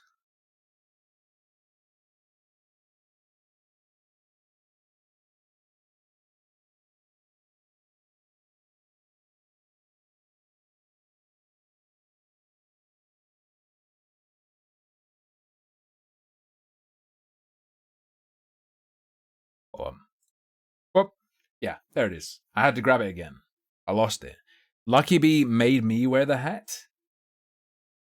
Do not put it in the dryer, no matter what you do. Do not put it in the dryer. Lucky Bee made me wear the hat. However, it is her size. It is her size. And she started calling me Mushroom Boy, Mushroom Boy. She kept calling me Mushroom Boy. And she made me wear it.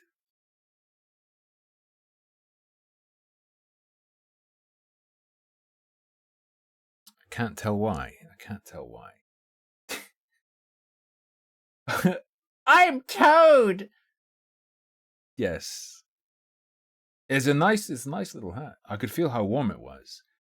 Oh, I almost forgot something very important. On our way home from the soup place, so because the Queen visited, you can get postcards with the Queen on it and stuff like that. You know, you can get Clinton, Gorbachev pictures and stuff. But also, sometimes people have merch in their window, and there was a little Queen doing the Queen wave thing in someone's window that we noticed as we went past. That was pretty good. Do I wish I had an elongated skull? I think my skull is elongated enough. Now, okay. Her soul is trapped in that, yet she lives. I'm going to let you in on something very intimate. Our anniversary dinner. I have anniversary dinner pictures. Let me figure out the place. It's called Shavar Grilled. It's the seafood grill Reykjavik. It's where I took Lucky Bee. I won't be sharing pictures of her. She values her privacy. But here's what it looked like where I was seated. Why do I look so goofy? I got a bit of stubble.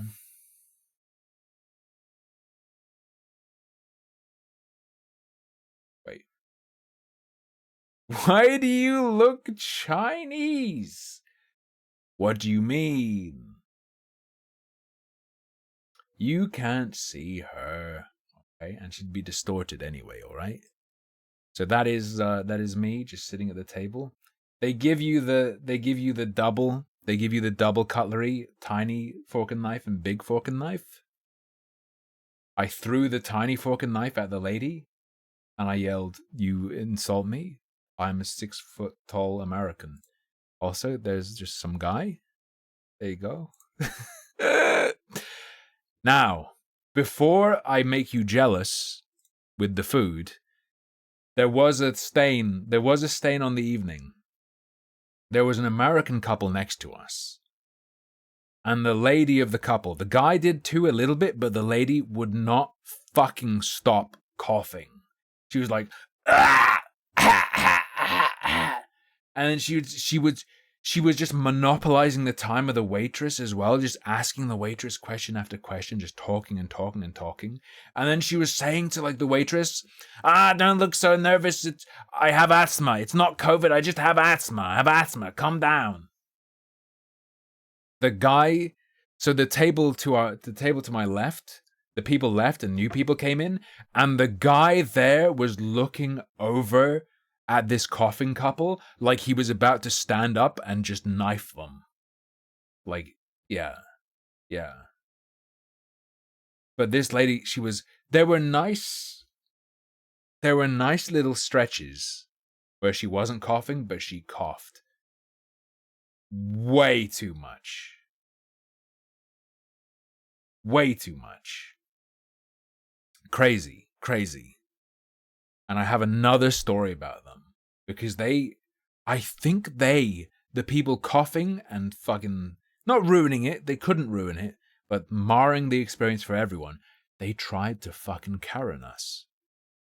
I'm pretty sure they tried to fucking Karen us.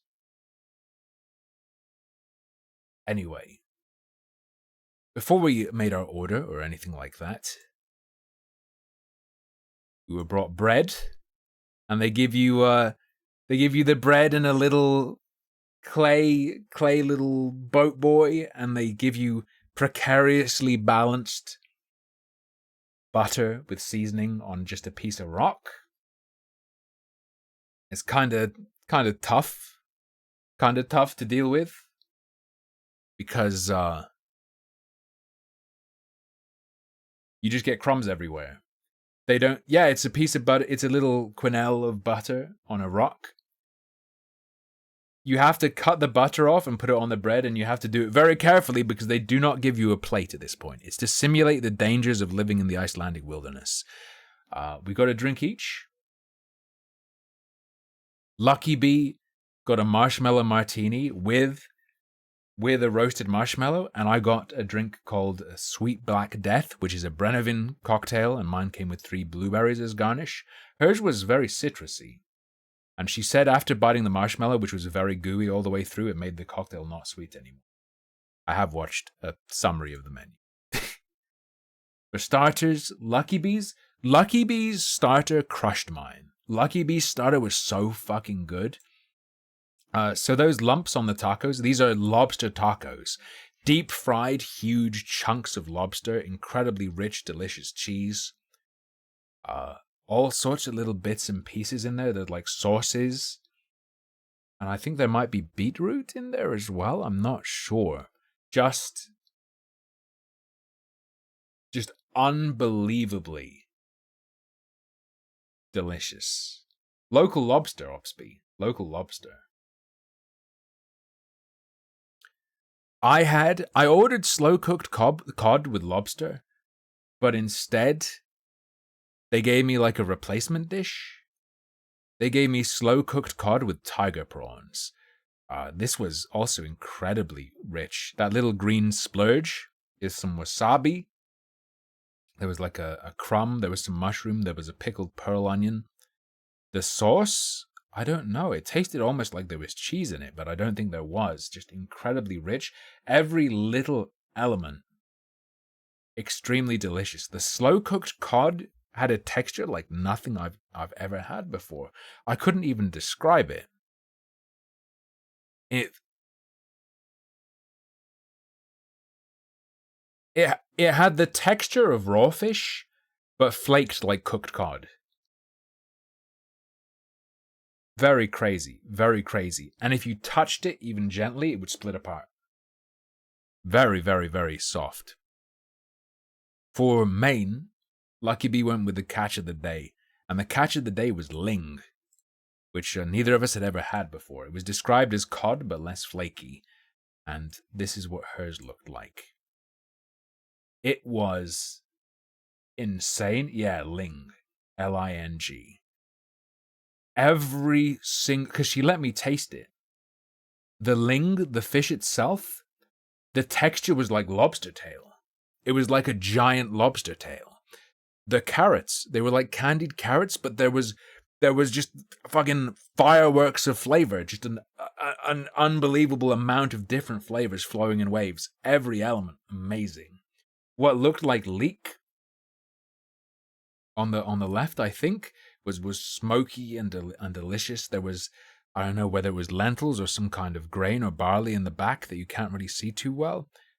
Delicious. The little black flat crusty circles, as Lucky Bee called them. That's dried date.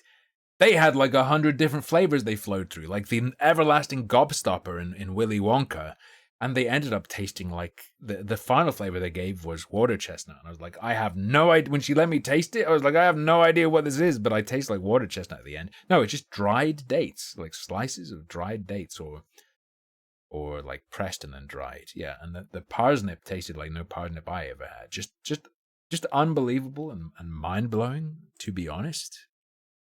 For my main, They don't really cook in Iceland? No, there aren't really any Icelandic dishes. There's meat soup.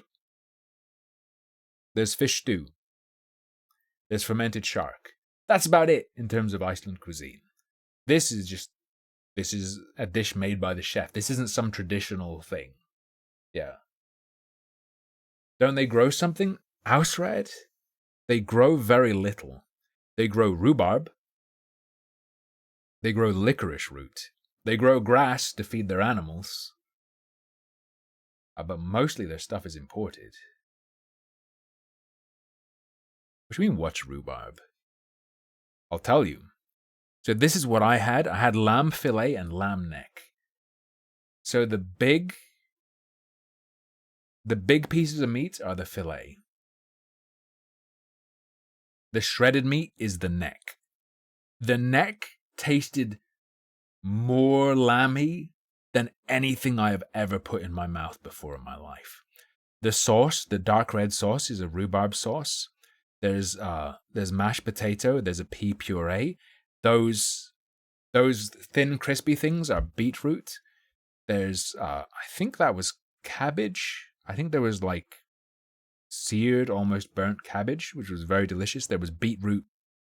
You can see right there, nice, incredibly just perfectly cooked, flawless beetroot. Just everything mind blown. Also, my starter had artichoke hearts that were amazing as well. I forgot to mention.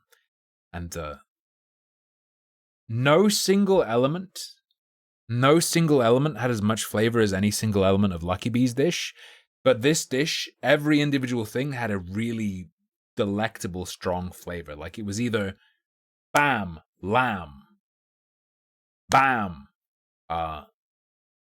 sour rhubarb, bam, beetroot. You know, each thing was just one very strong, essential flavor. And by combining them, they were just, oh. And the lamb was unlike any other lamb I'd ever had. How tender it was. Like a rare steak. Just heavenly. And, of course, I forgot to mention, there was just like a little serving of mushrooms. Garlicky, buttery mushrooms you could mix in there. Just. There's nothing I can really say. And,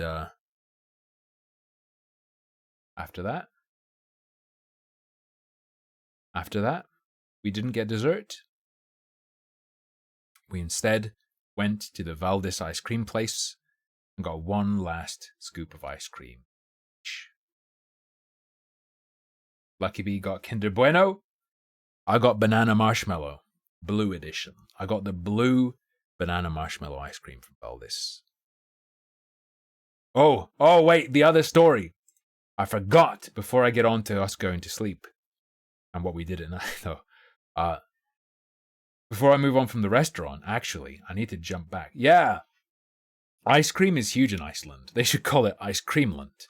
I had a bunch of ice cream. Probably like 3 of the nights we went and got ice cream at Valdis, and we got ice cream on one of the tours. I had salted licorice ice cream. I had chocolate licorice ice cream. We had rye bread ice cream, which was really nice. If a simple flavor. I had rhubarb skyr ice cream, so like rhubarb yogurt. Yeah. Salted peanut, which was very good. They had Oreo ice cream, but I didn't get it. They also had pistachio, and I didn't get it. So many different flavors. It's all very, very, very good. The rhubarb skyr was insanely good. Yeah. All of it was really good. The salted licorice was delectable as well. So, while we were eating, I think when we got onto our main course, the lady of the couple next to us is like just blabbing away and coughing away and talking to this waitress, and then suddenly out of nowhere she goes, "Huh." She flags the waitress over and then says to her, I'm embarrassed. And the waitress says, "What do you mean?" "I'm just so embarrassed." And she goes, "I ate all my food." And the waiter is just like, "Yeah, you're supposed to." And then she's like, But these people next to us, they're sharing everything. I think she was trying to like tattle on us. I think she was tattling and trying to suggest we would, like, she was pretending like she was embarrassed and thought we were doing what you were meant to do. Well, I think her intention was to try and, like, Karen us. Do you feel me? Do you get me? Yeah, sharing your food is normal. Or maybe she was just brain broken. Yeah. No, I didn't, Fabre. I didn't tell a soul. I didn't tell a soul. I told it to you guys. Also, the soup people, they bought one dish, refilled it, and then the other one ate it. They didn't share. They scammed. They scammed. Lucky B and I got food ourselves, and we gave each other little tastes. And I didn't say anything about them. I only told you about it, all right? Yeah, I think she was concern trolling. That or her mind was broken. So this restaurant had a you could order a set menu. That would be slightly less expensive. And what happened at her table was she ordered a la carte. She ordered 3 dishes, and her boyfriend or husband ordered a set menu that had 4 or 5. So there were fucking periods where I'd look over and her partner would be eating and she'd just be sitting there with nothing. You seem really interested in this other couple, Tim. Why are you spying? Because she was so fucking loud, endlessly coofing and just bitching. But like, she would just be sitting there with nothing while he was gobbling away on his big dish. Not offering her any. Giving her none. Or maybe... Wait a second. No! What if it goes deeper? What if she had asked him to share and he was like, it's not proper? And her saying, I'm embarrassed, I ate all my food and didn't share to the waitress, was like her trying to shame the guy. Yeah, Hegs, maybe she was shaming the guy. Trying to get a third party to say what we were doing was normal. She was doing the opposite of Karening us. She was trying to establish to her boyfriend or husband that it was normal and that he was weird. Yo!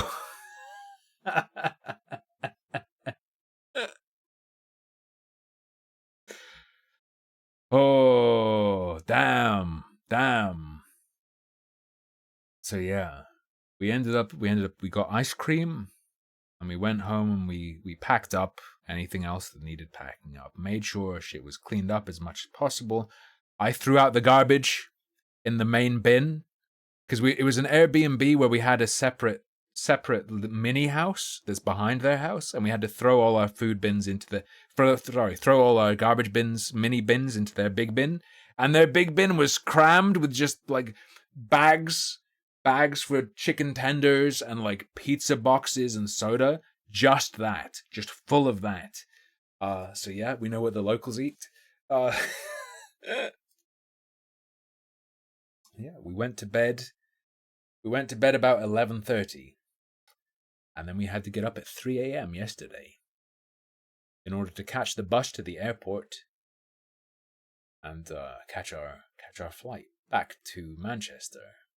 Is that a gaming sleeve? Yeah. You got a problem with that, big boy? Big boy doopy? It's not because... Okay, it's less cringe than you think. It's not because I need it to be a powerful gamer. Oh, it's bright green? But, I have a bright green glass mousepad. And if I don't wear a compression sleeve, my skin sticks to the mousepad and I can't move my arm. So I have to wear a sleeve. You have nothing, right? Oh, I can do a trick. Guys, I don't feel so good. Wait, guys, I don't feel so good. I think the dimensional merge is about to... Well, I mean, you could still see my fingers and it didn't work perfectly, but... Yeah, I am giveth. It's easily the best holiday I've ever had. Easily the best holiday I've ever been on. By miles. Is there anything I'm missing? There are probably all sorts of little stories I'm missing, right? Little bits and pieces. Isn't there a new version of the SkyPad? Yeah, there's the 3.0. There's a different company that does a ceramic mouse pad. Razer do a glass mouse pad. Never been to France. I was born in the US, and I've been back there for a vacation once, and I've been to Berlin once. All my other vacations were to center parks with my family. Yeah. Show them how fucked my glasses are. Oh, yeah. I took the glasses into the sauna and like into the Sky Lagoon. I can't tell if you can see. Because these glasses are like almost a decade old, the plastic is like oxidizing and turning white and weird. But then the sauna made it way worse. Did Berlin suck? Berlin was fine, but I didn't really experience Berlin. I just experienced my girlfriend at the time. Okay, look, I was 15. It was nowhere near the time I even knew Lucky B. I had a girlfriend back then, okay, and I went to Berlin with her. It was mostly just like hanging out with her and her friends. And we got a kebab and stuff. Like, it wasn't really a Germany vacation. I didn't experience Berlin very much. I mean, we went into the Fernsehturm, the TV tower. I had a schnitzel. That was about it. Not very German. Not very German pilled. I really want to try Sachertorte. Sachertorte. You know, the omega chocolate cake with apricot in it. Granted, that's an Austrian thing, but they do it in Germany as well. And I mean, Austria speaks German, right? Austria is super German pilled, yes. But the thing is, I want Sachertorte, but I don't know if I want to go to Austria. Is Austria any good? Lucky Bee wanted to go to Chernobyl. That's why she's sad about the war in Ukraine, because it ruined her ambition. Yeah. Also, meat is good. I feel like... Yeah, she wanted to visit Chernobyl. Yeah. For real. Except she didn't want to visit it super soon. She was telling me she wants to visit Chernobyl, but she wants to go there like when she's closer to death. So if she gets fucked up, it's not as bad. It doesn't matter as much. Oh.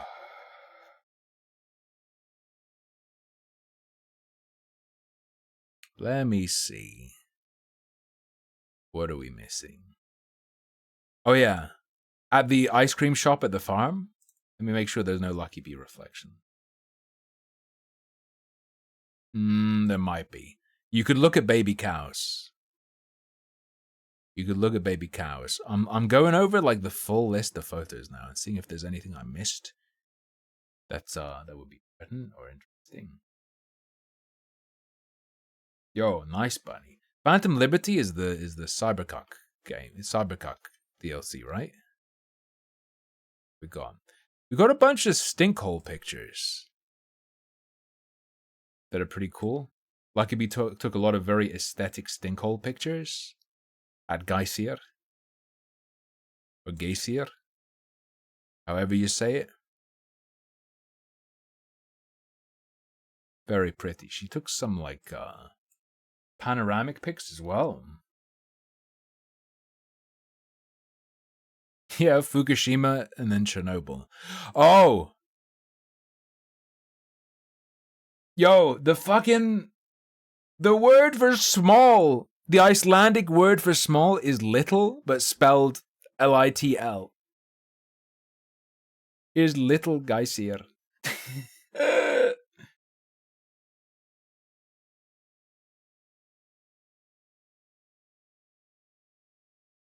Or Litly. Sorry, Litly.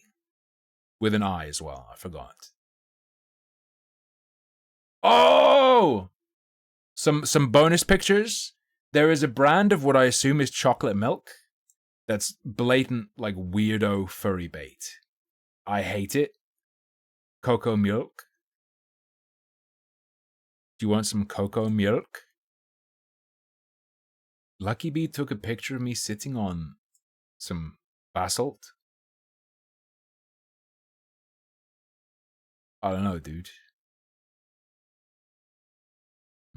What else do we have? What is this? Where was this? Dude, Lucky Bee has all these random fucking pictures she took.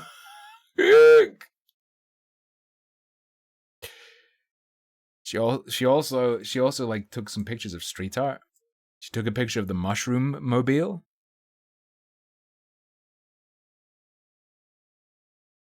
While she was sleeping after we got home. Oh wait, is the person who asked about the whale meal? The person who asked about the whale dinner. Are you still here? Person who missed the whale.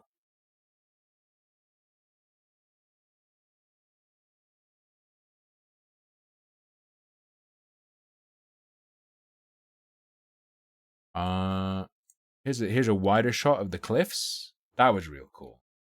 Have I had any breaks? I had my first break. I'm late for my second break, but just because I wanted to show you all this stuff in one unbroken thing. There was like a secret peeping hole at the Black Pebble Beach.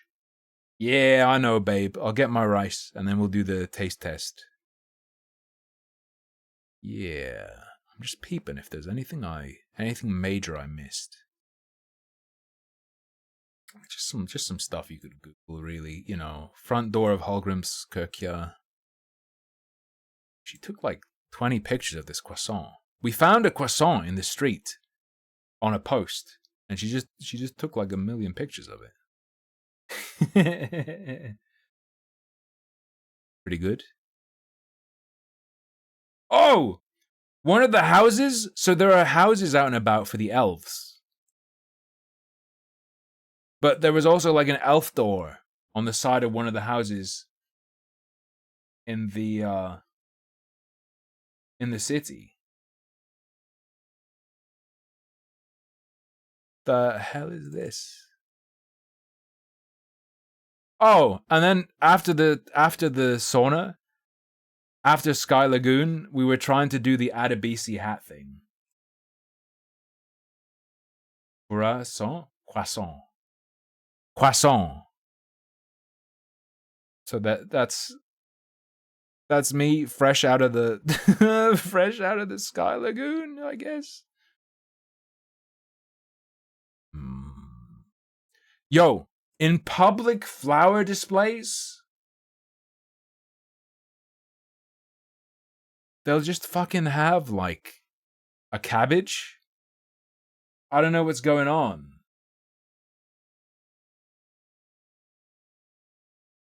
I have 2 shirts that are not for giants. I have 2 regular people shirts.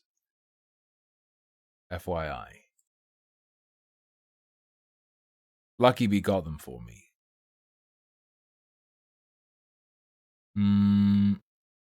I think we're about good for what I'm going to show on stream. What is this? Is this a public toilet? Oh no, it's just some random stickers. Oh no, it's too lewd. It's too lewd. Like the organ inside Hallgrim's Kirkja. That's pretty sick. That's pretty sick. The knitted Icelandic store, the Hand Knitting Association, has a knitted plant pot, or like a plant pot with a knitted sweater. But yeah, we are about good. I'm gonna go get my. Wait, is the whale person here? No offense, I'm not calling you like a fat ass. Yeah. I gotcha.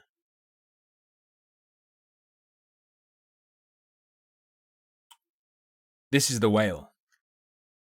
Whale steaks. Big ol' whale steaks.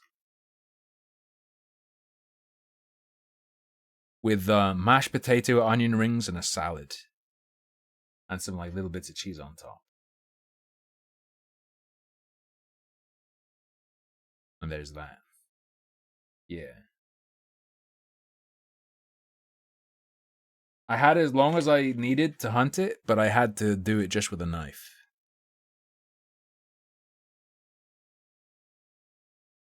We have here.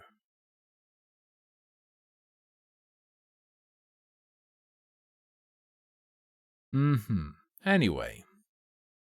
I'm gonna go get my food. We'll eat it. And then we'll play games. And maybe I'll have a little bit...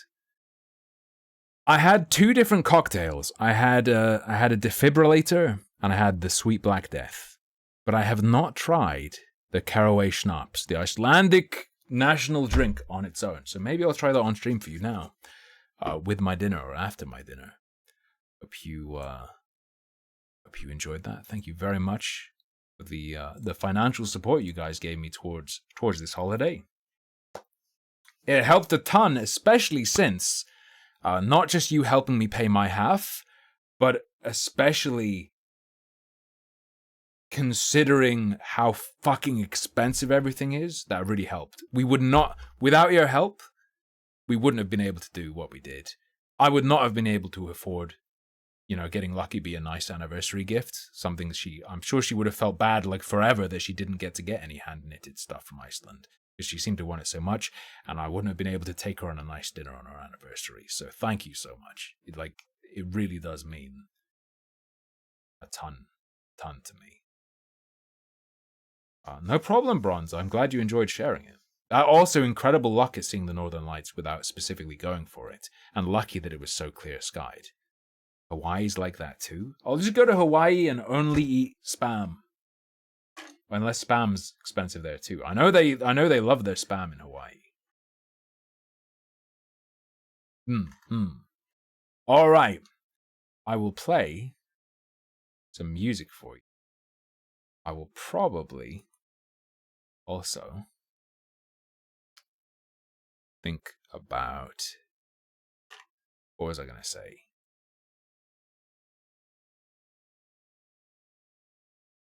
What was I going to say?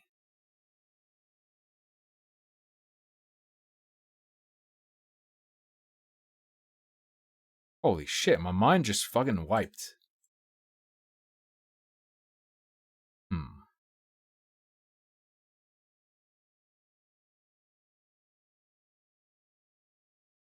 Right? Did I say I was going to get food? Oh yeah!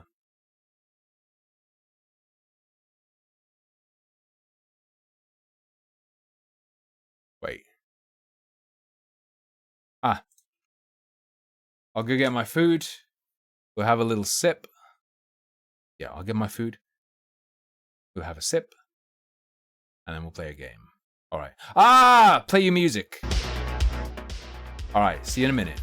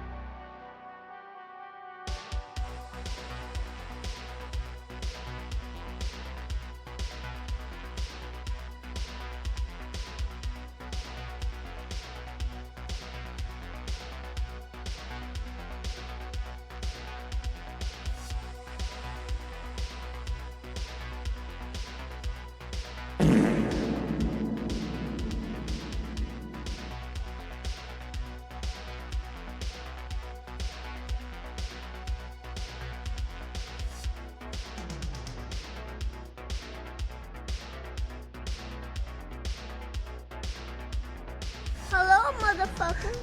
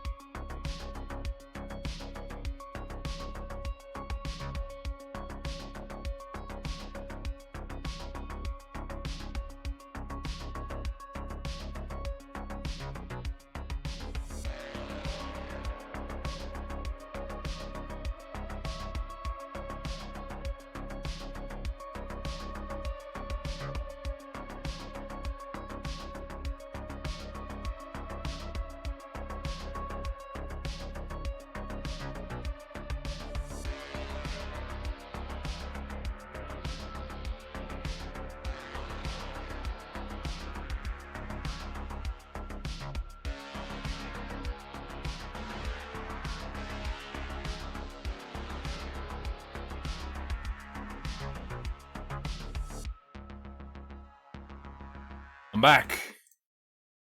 Not only am I back. Ooh. Ooh, we could play First Descendant after I've eaten. Brapcore. Classic track.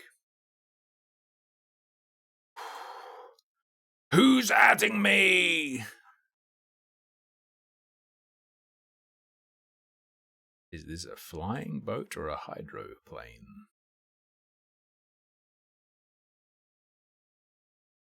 Excuse me. Ooh. I don't think I'm black, but I could be wrong.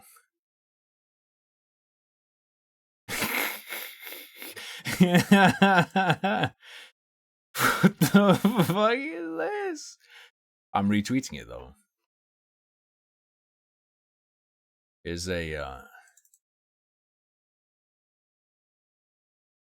here's a link for you.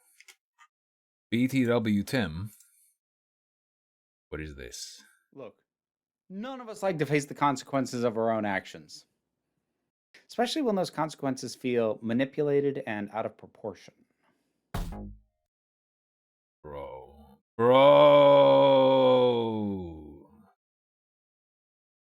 So, at bonus, oh, we didn't take a picture of it. Hang on. I'll see if I can. I'll see if I can.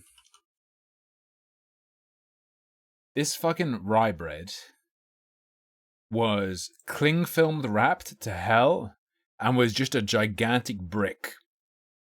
So we bought it from the bonus store and we put it in my luggage and we brought it home and I have a slice of it. I can't find a pic. Oh, here it is. Yeah. Here we go. We brought this. Where the fuck? Wait, I fucking saved it. Where'd it go? Where is it? Oh, I saved it. I saved it as like a fucked up format. Hang on. Fuck off, JFIF. No one wants JFIF. Literally no one uses it. Why is it like... Why is it... Can't be downloaded securely. Keep. No! Keep. Keep anyway. Alright. We brought one of these home. We brought one of these home. Just a big old brick. And what I have with my vegetable rice. I hate them equally, Neon Brown. It is so dense. With some butter on it. This is syruped. Like syrupy rye bread. This is Icelandic rye bread. Iceland's take on rye bread. But this is the densest version I've seen. I've had 2 other rye breads.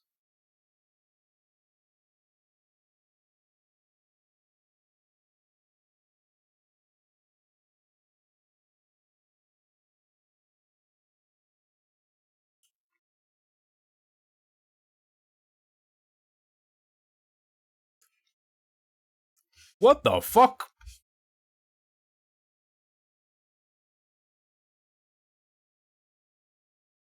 I think I'm mentally ill. I think I'm fucked up in the head.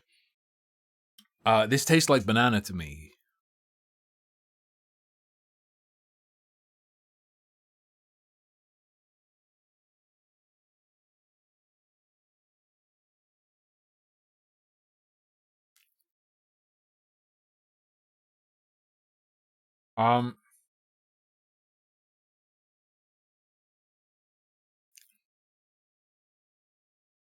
It tastes rye-ish, and then it tastes almost like bleach, and then it tastes like banana, and then it tastes like rye again. Did we buy banana bread?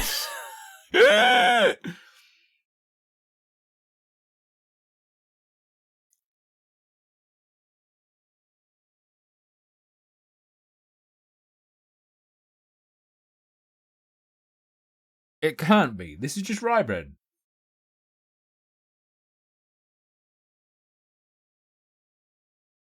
Why is it so bleachy and banana-y?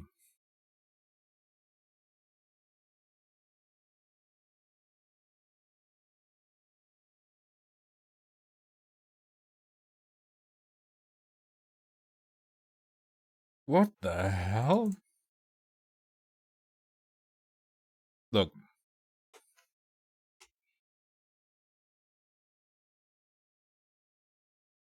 We can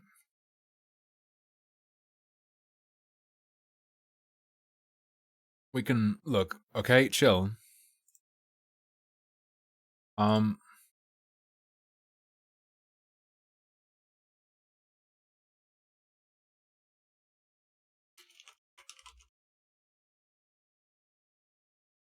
have to eat some, you know, it's supposed to eat. It's like the ancient Egyptian blackened preserved bread. So I've got some rice and veg. We can,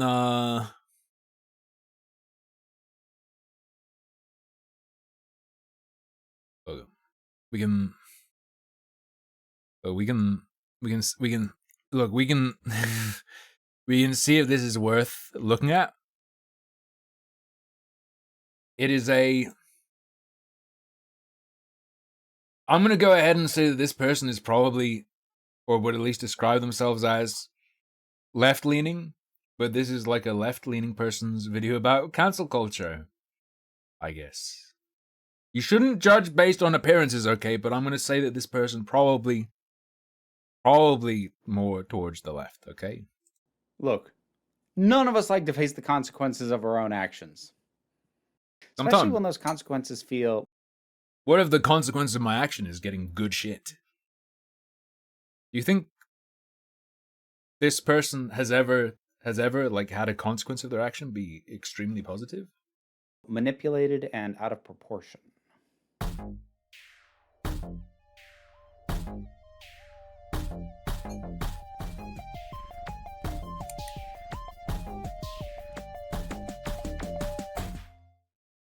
Hey there, folks. Hello! This video is going to be interesting because depending on how you choose to look at it, this could basically be the closest I ever come to talking about cancel culture. Gotta. So in other words, is this going to be 30 minutes of someone cringing about the term used? Even though it fits? Even though the shoe fits? Man, Funko Pops are so sad. There's so many stores, little independent stores that have row after row of Funko Pops that no one's going to fucking buy. There are big stores that have an entire landfill's worth of Funko Pops that no one fucking wants. Just waste, just devastation. Destruction and waste for something that isn't even cool. Kill the earth if you're making something cool, not for that shit. I hate that phrase. Not because it is impossible to have use, but it's become so diluted by people just applying it to anything they don't like that the only term that has become more useless than that is woke. Like, these are completely diluted and pointless phrases. But related to the concept, at least, of cancel culture is the root idea of accountability. If it's meaningless, how do you know something else is related to it? No. Stop. Accountability. And I think most of us can agree, accountability is a good thing. We should be held accountable to things we do and say. And I think a lot of us have gone long stretches of our lives seeing people doing not great stuff and not being held accountable in any way. And this can run the gamut from just flat out illegal activities to technically legal but deeply morally dubious ones to just being a real piece of trash. And these things... Oh, so no one's ever, unreasonably felt that way about someone.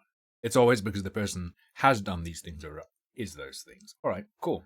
Nice. Vary, of course, but it's nice to at least think that people can and will be held accountable for the things that they do, even though at least my lifetime has borne out that that largely doesn't happen. Sometimes, yeah, sure, now and then. Way too many times it doesn't, though. But that's not really what I want to talk about. I want to talk about when accountability as a concept and as an action gets weaponized and gets wielded as a means to take somebody down. Now, this is... No, stop.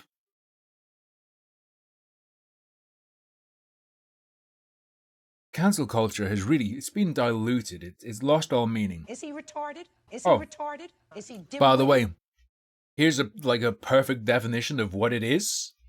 Here's like the nail on the head exact fucking definition of what it is and what people mean when they say it.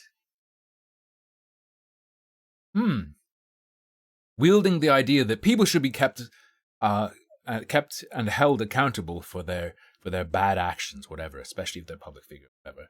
But instead, that's just a shroud rather than really being what they're doing. They're just doing it to take someone down.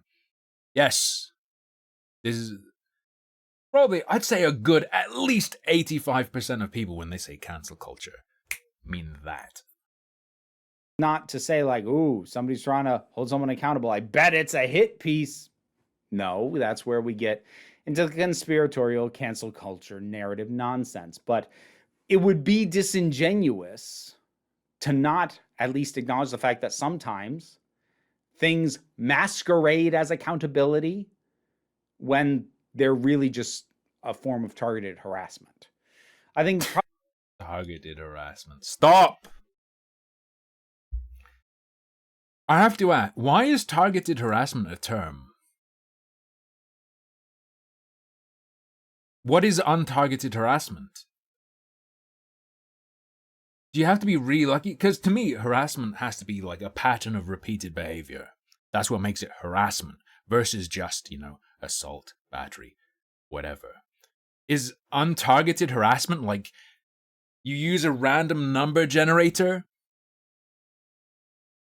You go bother someone. You use it again? It lands on the same person. It's harassment, but you didn't target them. It's just luck. Probably one of the most famous examples about that was James Gunn's firing from the Disney Corporation. Because what happened there was tweets that were years old, and they had to be years old because he hadn't done anything like this in a long time, which were admittedly. Stop. If people should be held accountable for the things they do, why does the age matter that much? Should there be a statute of limitations on accountability?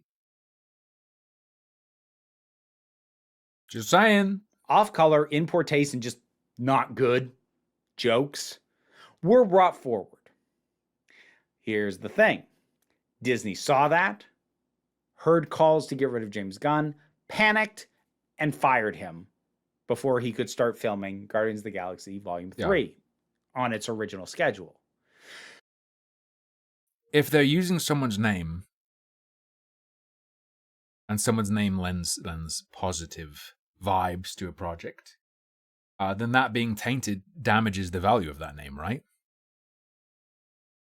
Unless you think Disney doing that was a moral statement. That feels like business, bro. People should only be held accountable for things I don't like. True, of course. What was realized fairly quickly after that, though, this was not homegrown genuine outrage. This was deliberately orchestrated by a bunch of Trump supporters who didn't like the fact that James Gunn said mean things about Trump. And so they... Okay. Stop. Maybe. Though, even if it was them, those people, even if there was a conspiracy, did it not have a negative impact on some segment of the public's perception of James Gunn? James Gunn, is that his name? I'm not a movie cuck. James Gunn? Went through his Twitter backlog, they dug this stuff up, and they made a big deal out of it. And they had to go years back because the man hadn't done it. Yeah, but did the people who saw it when they dug it up, did they not have a negative reaction to it? Surely most of the people are not the people in on the conspiracy. Disney wants him if he's good PR and makes stuff that people like.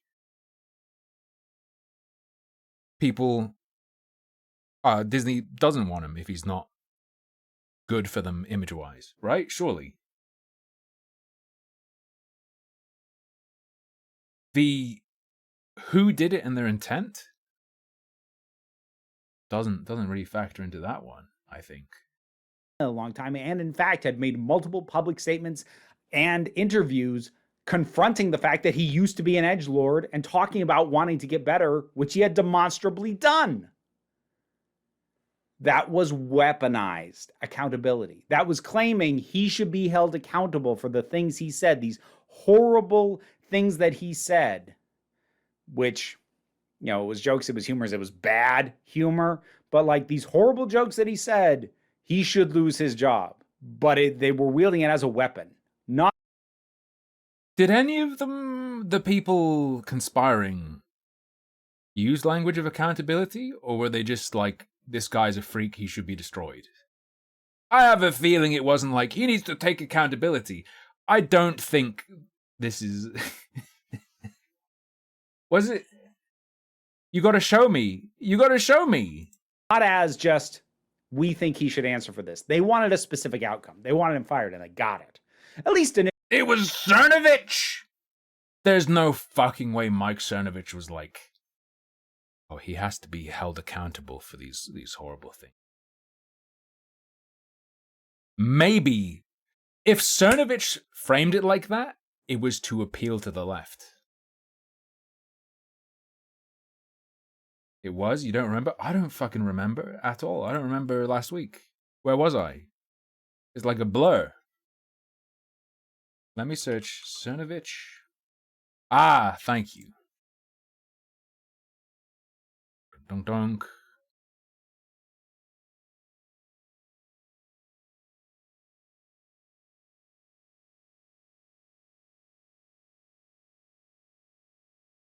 All right, where's the... What the... Mike Cernovich is in the title, but where is his tweet?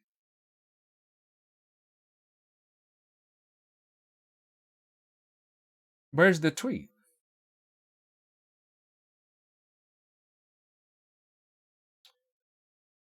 I want to see what... I presume Cernovich tweeted about this. Where the hell is it? No, I see the pics of the James Gunn tweets. I'm not seeing Cernovich's.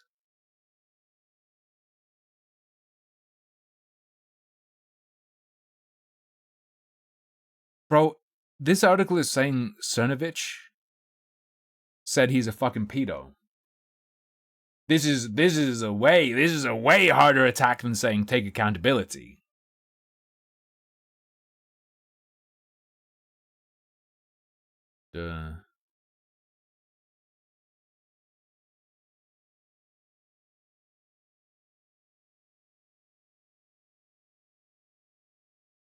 Yeah, this is a bizarre characterization of what happened then by this Council of Geeks person. This isn't... I don't think Cernovich or the people who hopped onto this would go, ah, good, he took accountability. We can leave him alone now. No, you don't try and say someone's part of a pedophile ring to go, take accountability, he needs to be accountable for this.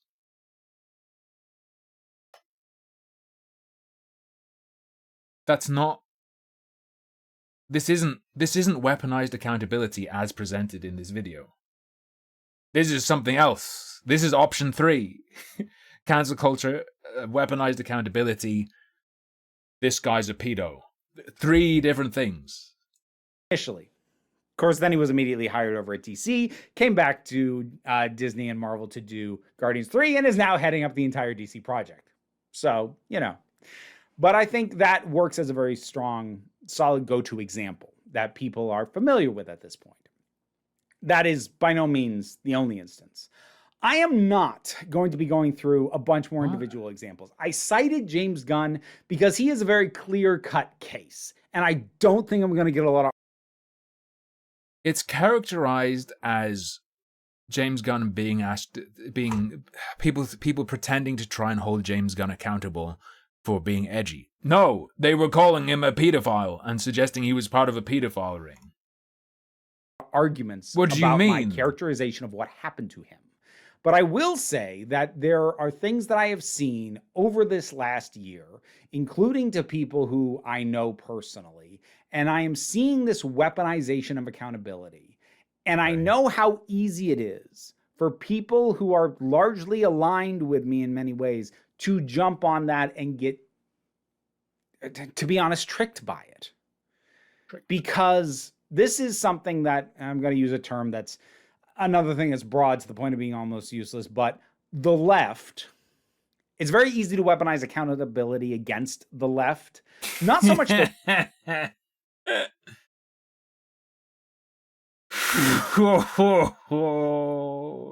I fucking told you. Right? Because the right doesn't really care. They don't really care what somebody did as long as that person is pushing for the things they want. Yeah, but these fucking people, they might be right-leaning. They're not hired by the right. The company the right-wingers hired by will fucking care if millions of fucking potential customers are going, nah, I'm not gonna buy your shit. Do damage control. Do it now. What are you talking about? That's why trying to hold Trump accountable even now is not diminishing his poll numbers very much. Because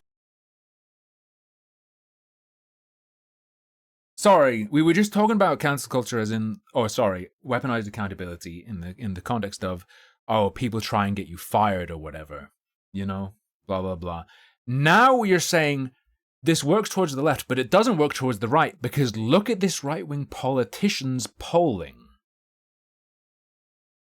I would like to suggest that these are apples and fucking oranges. Because people want what they believe he will do, and they don't really care about him ever being held accountable for anything. Now, that's not to say that there's never been accountability on the right. It's happened sometimes, but it feels like it's happened increasingly less as time has gone on. Because, you know, you can go back some years and see things like Bill O'Reilly, Roger Ailes, people who were held accountable for things that they did and lost positions of power. But that seems increasingly rare, especially over on the right. By and large... What is this link? Bro, the fucking Mike Cernovich blog post is titled James Gunn endorses pedophilia in 10,000 deleted tweets. That's way harder. More hardcore. That's way more hardcore. Why wouldn't she try it? What the?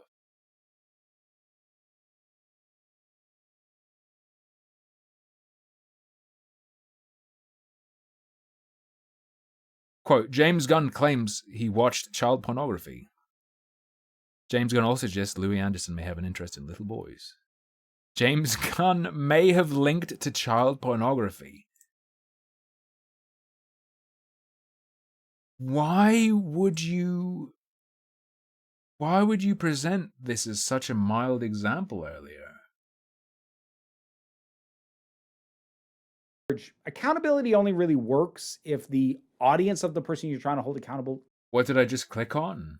The Cernovich.com link. Cernovich was like going on the path of total obliteration of James Gunn. This wasn't how the Council of Geeks presented it, man. Cares. And the James Gunn shit is way more than it's made to look like.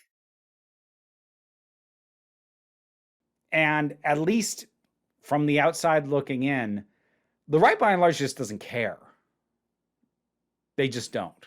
They don't need to care. You only need to have whoever's above a right-leaning person to care. Whoever is in a position to fire them or do whatever to them to care.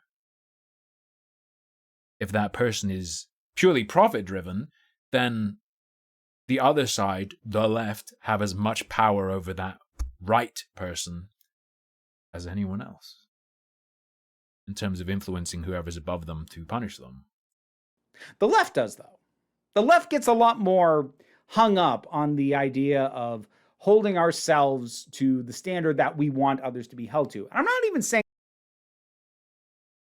Now you're going to talk about people inflicting it on themselves? What the fuck? Whoa. Forget that this seems absurd on its face. We've gone from... It's when you go to get their boss, when you get their boss to fire them. It's to do with popularity with their side. And now it's to do with how you behave on your own. What is this? There's no structure to it. It's like flitting around. It's like a magpie. That necessarily is a criticism in the broad strokes. it can lead to miscalculations and moves that are done for the principle of the thing that ultimately are going to turn out to be a bad idea or have in the past. But again, I'm not here to cite a million examples. But accountability can get used and weaponized against left-leaning content creators or left-leaning figures, be they government, public, whatever, because the left-leaning audience and fan base cares a lot more about accountability. And because they public figures. So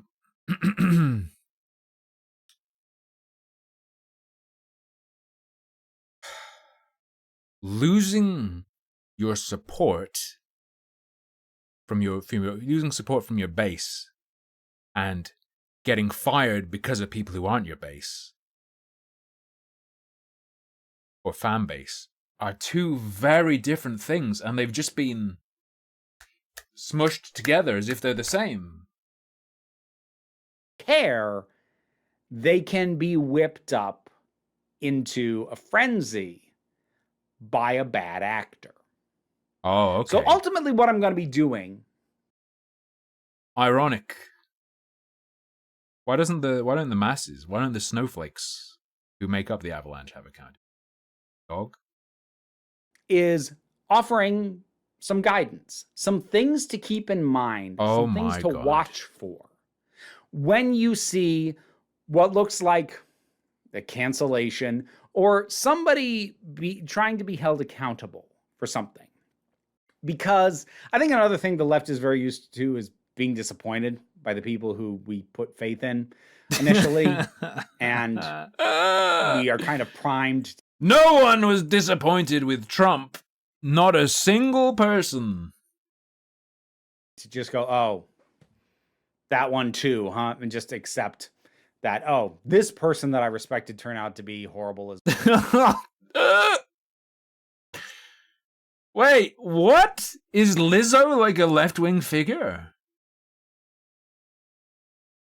I thought she was so wide that she crossed the whole political... Anyway, no, but is she like someone the left likes? I thought she was just like a fat and blue on a metal rod or something.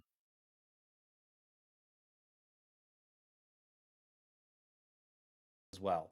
It's a very easy thing to fall into, but here's some stuff to keep in mind. And think of this in a similar way as watching out for confirmation bias. Like when you see a headline that like seems to confirm something you already believe, that, and it like gets shared on Facebook. If it's someone you're invested in and have faith in, the confirmation bias to look out for would be if something good is said about them. What the fuck are you talking about?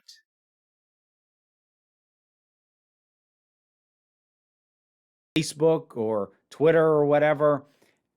If you have been making a point of learning, like, okay, wait a minute, what's the source? Is anybody else saying that same thing? Or am I just inclined to believe it because it's what I would like to be the case, or it's what I already believe to be the case? This would apply more to right looking at left things or left looking at right things, not same side. Same side, the confirmation bias would be like, that's too good to be true.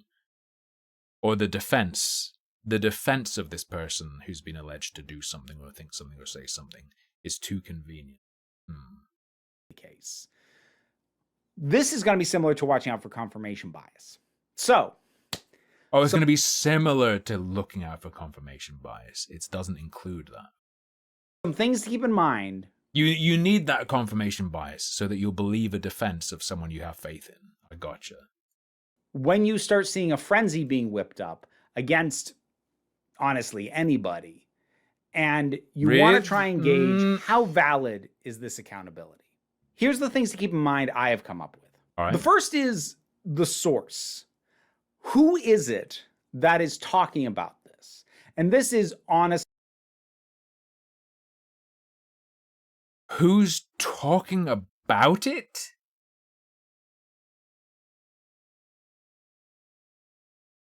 That's not the source.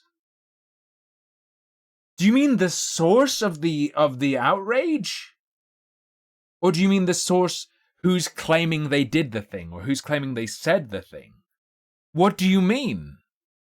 Wait a second. Let me listen. You have to drill down and try and figure out who started bringing this up. Because that's 100% fucking bias. Who started bringing this up? No, you need to check if it's fucking real. That's fucking irrelevant. Who started talking about it could be relevant if they would be biased against the person, and like if what they're saying happened is like, ooh, that doesn't seem real, and the person bringing it up just is a fucking hater of this person, so they would fake it or something. Oh, yeah, he raped his own kids with a knife, but look who's upset about it. Look who told people about it first. No, who fucking cares? What are you talking about? Fortunately, in the social media age, this stuff spreads real fast. So trying to backtrack it to where it started can sometimes be tricky. But assuming that you can find an original source, or as close to one as you can get. The original source will be the person they're angry at. Surely.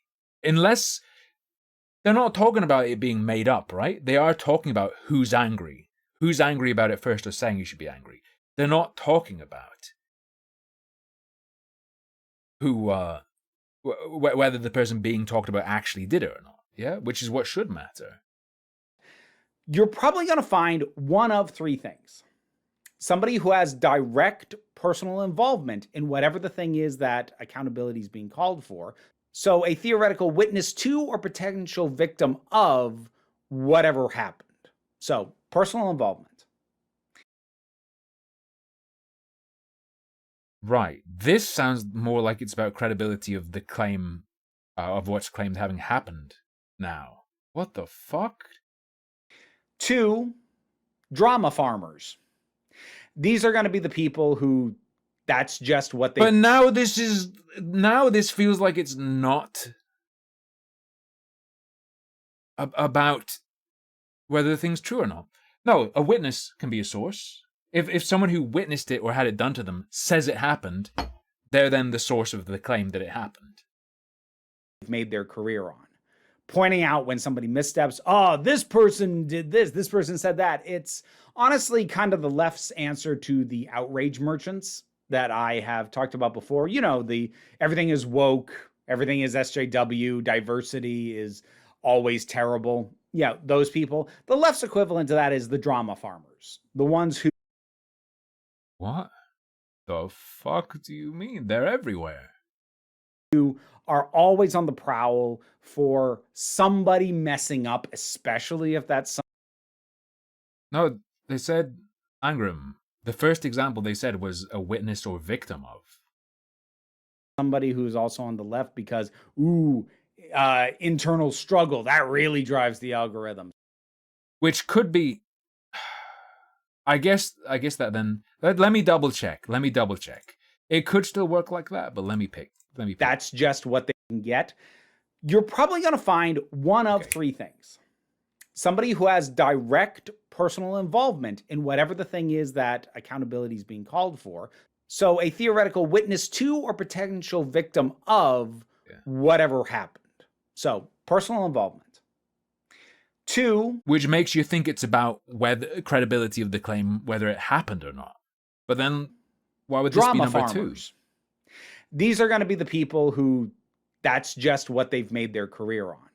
Pointing out when somebody missteps, oh, this person did this person said that. It's honestly kind of the left's answer to the outrage merchants that I have talked about before. You know, the everything is woke, everything is SJW, diversity is always terrible. Yeah, those people. The left's equivalent to that is the drama farmers. The ones who are always on the prowl for somebody messing up, especially if that's somebody who's also on the left because, internal struggle, that really drives the algorithm. So... Okay, but are we caring whether it's real or not? Or just who points to it? The intent of the person drawing attention to it doesn't affect whether you should dislike it or not. What the hell do you mean? There's them, And you should always be skeptical of a drama farmer. I'm not going to judge you for engaging with that kind of content because there. Always be skeptical of a drama farmer. What about of a drama farmer's claims? What do you mean? Can be a sense of entertainment or even schadenfreude to it, but just be cautious if a significant portion, and especially if the majority of what a content creator seems to do is complain about and dig up dirt on other people, especially other content creators. You're not saying make up dirt. What if the dirt's fucking real? What do you mean? You might be dealing with a drama farmer, and you should be skeptical of most of what they say. That's not to okay, of what they say. Okay. Say they can never be right, because some of them will dig up stuff that is worth digging up. They found something worth digging up. Not true. Are you fucking talking about truth? No, but the heck, it keeps bouncing back and forth to whether you should be fired up by it, regardless of truth. And truth. I thought they were talking about truth for a second, but now they're talking about digging up whether it's worth. The skepticism that's being referred to here sounds like skepticism over whether it's the right thing to be upset about versus not right to be upset about it, rather than whether it's true or not. I can't fucking tell. This is bizarre. Something that somebody buried that actually they should be held accountable for. So don't 100% discount it. Yeah, here they're talking about they can dig up things that people should be held accountable for, not they can dig up things that are true. But these are things to keep in mind and reasons to give it more scrutiny. And then the third, who are going to be talking about it, are people who are intending to build a narrative.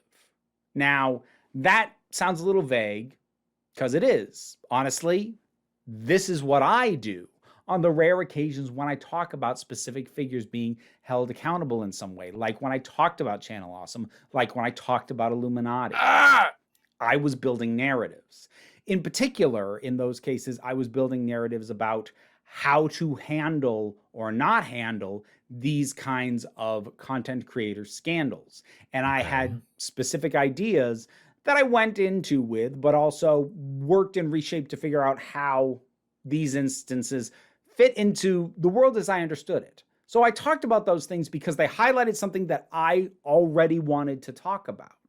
In the case of Channel Awesome, it was the more broad sort of, what did they do right? What did they do wrong? And with Illuminati, it was a bit more specific to why is this hitting her harder than it seems like it should, since she's doing what on paper seems right. These brought up things that I otherwise wanted to talk about. They allowed me to give the narrative I wanted to tell. So again, is this ego? Bro, you jump onto examples of popular or somewhat well-known or more popular than you people in scenarios that include themes or ideas you want to talk about so that people will watch your fucking video about what you want to talk about. You want to talk about this kind of thing? If you just talk about it, people won't look as much unless you're already huge. If it's about that person and you're using them as an example, more people will look. I don't fucking believe that there's any other reason. It's not. They allow me to go with that narrative.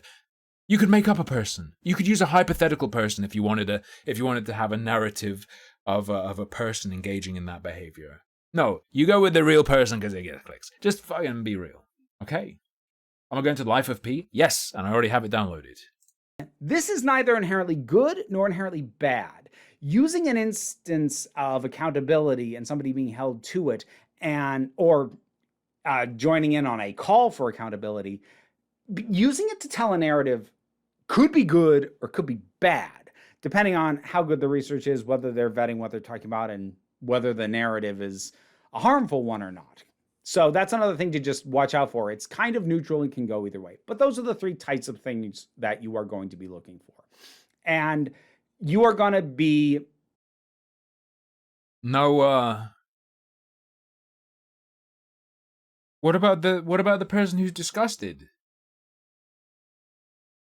What about the person who's disgusted and despises what they've seen of the person they're talking about? No, none of that. It's only those three. I think a lot of the people who saw the James Gunn tweets were disgusted. Genuinely. This is about digging into sources. But as far as I can tell, not for the sake of credibility, as in, can you trust what they say is true, but can you trust their judgment on whether something is good or bad? Which is bizarre, because I pick that for myself, dog.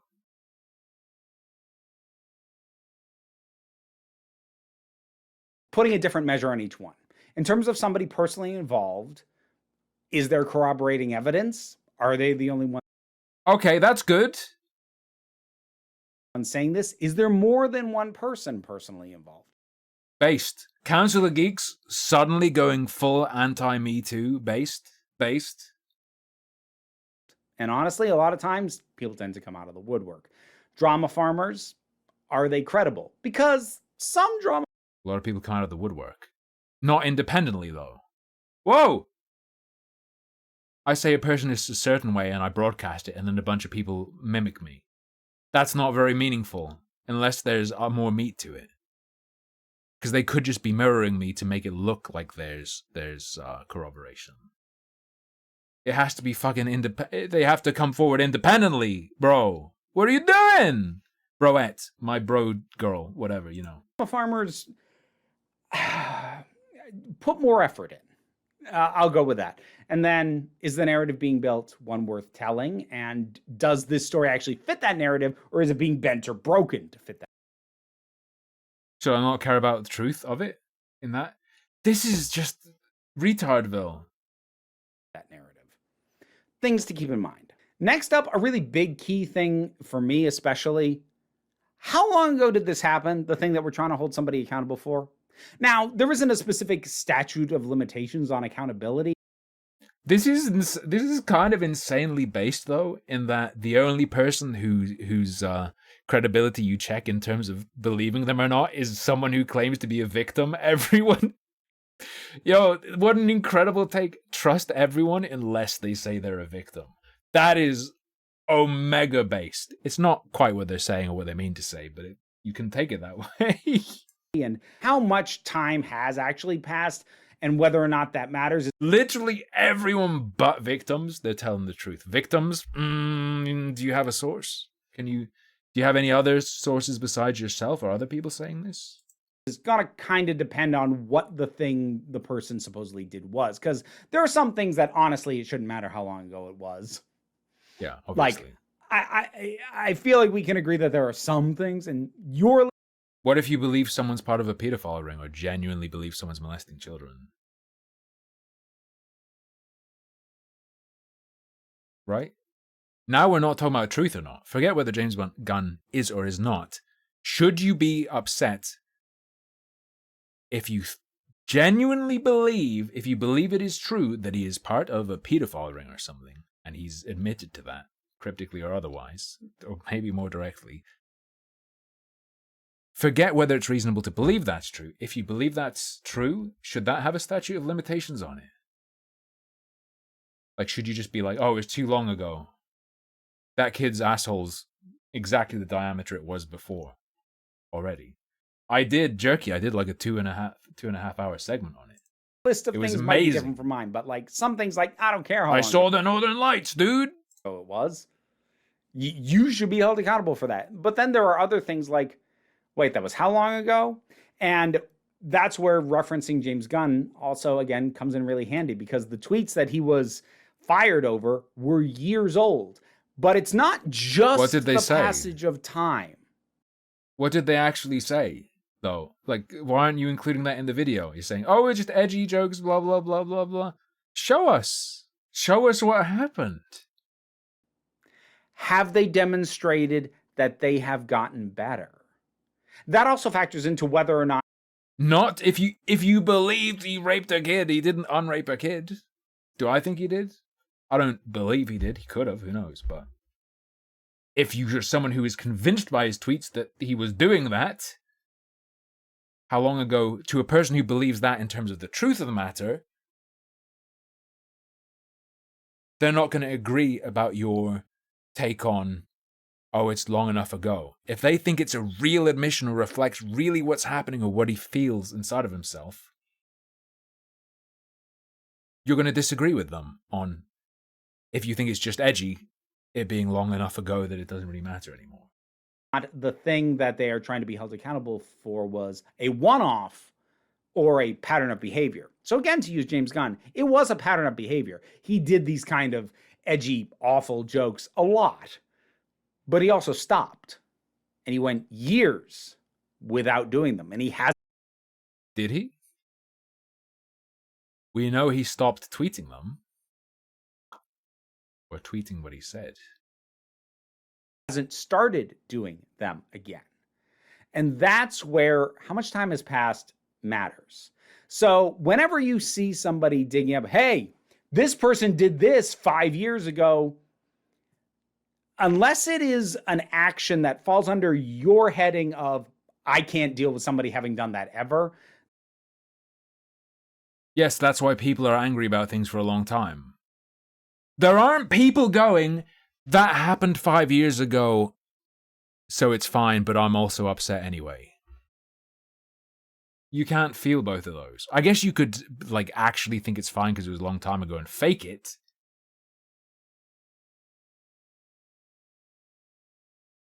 But it seems silly to say it's okay or not based on a person's subjective feeling about it, because even if something is dredged up as part of a conspiracy to try and destroy someone, the people who see it will authentically feel a certain way.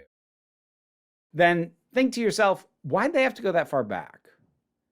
Why couldn't they find a pattern of more recent behavior? Which, of course, then brings up the idea, has this been addressed? Kind of based, though. Yo, why did Channel 4 have to go back to 2012? For Russell Brand. That was over, dude, that was like 12 years ago. Before. And again, in the case of James Gunn, it had been. He'd talked about it already.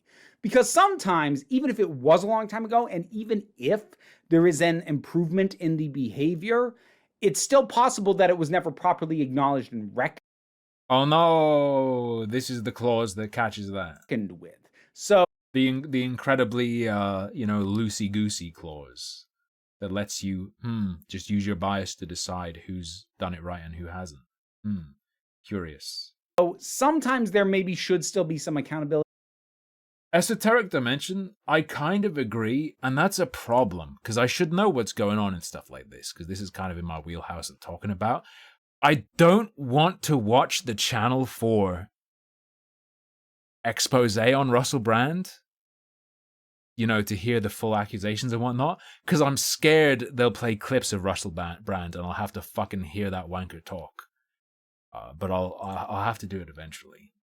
If only to get the person to acknowledge publicly, yes, I understand that that was wrong. You shouldn't just assume that because, so far as we are aware, they don't do that anymore, that they understand what is wrong. Getting an apology and getting them to demonstrate that they understand why something that they did was not okay. They'll play me a clip of him and I was like, kill him! It's like, Tim. That was just him reading out the information on his ID. Yeah, that matters. There's always the issue of how much evidence is there to support whatever it is, the accountability. Ah, yes, that little... yes, that old chestnut. Whether what's been described is fucking real or true or not. This little old... is. And obviously, if it's an action against a person, are there witnesses? Has this happened to more than one person? If this is an online sort of incident, like how many people have receipts to this? How much do we trust them? And here's where I'm just going to briefly talk on the idea of likes. Because I see it very frequently brought up that people will go, hey, this person liked these tweets from this horrible person. And you got to be careful with tweets. I'd say, well, here's the first thing I'll say. Is this person over 70 years old? What is going on?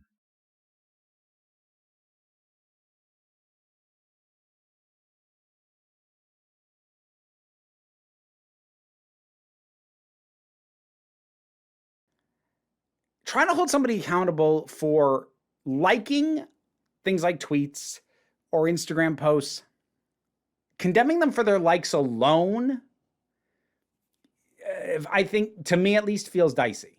I think likes can work very well as supporting evidence of something else that you... Do you think this person understands that they're really talking about here optics? This feels way more strongly about what will work, what will be effective, rather than what's right, but they're talking about it as if it's what's right or wrong, when clearly this advice works more for, will you pull it off?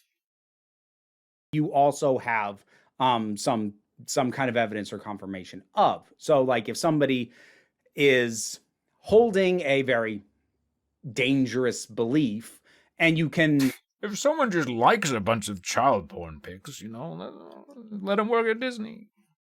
Support that, like by things that not only they have said, but also things that they have liked. Okay, that's fine.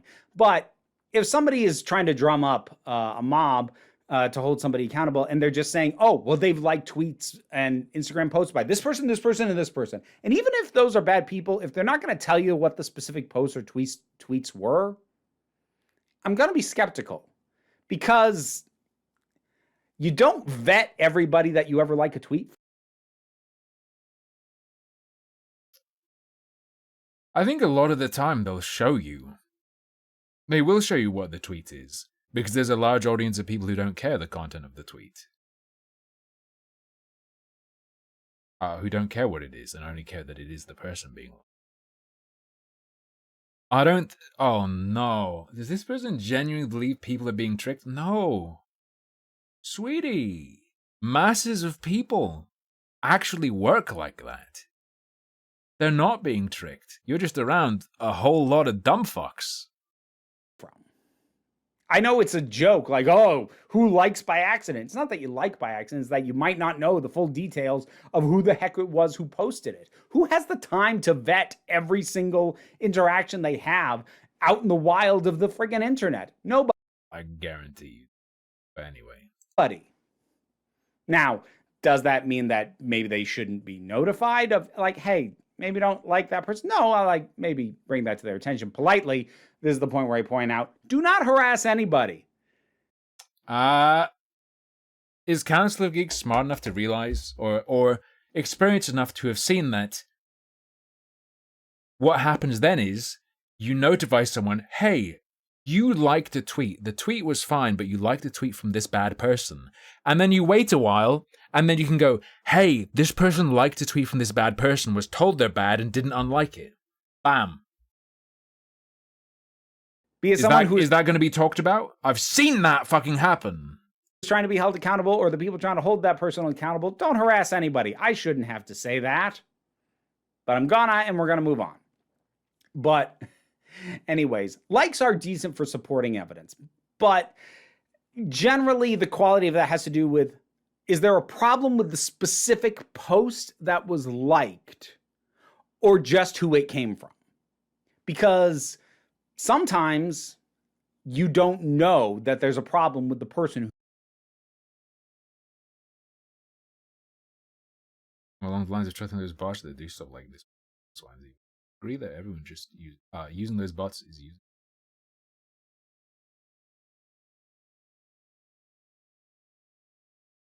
What do you mean? The follow check, I guess, is similar to liking like a tweet or liking some tweets. It's fine. Whose post or tweet you liked. Sometimes it's worded in a way that has dog whistles that you don't know and don't recognize. And again, volume matters. Has the person liked this sort of thing a lot or a couple of times? So... Okay, what if they like a lot of dog whistles that they don't know are there? Again, another... What if they think it's a form of poetry to have your sentence be exactly 14 words? What if they think it's like a haiku? Another measure to keep in mind. Now, here's the big one for me. The use of someone's own words. If the thing that somebody is trying to be held accountable for or get canceled for is a clip, video or audio, of their own words, how much context do we have and how much context is being provided by the people shouting that they should be held accountable? Now, again, I am not going to cite specific context. I think we're in an age where context doesn't matter. Context doesn't matter at all nowadays because people don't think in terms of, does the context change the meaning? What is this? What are they actually saying? What are they actually trying to express? What is in their head that they're trying to get out to people? No. Context nowadays is, shit, did someone I like say something that sounds fucked up? Context is lacking. Did someone I don't like say something fucked up? Doesn't need context. It's so bad, no context can salvage it. Examples here just because it's going to start fights in the comments. However, I do have some very specific examples in mind for this sort of thing. True. Hey, it's a good plushie bunny.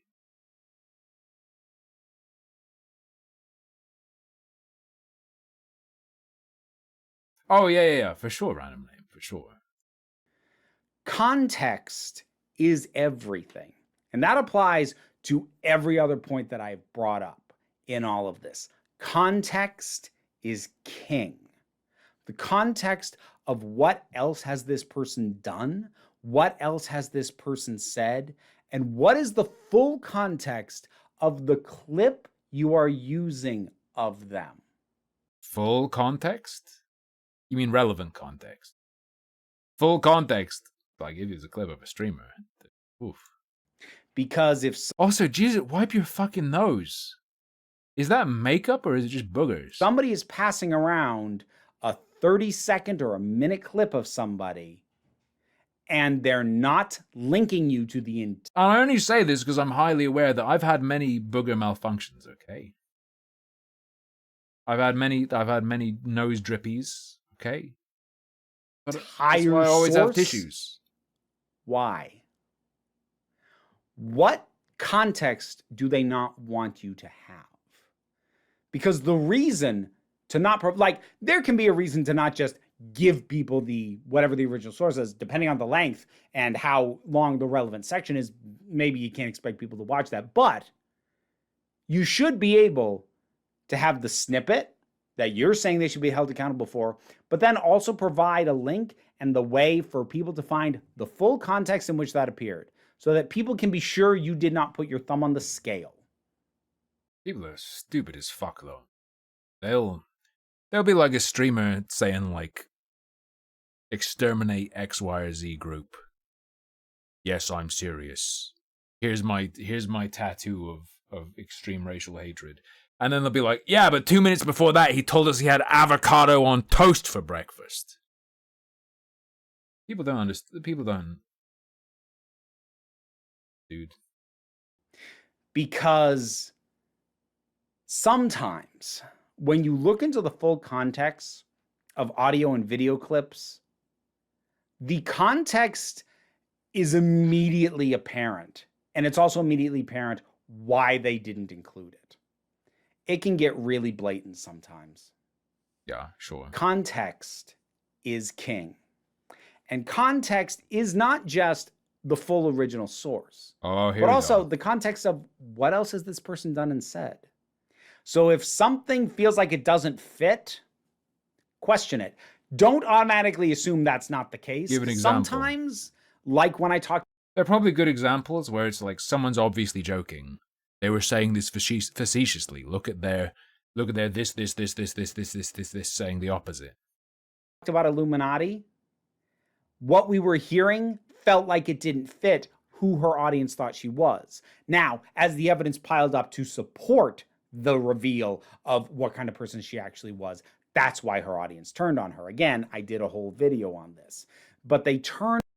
I don't care what kind of person someone online is. Okay? With some caveats, if you... I don't really care if the person whose videos I'm watching is a piece of shit. Just gonna be real with you.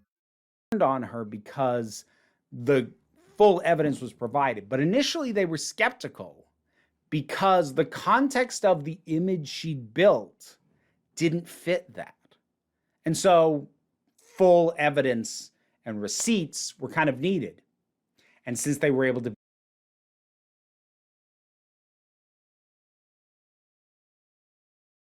needed to convince people, not needed to show it was true, yes? Now it seems like you're talking about optics again. Are you saying if it... Wait, is the implication if a claim goes along with how people view someone, you require less evidence? No, you require the same amount of evidence regardless. It's just how much you need to convince people who think the opposite. What's going on here?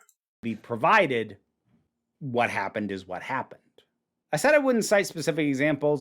It's like watching a spider trying to climb out of a wet sink. Kind of recognized problems, but also falling into those problems in the same breath. I'm not going to talk about any of the ones that inspired this, but I'm going to bring up a vintage one. Blair White is the queen of out-of-context clips. She lives to snip out tiny bits of things that people have said. I don't torture spiders. They naturally go to the sink. They like places where it's going to be more humid or wet because when they molt, they need a lot of humidity to get out of their skin, dude. And just tear those things apart and paint an image of the person who said that, or an image of what it was they said that is in complete contradiction. She loves to put fake quotes in the titles of her videos and pretend that the person whose head she sticks in a thumbnail said those exact things. Yes, I do have a personal stake in this. And actually, you know what? I'm going to let somebody else sum this up because he did it really well. Another video right here called "I'm transgender for attention," which is also in quotation marks. And the person in this video also never said that. I went back and found the original video she's reacting to because at this point, I have to fact check everything Blair's doing. And in this video, this person is talking about how her experience doesn't take away from other people's experiences. Okay. And Blair flips it and makes it sound like she's saying the opposite. And on... Yo, you're type 2. You're person type 2. Stop being mean. I'm sure many people enjoy his niche content of special needs ASMR. And in this video, this person is talking about how her experience doesn't take away from other people's experiences. And Blair flips it and makes it sound like she's saying the opposite. And honestly, Blair White's somebody that should have thrown up a bunch of red flags because... Show us the clip! You're talking about being careful. You obviously fucking hate Blair White, and now you're telling us Blair White said things without even quoting. All she ever did was provide tiny snippets of a person, tiny instances, either from only one video or... You provided literally one video title and a claim we have to trust you on, or look up ourselves. What are you doing? Or only one article that was written, or only one interview, and then just go off on that. Not provide multiple sources, not cite multiple things. What did you've done one video title and they're just saying stuff? Strip as much context as possible so that she could build the narrative she wanted. Blair White is both fitting people into the narrative that she wants and you're building a massive narrative and the only solid piece of evidence we've seen is a screen cap of a video title. What the fuck? And a drama farmer. She does both. So there is overlap as well. And it is possible for even people who are directly personally involved in some of these things to also be not going to see drama farmers or want to build a narrative. The things that I've laid out before are types, and you can multi-class in these things. And I don't know... Yeah, but I'll potentially lose spell slots, because only one of them gets spell slots. How helpful all this is ultimately for people. I don't know who's going to watch this all the way through to the end. I don't... We are the 1%. I don't know who needs to hear this. I know a lot of people who need to hear this. I don't know how many of the people who need to hear this will listen. But I've seen the notion of accountability, which is a good thing, wielded as a weapon too many times in this last year and wielded in a way that if more people just stopped and paused and thought, wait, what's the context of this? It was how long ago? How much evidence is there for this? Who's the source? If these questions got asked by more people, this stuff wouldn't get as big as it does. And we wouldn't see people like James Gunn getting fired. Is he retarded? Is he retarded? Is but he we do still see it. Because it's easy to do less work if it fits a narrative we already believe. Coming back to confirmation bias. The Blair White section was very easy. A thing people do because they're evil. I've seen very little of Blair White. I'm sure what they're saying is true from what I've seen of Blair White. But this little clip of them talking about Blair White is a masterclass in sus. Characterizing Blair White as all these different horrible things. Not really showing us. Not really showing us.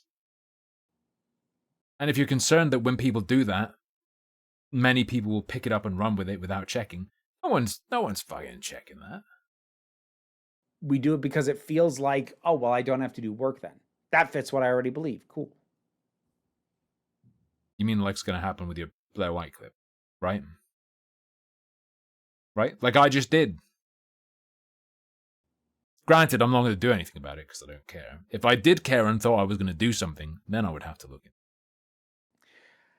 Trying to navigate this age, this time in which we live, is... Time in which we live in. Work.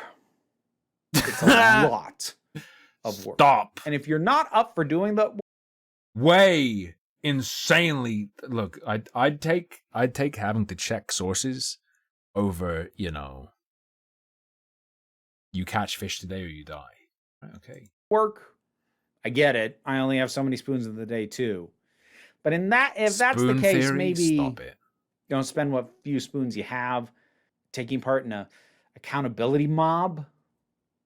If you have the spoons to do that, maybe step back, take a breath, have a cup of tea, and look into it a little more first. Do you guys know about spoons? Do you know about spoons? I don't know.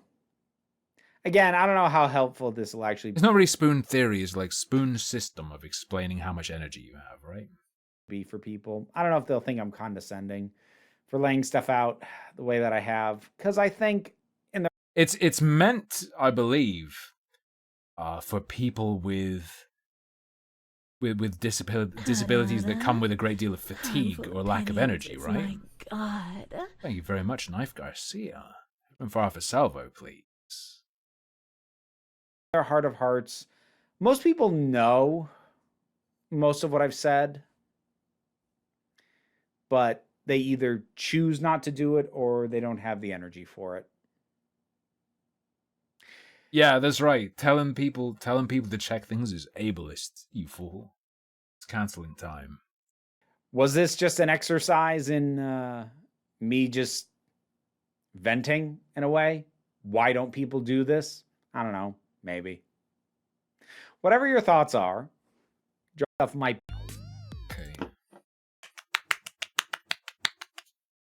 Good job. No. You can't look like that and then have the cartoon of yourself be that.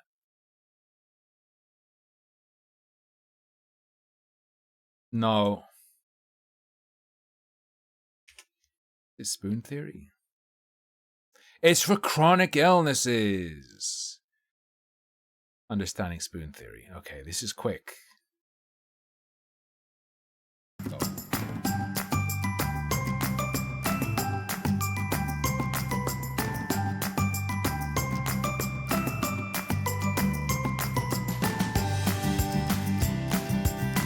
Are you gonna talk?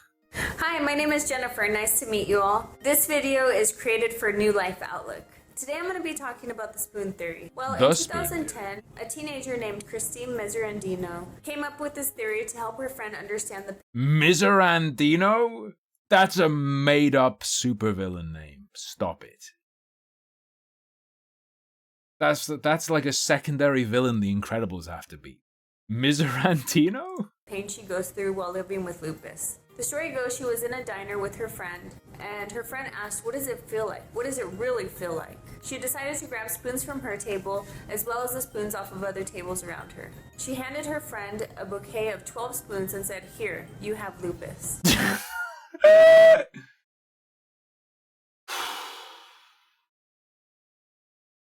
Then she asked her friend to break down each and everything she does throughout the day. Every time that her friend told her one thing, she would take away a spoon. Halfway through the day, she was only left with 6 spoons, and her friend started to become a little worried, knowing that she was only going to have 6 more spoons for the whole day. Most healthy people start out with an unlimited amount of spoons to do whatever they want each day.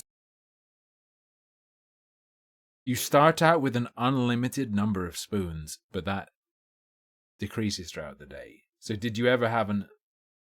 It's normal to have infinite energy? Day. While sufferers start their day off with a limited amount of spoons. What do you mean? Because of this, we need to plan, pick, and choose each and every activity we do carefully. We have to plan our days out to know how many spoons we're starting our day out with. If we want to visit friends or family, we have to make sure it's a day that we're not doing too much and that we have enough spoons. Bro, you know what's really gonna fuck you up? Time.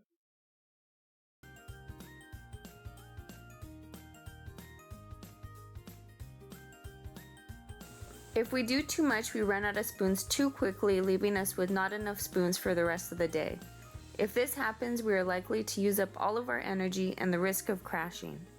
It's a lot about making choices. What? If we run out of spoons, we need... Wait. Yo, this idiot just spent one of their spoons on transporting a handful of salad. It's a lot about making choices. What am I looking at? If we run out of spoons, we need to choose the rest of our day wisely. Wait, washing your hands uses a spoon, but shitting doesn't? No, I'm disabled. I can't wash my hands. Because when the spoons are gone, they're gone. It's always helpful to save an extra spoon, just in case.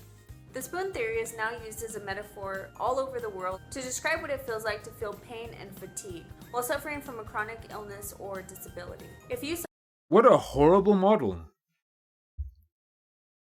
What? Dude, people with chronic illness have a superpower. You start your day with 6 spoons, just don't do anything until 11 p.m., and then you could, like, run 6 marathons. Suffer from chronic pain, you are a spoonie. Other spoonies can be found all over the internet. You can find these spoonies on social media. That's worse than Aspie. No, stop. Sites such as Twitter, Instagram, and Facebook. Common hashtags being used are hashtag fibromyalgia, hashtag spoonie problems, and hashtag spoonie pain. I hope this video helped in some way, and maybe you can even share it with somebody else to help them understand the pain. Hey chat, how about this? Everyone has an energy meter. Everyone has a gas tank. Some people can't get it above a certain amount of being full. Some people it drains faster. Fucking crazy, dude. Insane. And I don't even have to make it impenetrable for people by saying it's a collection of spoons you have. Of living with a chronic illness or disability. If you're interested in checking out any more of my videos, you can find... If you have a chronic illness, and you need to explain to people your limitations, don't start talking about a bouquet of spoons that you hand to someone and tell them you have lupus. Don't. You'll confuse them. I don't understand.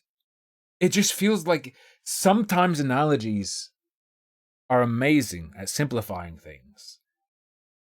I just think it's so much easier to just say, I don't have as much energy to do things as other people throughout the day. I'm more limited. I have to pick and choose what I can do, otherwise I just run out.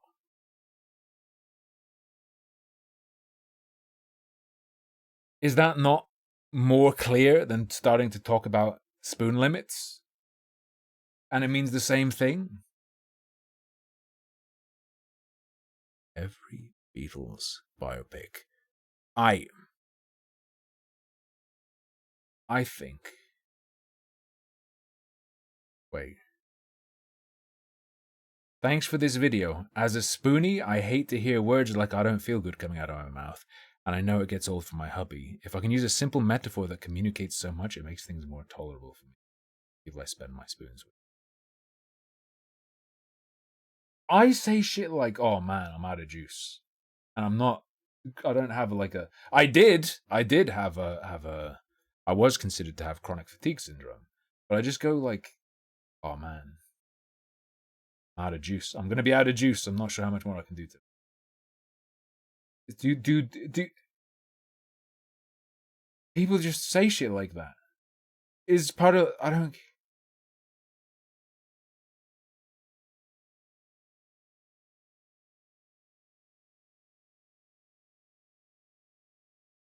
Oh my gosh, this is exactly what I do. I had no idea this was a thing. You independently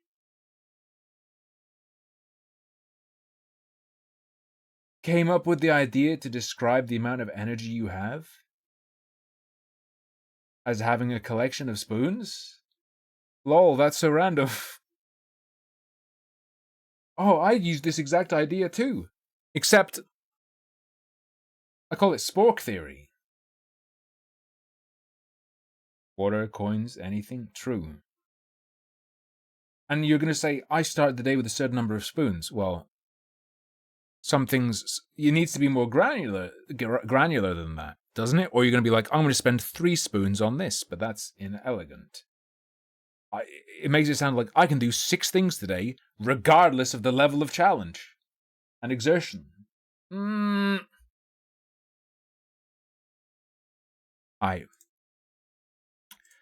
I think it is 9 o'clock.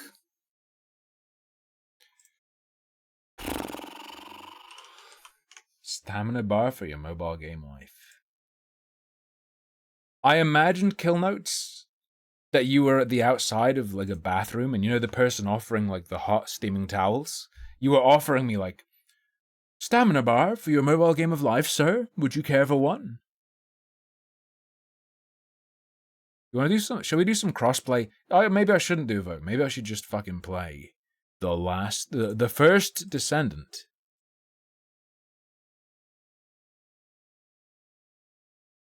Give that a spin. Let's do some more games for the end.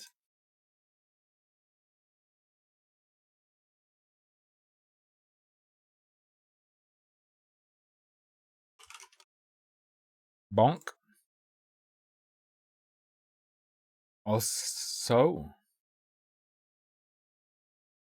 I will maybe drink one of these each night, or I could get pretty fucking drunk. But I probably shouldn't do that at 9. I'll try the Brennivin when I'm back. Brennivin, the Icelandic liquor. See you in a minute.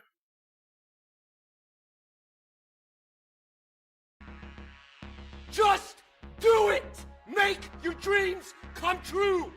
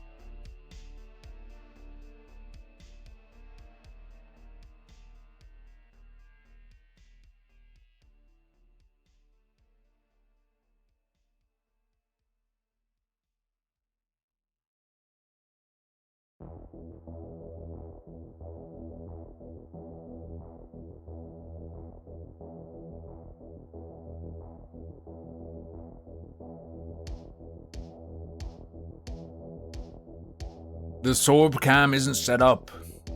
It was moved to the kitchen to show her food dish, so that we could make sure the automatic feeder was working.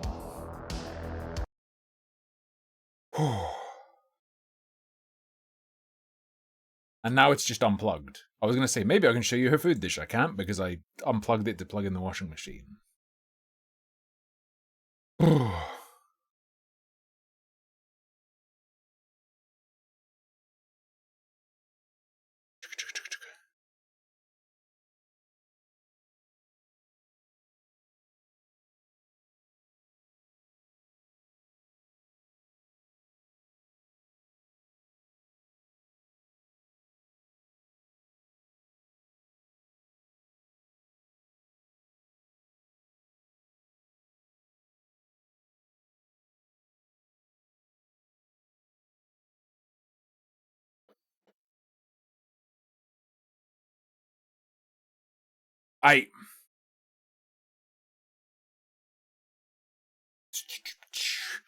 Summon me by typing bold. We're gonna have a little sip before we play this. Ah! I put the sleeve in my pocket. Silly me. Silly me. We've got From Iceland. I have not tried this on its own. Oh god, what have I been linked to? Elon Musk is reportedly considering the idea of killing himself. Community notes, this is true. Alright.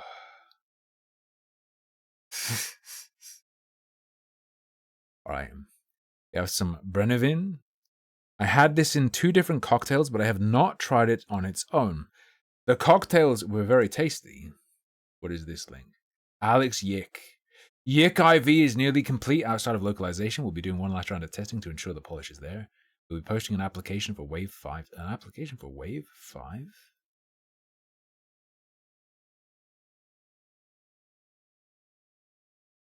It's Yick 1.5. I thought it was like a blood theme. Bro, so this is an Icelandic liquor made with caraway as its only flavoring.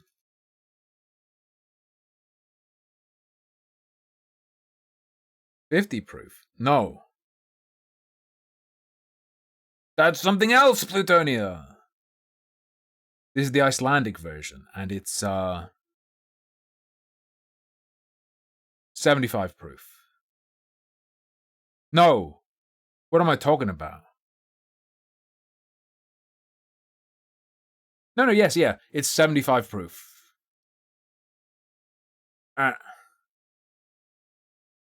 Please. I don't know if I can open it. It's Iceland's version.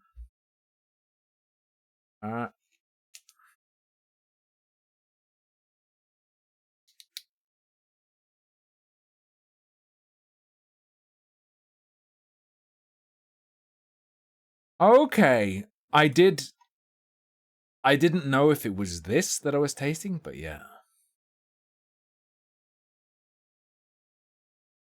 Do you drink this slowly? What kind of drink is this?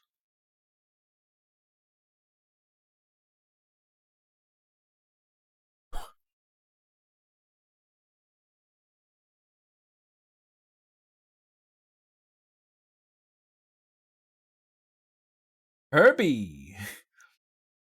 God, it feels like it's really warm. It went right up my fucking nose. Today I'm going to be harshly judging and categorizing children's playground equipment using a political compass. So for instance, you have the talking tubes. That's a liberal piece of playground equipment.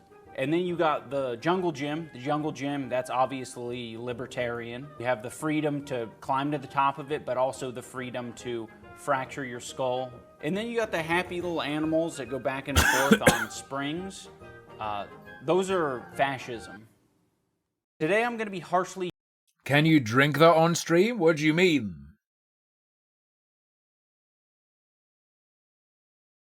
Oh no, I'm drinking a weed. I'm drinking a weed in the UK where it's illegal. Oh no, oh no. Yeah, it's alcohol. What do you mean? You can drink on stream. You can smoke weed on stream if you live somewhere it's legal. The rules are against, self-harm. You can get a little drunk, you just can't get, like, fucking wasted. You can't drink to the point where someone will be like, this guy's hurting himself. You can drink, though, as long as it's somewhere where it's legal. Just essentially not blackout or something. Shit, Fitz over even saying you were drinking? I don't think so.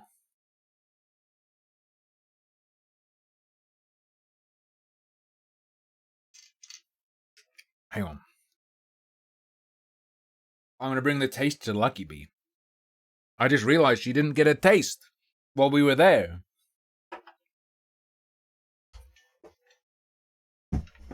It do be poison. Alcohol do be poisonous.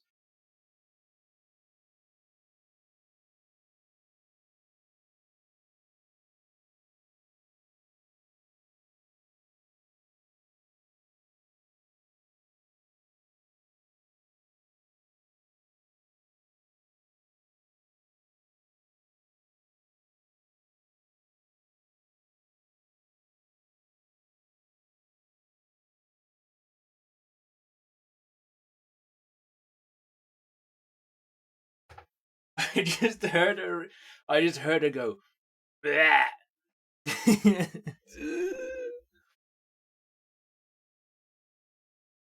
She only drinks vodka normally, so. Not that she's drinking vodka all the time. But I kind of knew she wouldn't like it, so I don't feel too bad about not giving her too much. Like the licorice as well. She fucking hates licorice. Dude, when she bit into like a bar that she thought didn't have licorice, but it did, and she looked like she was gonna cry. Licorice is so good.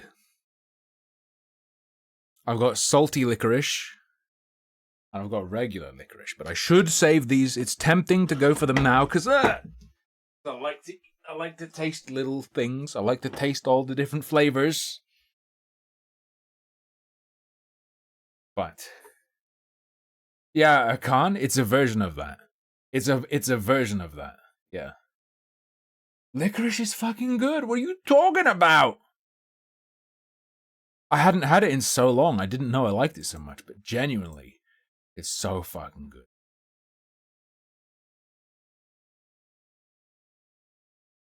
And the strip. Very. The strips of licorice, like the stripe of licorice and stripe of another flavor, enrobed in chocolate. That shit's amazing. It's so good. The caramel that has a licorice log through it is pretty good too.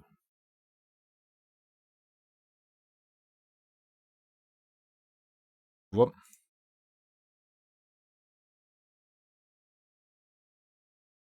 Oh, bro, no. Look, I tried skooma once and then stopped cold turkey. I would not touch green moat. Bro, not even once. Green moat, not even once. Although I guess you stop when you're dead.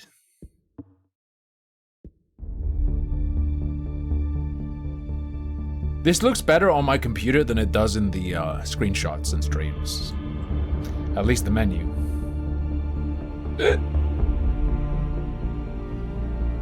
You like rhubarb pie? Yes. I fucking love rhubarb. I didn't know. I have tons of games prepared. What are you talking about? I have. Ausred? How about you shut your fucking mouth and listen to this list, bitch? Somerville, Eastward, Injustice 2, BlazBlue Cross Tag Battle Special Edition, Rune Factory 4 Special, Toem, Tectonica, Maquette, Broforce.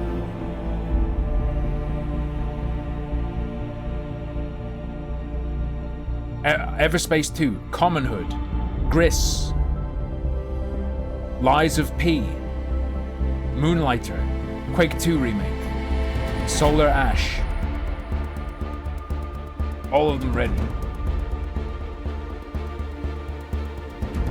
Game Pass, bitch. And I have some stuff on Steam. We did the many pieces of Mr. Coup even, earlier. We got Against the Storm and Mechabellum that we can always come back to. We got Ace Combat 7, if you like to fly in the sky. I better not fucking like this, because this is definitely going to launch and then die. This better be shit. This better be bad.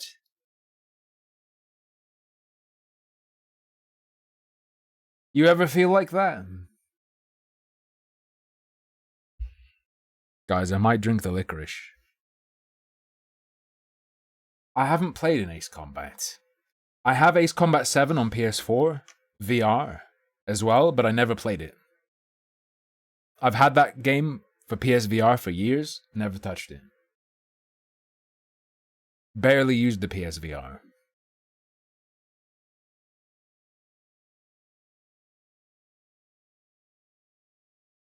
The movement is a bit wonky. In this game or in Ace Combat? If it's in this game, it's fucked. If its competition is Warframe and it's wonky movement, yeah, if this has wonky movement and its competition is Warframe, it's fucked. Everything. The connection between two worlds. About a century ago, humans were defeated by the Vulgus. Vulgus! Invaders from the other world.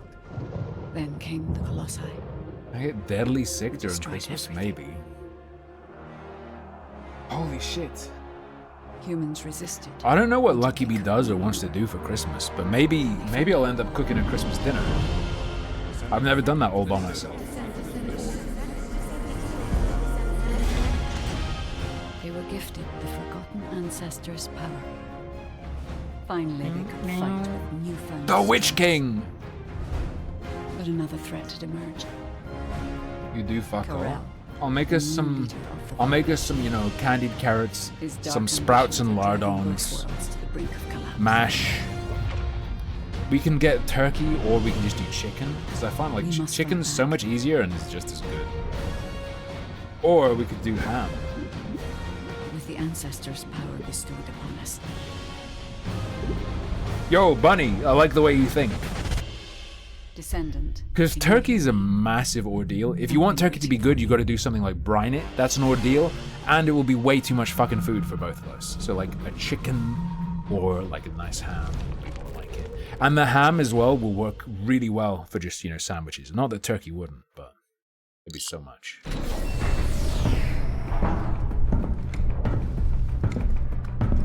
What's the skibbity news? According to the investigative corps, the artifact is in the ruins. The assignment is simple. Bunny will collect it. Bunny? One of you protects her. So, who is going to take this on?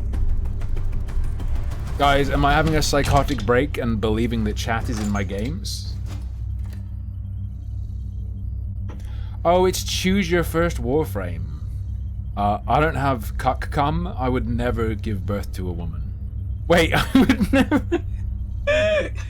I would never have a daughter. Okay. Leave it to me. Leave it to me. When using the skill, acquires void energy. Depending on the amount of void energy possessed, gains singularity based on stage. Singularity decreases cooldown and the effect is boost based on stage. When void energy is at maximum, enhances the skill. I don't know what the fuck any of that means. Orbit barrier. Void walk. He does a little hoppy. He does a little blasty. A hypercube! I've seen that movie. Dude, we can't play the guy whose ability is hypercube. Skibbity news. What? We received a copyright strike from the creator of Skibbity Toilet.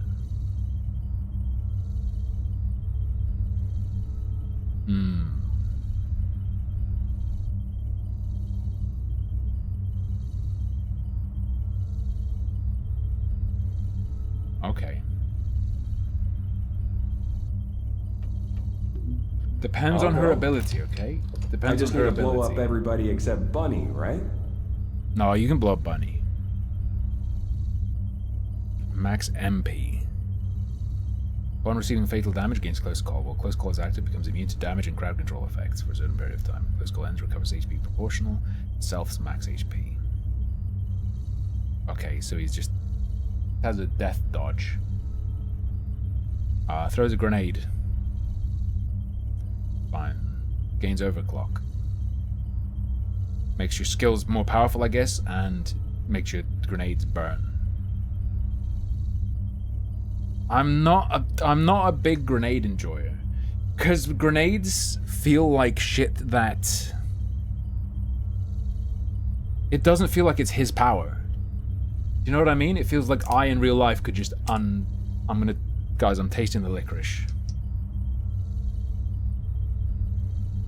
Jesus Christ. This is lower alcohol and then we'll have the salty one tomorrow.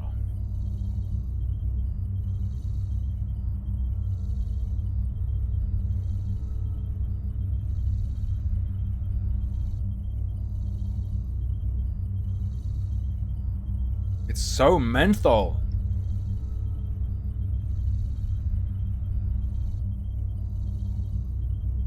It doesn't taste like licorice.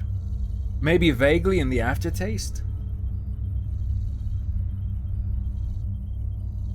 It burns my nose, not with alcohol, because it's only 19%.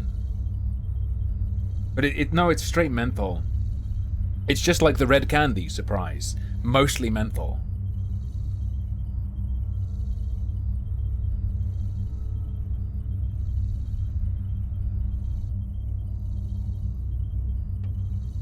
Seems like my kind of job. Wouldn't it be easier if I just... Nah, dude. There's a little bit of salt to this one, but there needs to be more. So I think the salty one's going to be really good. The salty one without menthol. This tastes like Night Nurse. Does anyone have Night Nurse or NyQuil? This is just straight NyQuil. Bro.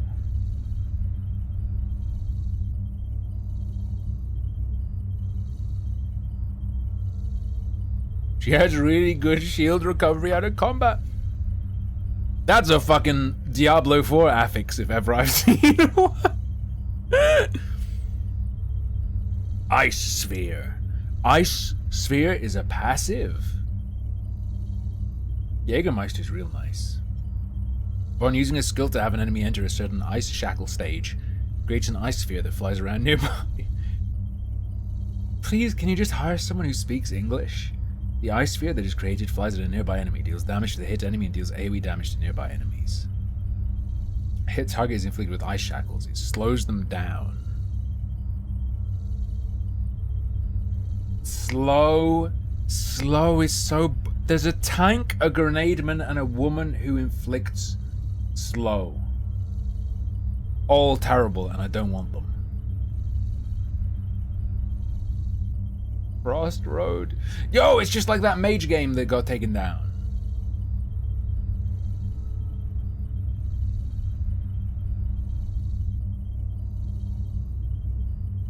Blizzard.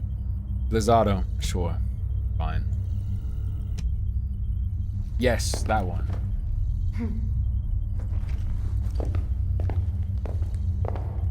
Just do it! Make your dreams come true!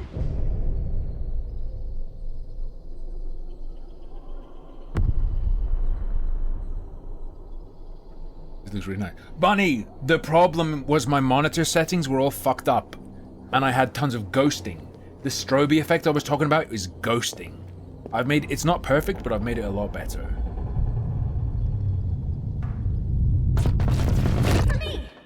I've spent not a dime on the album. There's no Ironheart on that side either. This is the last spot. Let's get this over with. Hey, why is the Ironheart here in the first place? Aren't you curious? Why don't you focus on the assignment instead, Bunny? We need to find it before Corel does. You hear that, Bunny? Focus on the assignment. Yeah, I got it. What if those Vulgus creeps suddenly come out of nowhere? Then you take care of the heart. Just make sure you don't drop it. Laos. Drop it. Meow, meow, meow, meow. So, do you know what the heart looks like? I guess we'll know when we see it. That feels alright. Hurry up. Come on, hurry up. Come on, shut the fuck up. What? 13? 13? It's my lucky number. It is way too high, but I'll take it. I'll take the lead. Gotcha. I can't. What's going on? All operatives report. I can't see a thing. Whew. We almost died. I'm okay. Oh, she has a double jump. Roger that. Resume operation. Our path's been cut off. We better find a way around.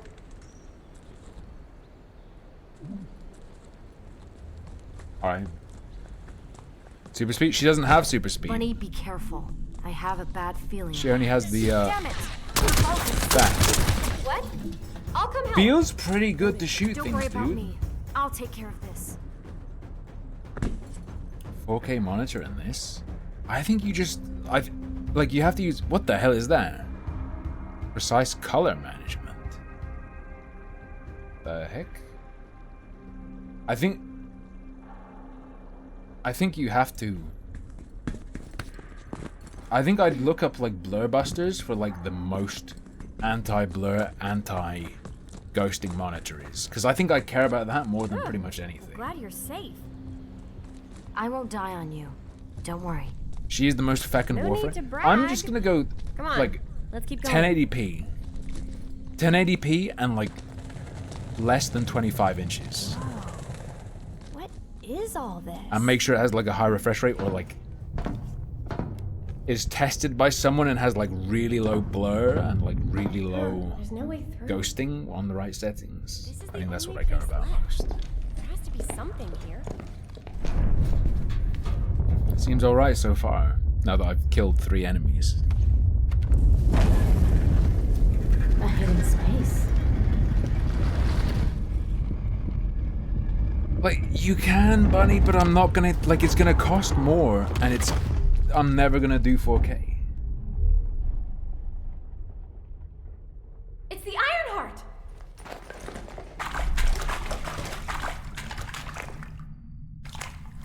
Cover me! An ultra wide. But then I won't have space for the chat monitor. Ultra wide is for playing Lost Ark. Did they fix Lost Ark so you can't cheat with an ultra wide, or? So this is the Ironheart. This could wipe out all of the Vulgus, right? And 3 of these used together can end the war? That's so cool! Whoa, whoa. Leave this to me. Just cover me, okay?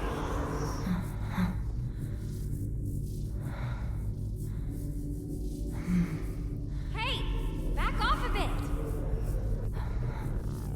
Yo, I want to see her get her hand shredded by the grater. Oh, boys.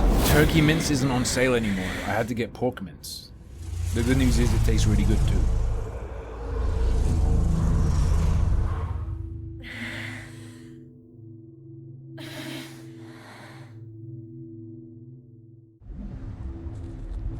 I'm gonna download Starfield again and see if, so my issue was ghosting. I'm gonna see if changing my monitor settings helps it with that. Like, it helps it with other games. Like, this game looks pretty much perfect to me, no ghosting. But, like, Starfield had an excessive amount of ghosting. Just climb. It's fine. Oh no, Ashred. I saw that the Switch version looks like it has different models. Alright. Oh.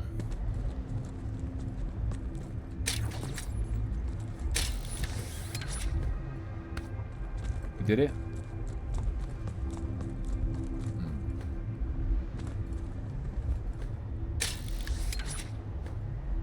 Really not a fan of grappling.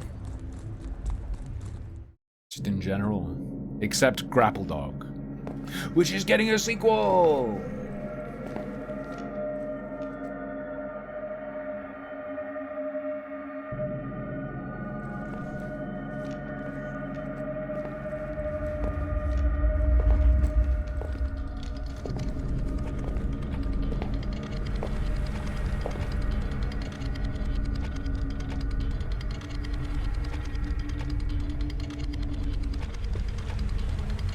I only ever played deathmatch in CSGO. Really. I mean, I've played a couple regular matches, but not much. Actually, that's not true. Most of my time in CSGO is just fucking gun game and zombies. Well, no, that's Source. Source is zombies. You're finally here.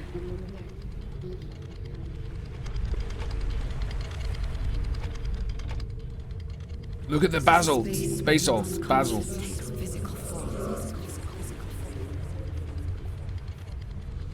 I have been waiting for you since the beginning. That could be hypercubing. Oh wait, they're cuboids. I am your guide. Should I just drink the last one now? The ancestors created me for the purpose of guiding the descendants. I have created this process as a way of accessing the descendants' consciousness. We must follow the will of the ancestors. Accept your calling. Just knock it out so I'm not drinking sugary drinks every day. My last day of not following the diet, okay? Just ruined with a bit of alcohol. Oh, I smell it. This is the stuff. This is the stuff. This is omega licorice. This is the salty licorice. The normal licorice doesn't taste like licorice. This smells like licorice. No idea. I saw something. What's gotten into you all of a sudden? Wait. It's the Vulgus. They found us. That tastes insane. It's really good, but very intense. Hurry. I know.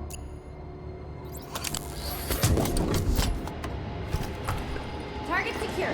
We're moving out. See you later. Alive, of course. Understood. Be careful.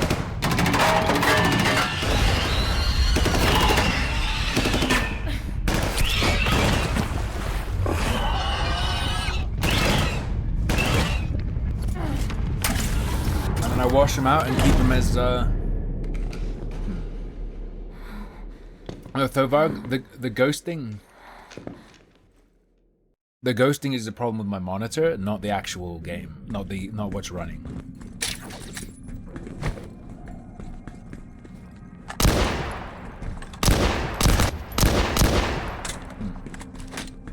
The Vulgus attacked. I do big pisses though. Where are you? I have synchronized with your focus on the heart. It must not be captured. That was horrendous. What if I told you this game actually feels really good?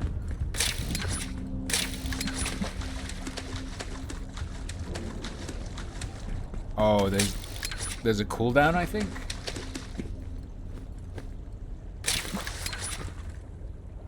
Wait.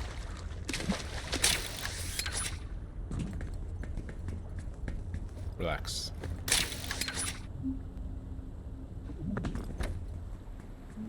Guitarl? I'm loading. Hey. Fuck you. Is there tons of spread?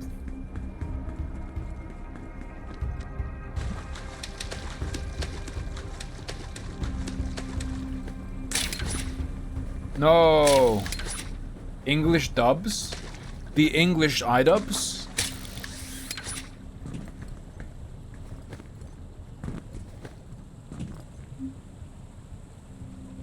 Press F to perform a sub attack? What the fuck do you mean?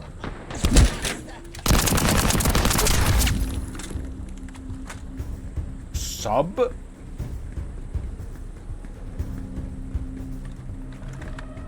What the?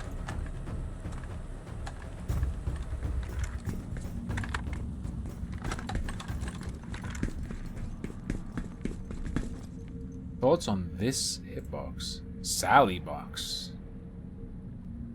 That's pretty tight. That looks like someone's, that looks like a snack box clone, right?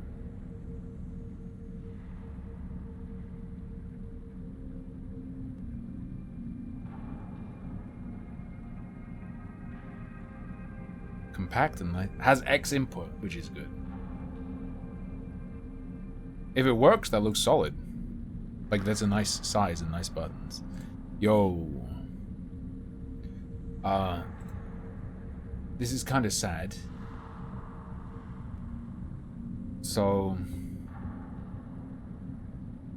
I'm sorry to have to tell you, but we had a guy coming into the house to feed Sorbet. We came home and we just found her tonight.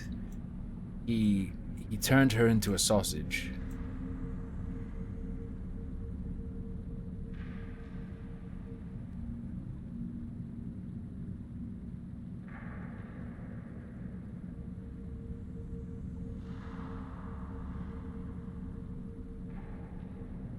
She missed us so much, she let me pet her. C to Frost Road, Q to Shard. Z to Blizzard. You are under the influence of your unconscious mind. Really? Test your limits. What kind of power is this? What the fuck? Suck my ass.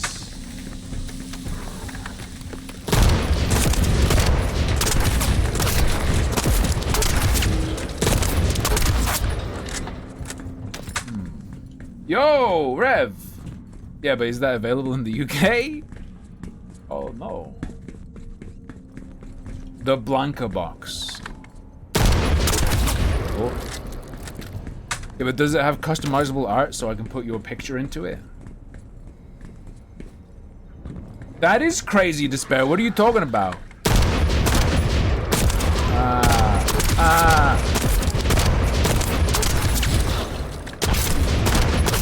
Most games I play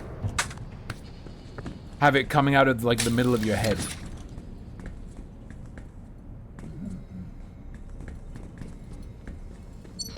It's been a while since your last report. Have you regrouped with Bunny? I need confirmation. Bunny? Noted. I'm at the rendezvous point. Bunny, where are you? Bunny, respond. No, Crunker was a stuttering issue.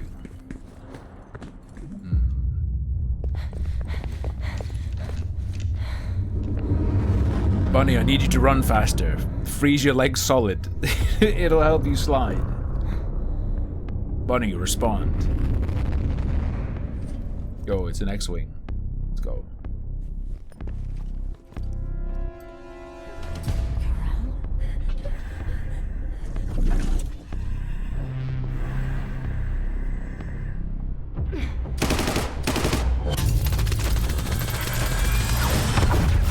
You turned my bullets into a chocolate chip cookie.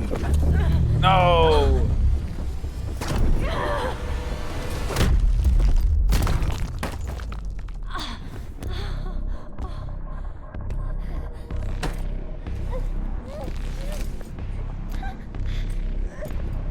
Time has finally come.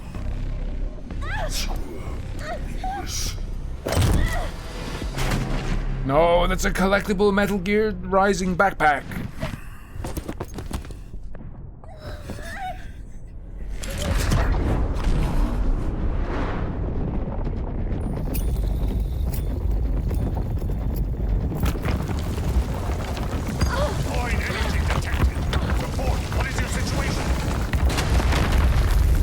Dude, her tits look like they could take a shit.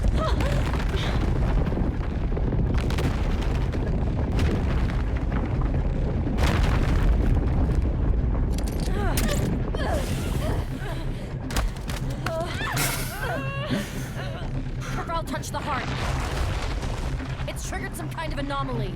Is this actually the heart of Vulcan? What's going on? Is this tonal architecture?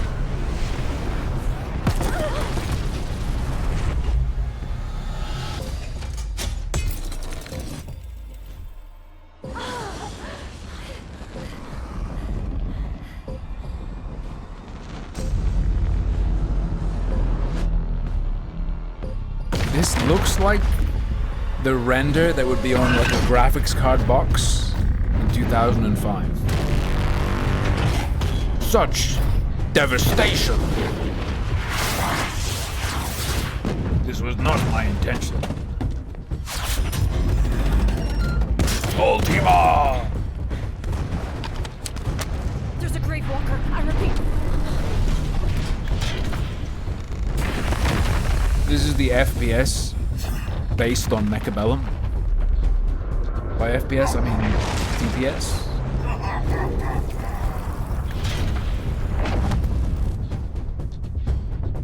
Damn it. I lost Corral and the objective. Grave Walker approaching. Awaiting orders. It seems weaker than normal. You're free to engage.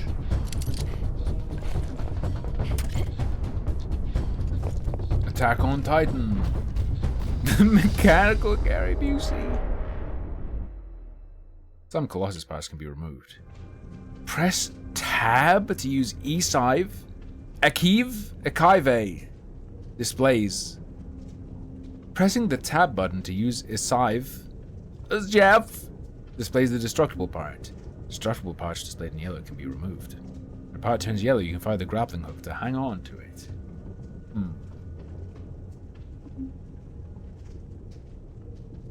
If the Colossus shakes its body, you can press right click to hold on! Yeehaw! If you manage to hang on successfully, you can repeatedly mash left click to remove the part. Want a piece of me?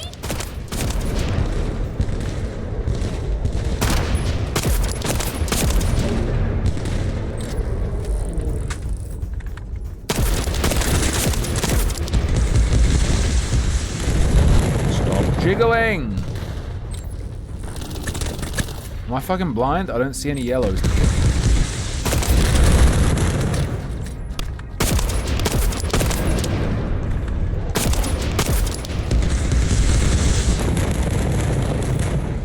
Do I have to get behind? Maybe. Yeah, I shot the yellows, but there aren't any more yellows.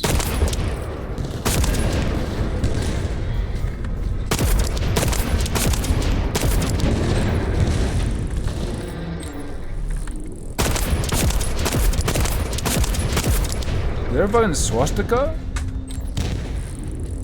Yo, what if I go inside of him? Ah!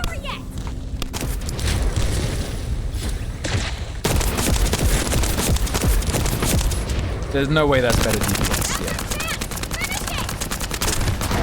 What do you mean? I wanted to zoom on and stab him. Ruined. Alpha, I lost the heart. It's all my fault. We spent $5 million on those ears. Capture all of the Iron Hearts. We have to find the remaining 2 before he does. If you learn how to play the game, you might not have to buy microtransactions, so it's in their interest. His middle name is Scammer? What the fuck?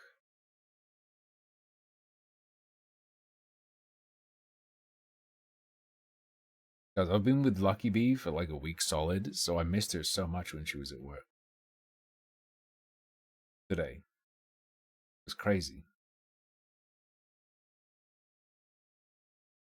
Tim Scammer Mercy. I never expected Corral to. Did you know that if you move to Iceland and you have a kid, Get yourself equipped as soon you're as you can, then come legally to the command required center. to give the child an Icelandic name, either first name or last name. You seem to have a lot of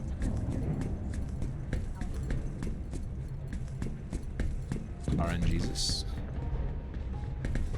Did you ever see the day when the Vulcans Yeah, were really. completely eradicated from Ingress? which sounds like last name sounds fucked up. Like, wait, I want it to be my last name. But it's not like you pick a random Icelandic last name. It's... yeah, it's the thingy son. It's your name son or your name daughter. Yeah.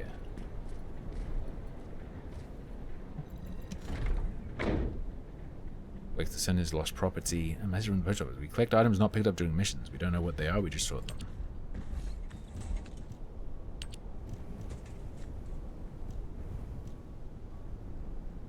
I got skins for people I've never heard of in my life. Voltage control bunny mask.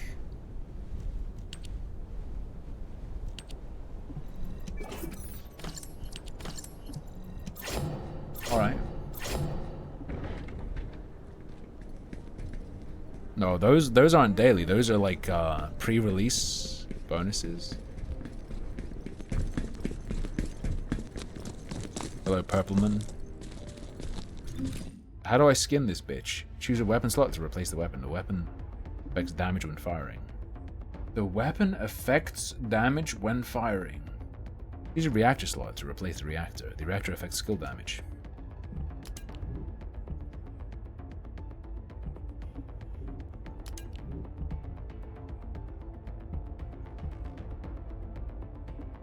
Okay. Let's go. Give me that sweet head skin. Wait, this is Viesa? Wait, but I picked Bunny. What? Just get to the point. Looks Okay, like you're ready. jeez. Good. Let's get down to business. To defeat Going forward, your primary goal is to eliminate the Vulgus in Albion. I know this is what you've always done. It's your job and you do it well. But we'll be taking a different approach from now on. We've established a new unit. I put more clothes on you. I'm protecting your dignity. They're standing by in Kingston. The Corps includes some non-combatants, Ironheart researchers. As you'd expect, they're not trained to fight. They need an experienced and fearless soldier to protect them. Why are you sending me then? Precedes you. I've killed like 12 I need you to be people, the advanced which is guard quite a for the good number in investigative real corps, life, I guess. And eliminate the Vulgus before they arrive. You know, one failure isn't enough. You for me hate to give what up on Tumblr did to be a man. As your commander. The fuck does I have that faith sentence in your mean? Abilities. There's no point in dwelling on the past. All right. Our people are expecting your help. Our P, expecting your P.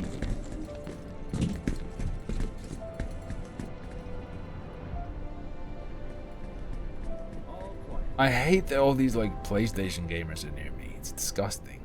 We'll soon have some decent weapons. Gross. Outpost.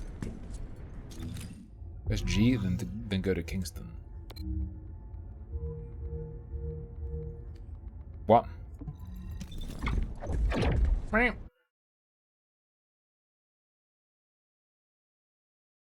I believe it's just cosmetic.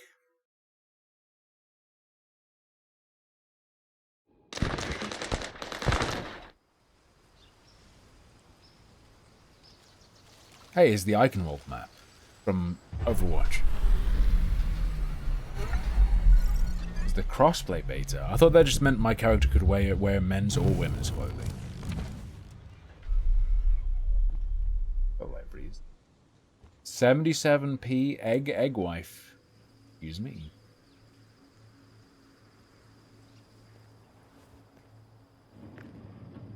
The Ironheart's energy I see. controls the dimensional wall.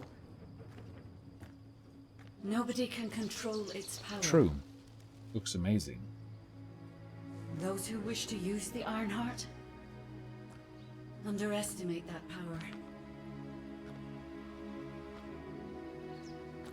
The code of the ancestors is God, this woven music's into so the fucking Ironheart. inspirational.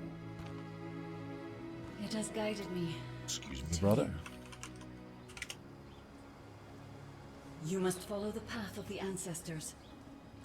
I need your help. Descendant. Ban suggestions. We must 1. completely destroy the Ironheart. A tiny hitbox for a tiny man.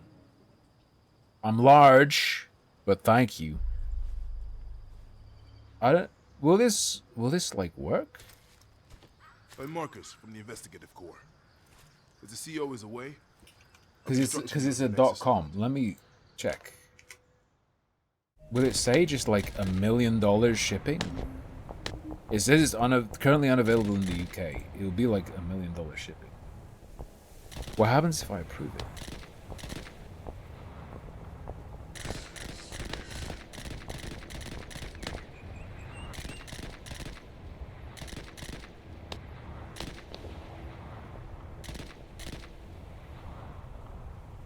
Wait. Help. Help me!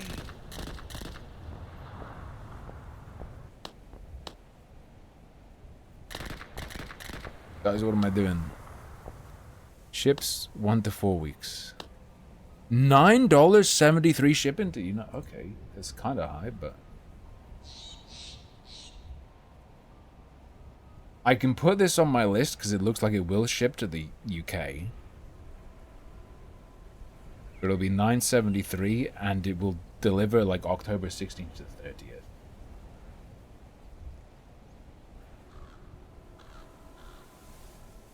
Just like if this isn't a meme and you're actually doing that, I just want to make sure you know like the deets, like what it says. Storage. This is giving me strong like Neverwinter vibes. Is this an open area? Is this destinying me?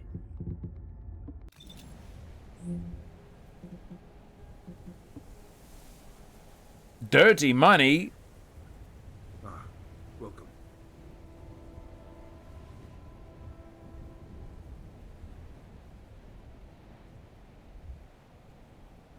Okay. That's crazy though, Rev. Thank you. But don't feel like...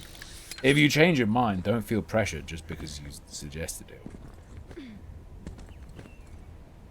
Where's the boobs?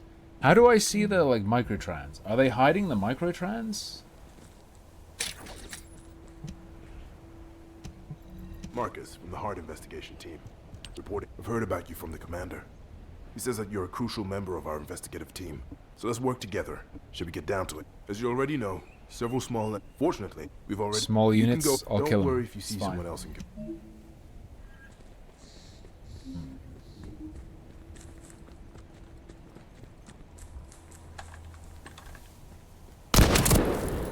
Gotcha.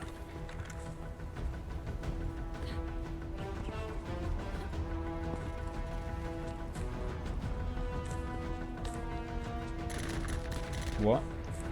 I think I might be a retard. What am I even doing? Like, there's nothing here.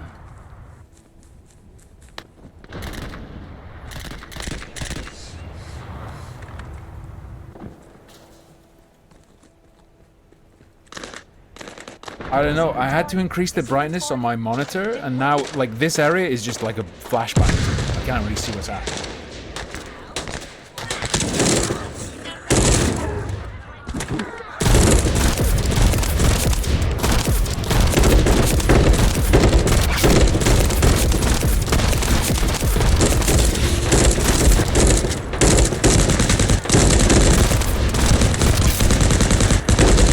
What is that thing? What the fuck is even happening?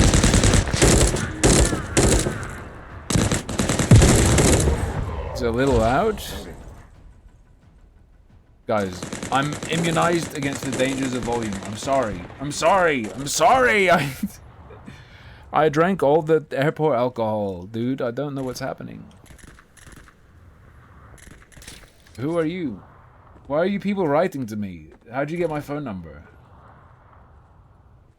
Oh, that yellow thing. I couldn't see it because it blended in with all the other yellow stuff.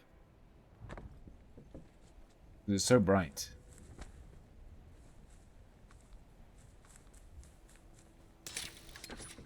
I just want my ass cream.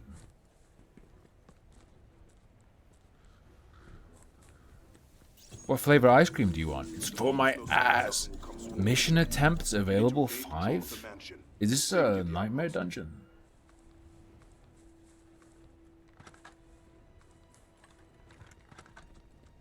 Kinda hate that there are ammo limits. Like, why even? Why? Move to the op zone. Bro, I literally can't see. Okay, that blends in with the trees for me, dude. Welcome to the Nightmare Hell Zone.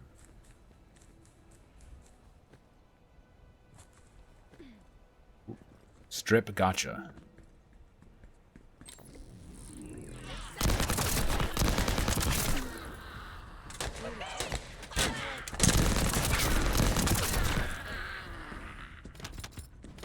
I'm loading.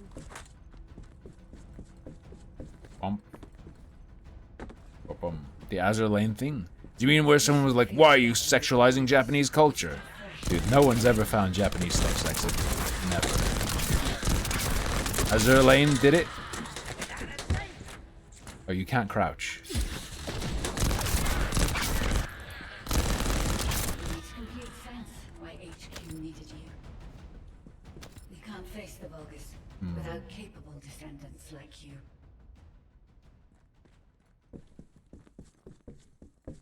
Yeah, what is up with the nightmare dungeons? It does seem like they're the same handful.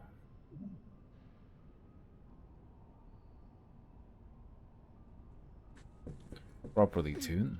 I mean, I could do it without a screen calibrator. I could probably enslave Lucky Bee to do it, because she's an art lord. Like a computer and an art lord.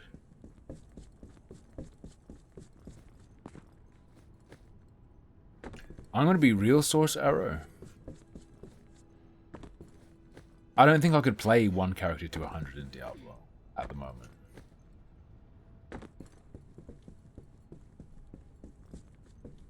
Oh yeah, I have a grappling hook.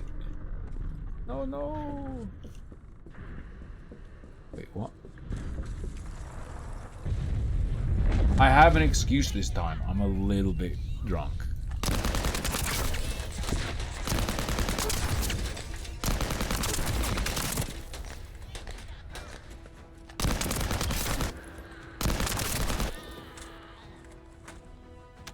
Very, very anal bunny.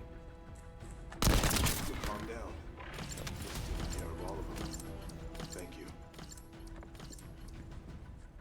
Look. There's like 5 units, I think.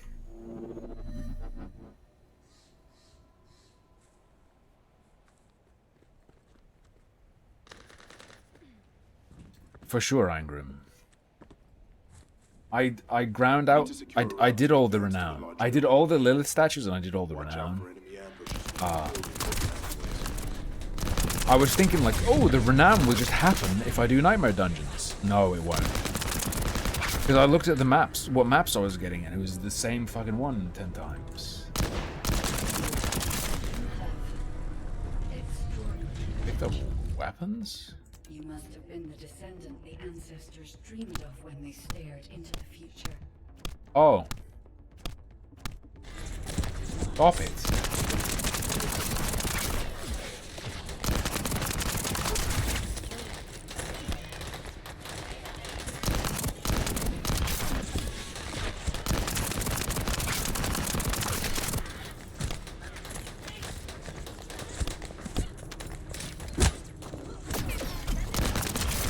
I don't know, dude. I'm not sure melee is necessary.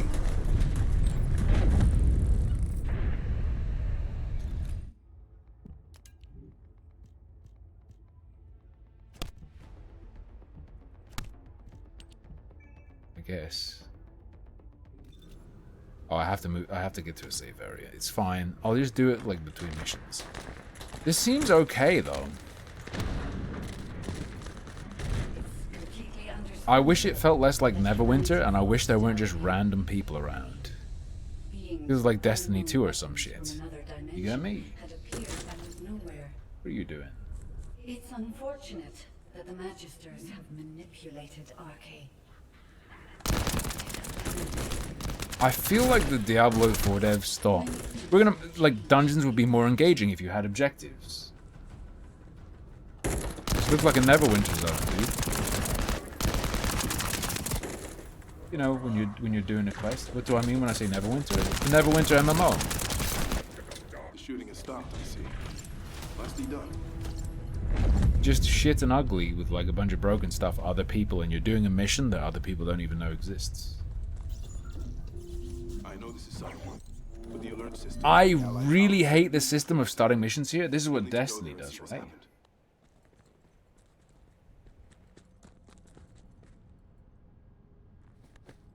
But like, what I mean, Bunny, is it feels like they put effort in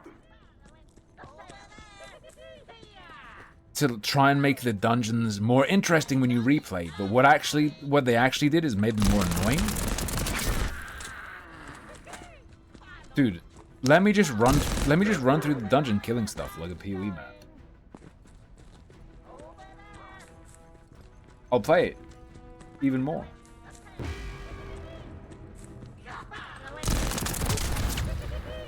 But even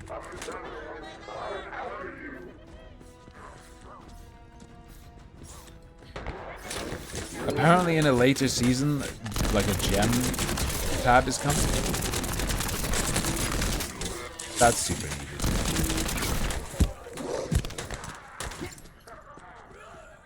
If the items weren't like, wow, what the fuck are you talking? Wait, gang, what are you talking about?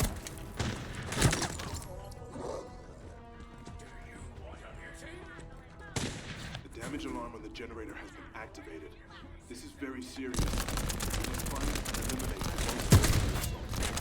They lose their captain.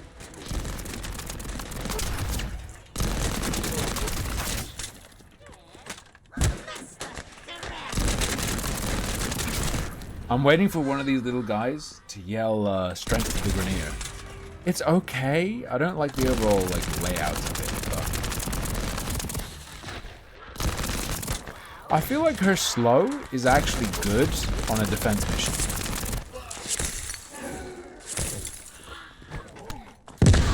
What the fuck was that? Wait, does melee have lock on, but it locks on wrong as a joke?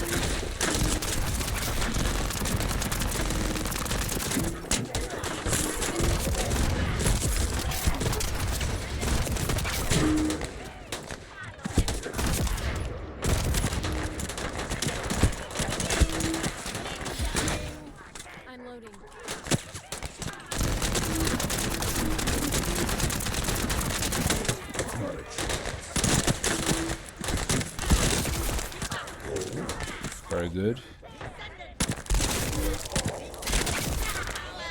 There's like a massive delay between them getting hit and falling. Well, sometimes.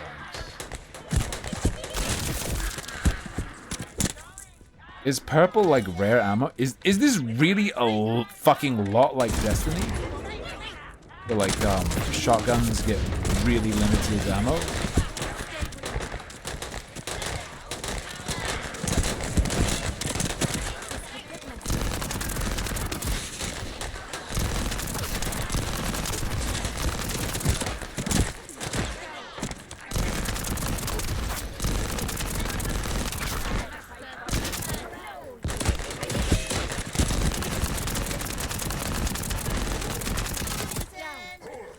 Oh, Jesus Christ.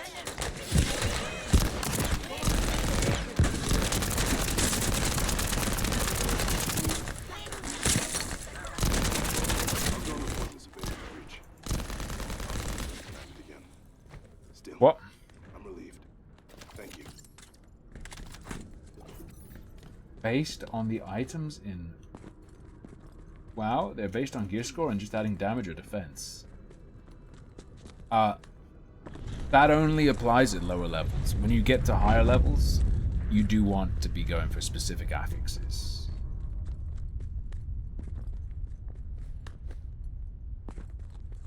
That are relevant to your build. Check the bunny crafting training subquest on the quest screen.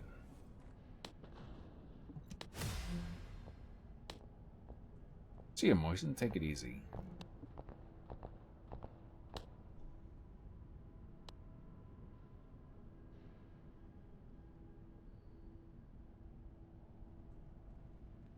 Come back Friday? Wait, when did I say I was coming back Friday?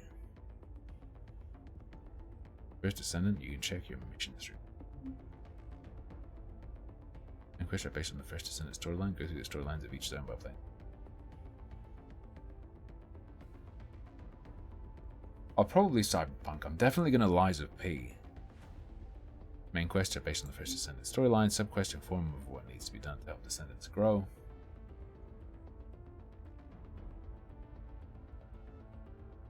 Yes, I am Jerky. I'm just back on regular schedule.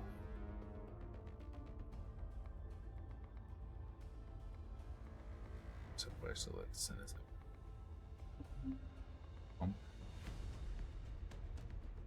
Sweep the destruction. Bunny crafting training stage. Yeah, I'm not gonna like shift my week or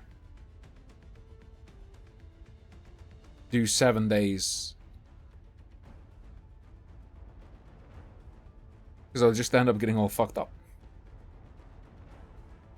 Just back from vacation. Back on regular schedule. Business as usual. I'm gonna fucking kill you with a knife. Not you, Jerky. That guy.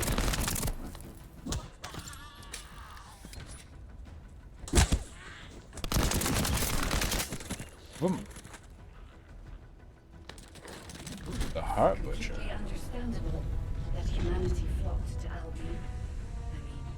Why did I say I'm not back on Friday? Oh, Bunny was saying something about me being back on Friday? I guess last Friday? No. 13th to 18th. And then I'm back today, and then I'm gone for 2 days. Ha! But I'll be online. You can talk to me. I'll probably be making sure I have YouTube content ready.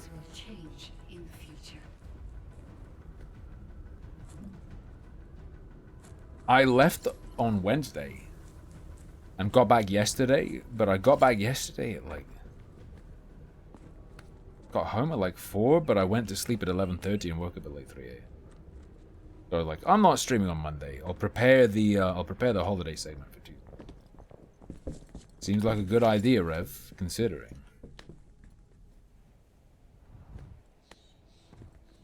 I need to learn a non-grappler. Like, you know, I could skip a weekend, but what I've learned from the past is I end up going all funny, and then I'll be like playing catch up with weekends. So an excessive amount off. Just to keep things regular.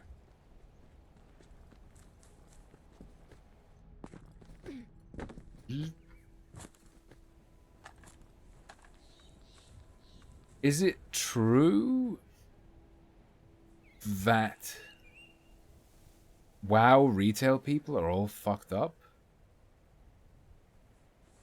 If you know, is it true that all the WoW retail people are like Care Bears?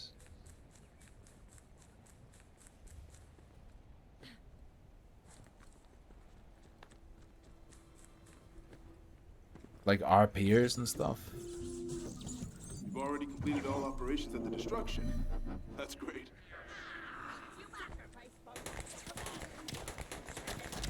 What does Care Bear mean?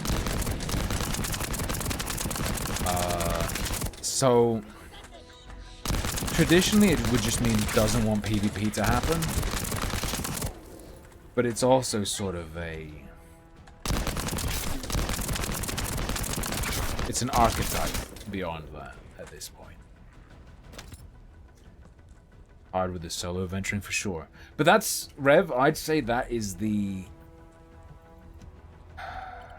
that's a problem across pretty much all MMOs. That's like a major trend.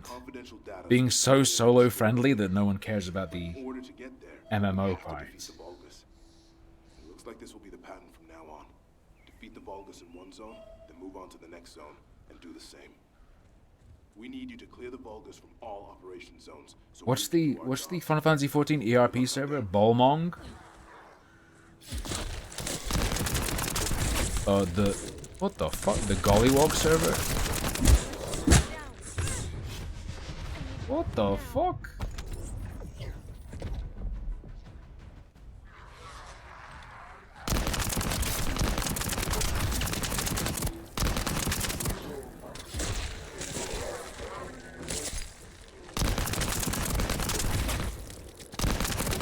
Turns out if you're locked in a corner and you roll, you do not get out of the corner. You just end up not able to shoot.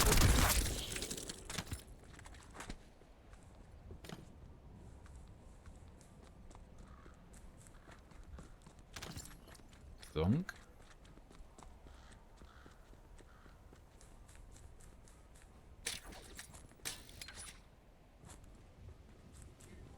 I like the idea of playing MMO hardcore, but not WoW. I don't know WoW enough to do it.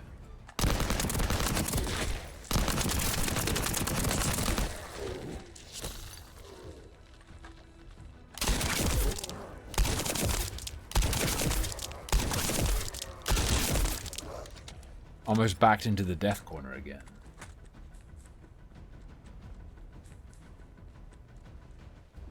What is this? Did I see this yet? What are we looking at, kiddo? Dying? Tap back in.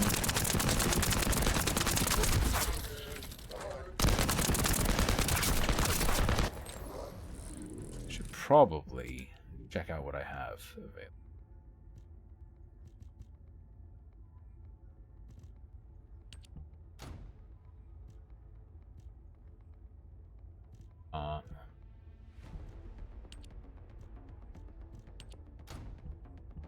So is the quick meme just like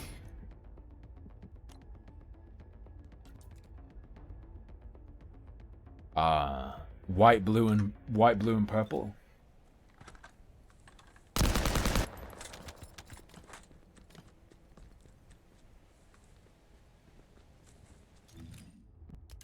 Orange is burst.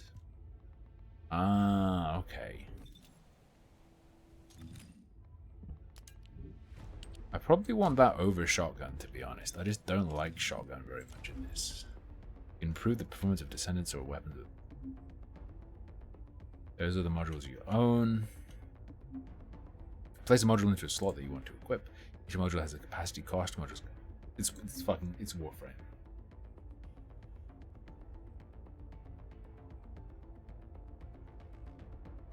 Warframe. Rifling reinforcement. Is this a one-stop shop? Oh, and you just pull it out again. Okay.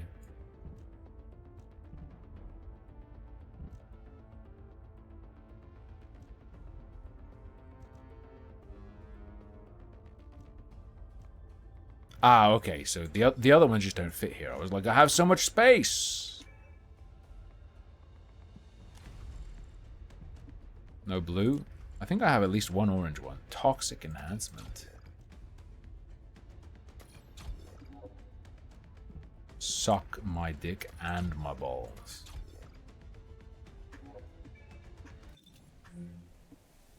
Yeah.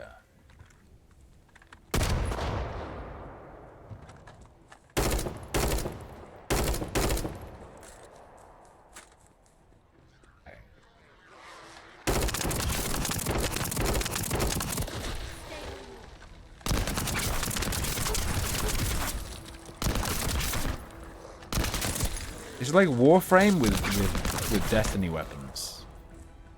As in you pick up a ton of weapons and upgrade all the time, right? A Kuiper shard? Isn't that literally a thing in Warframe?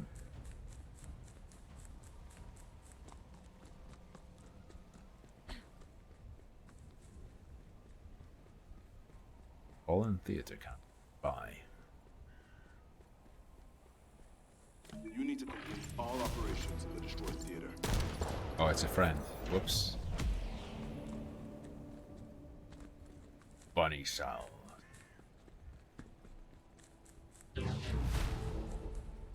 Whoop. The Vulgus set up generators in the middle of the road. We can provide additional firepower support, but they still need to be destroyed. Ooh. Of course. That ship just looks very, very, like, how do you put it? Like, non-threatening?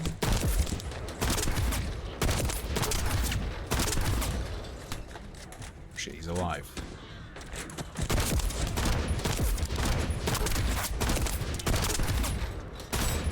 Alright.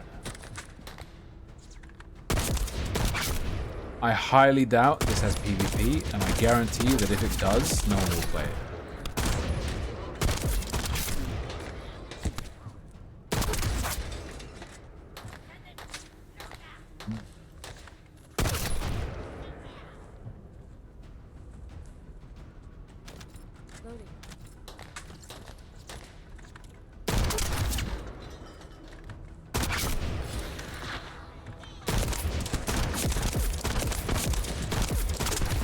I need to remember that this fucking sniper has crazy rate of fire for the damage it does.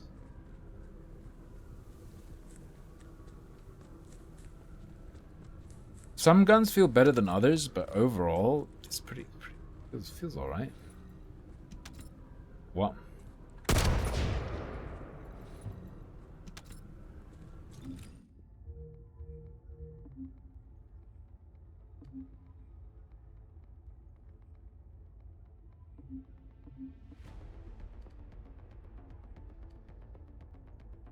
Why? What am I holding? What is this though?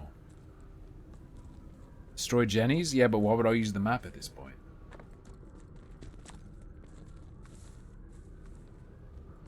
This stuff's right here. I don't get it. Whatever. Two generators remaining now. Finding the enemy's bombs is crucial.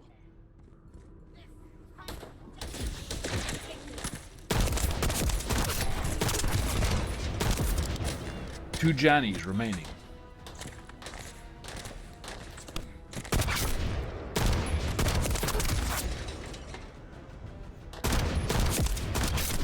It's a soldier from Massachusetts. Thanks.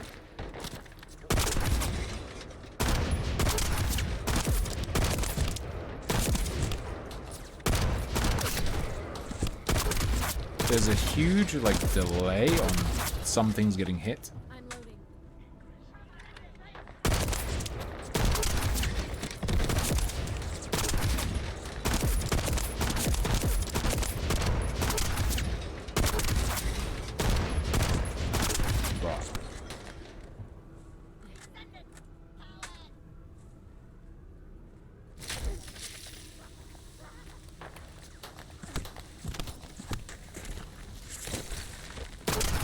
That's pretty good.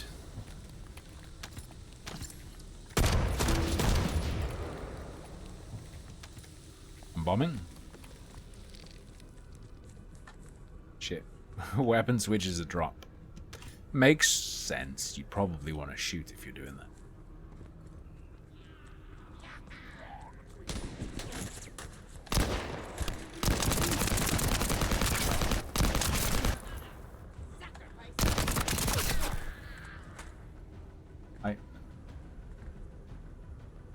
I tried pushing P, it didn't work. I will lie of P on Friday. I will lie about my P on Friday. I never played the demo. People were saying it's really good though. I'm sure the Vulgus would have never imagined we'd use their weapons against them.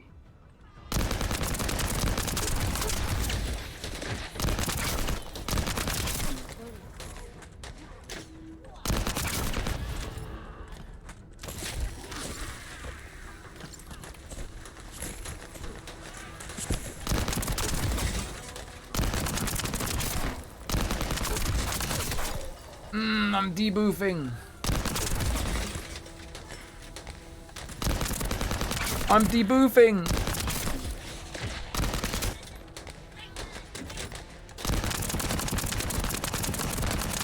Am I insane? Do you reload your weapons in Warframe? Why do I feel like Warframe is a game where you just shoot and shoot and shoot?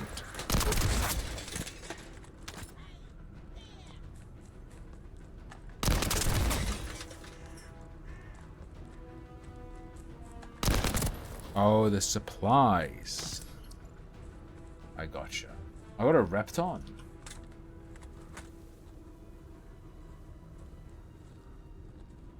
Chill. Pick up.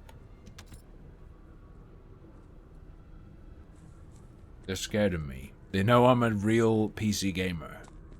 They couldn't survive my presence.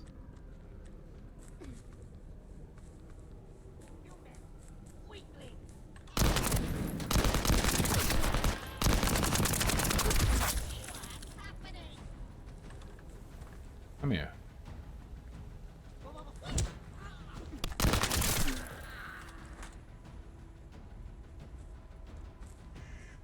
Blacks. Can you play with me? You should be able to jump in. I don't really know how anything works yet. Probably give the full game a shot. I need to look... Honestly, in a game like this, my liking it, there has to be like one suit I really like. And then I aim to get that and then just play that.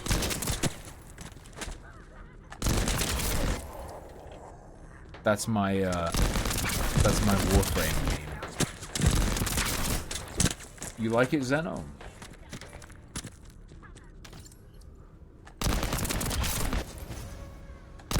Enemy reinforcements. There's a powerful unit among them. We need to deal with that first. Do we?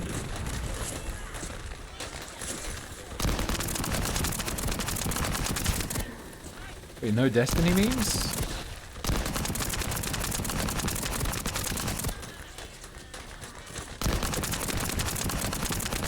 You don't do critical damage on the gas tank?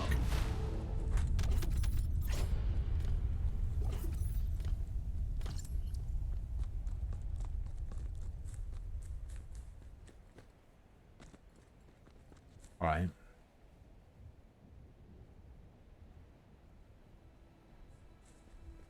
That'll be it.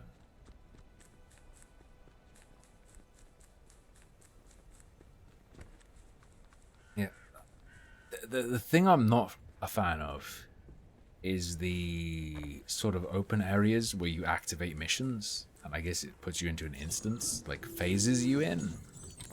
I don't know, I'm never a fan of that. I think Destiny does that as well.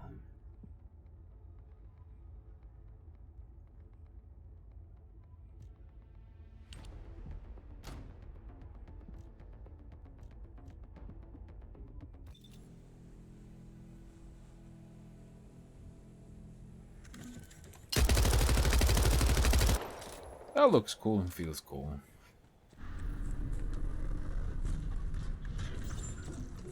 And bigger number, so let's go. We desperately need the support of the battle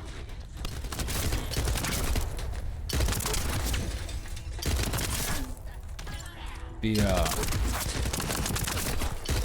The like airdrop directly onto where their allies died is bizarre. Be prepared for more.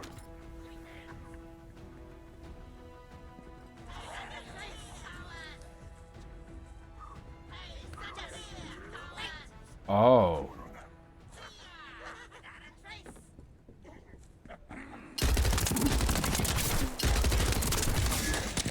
What are you going to do? So it's almost like a repeatable Guild Wars 2 quest.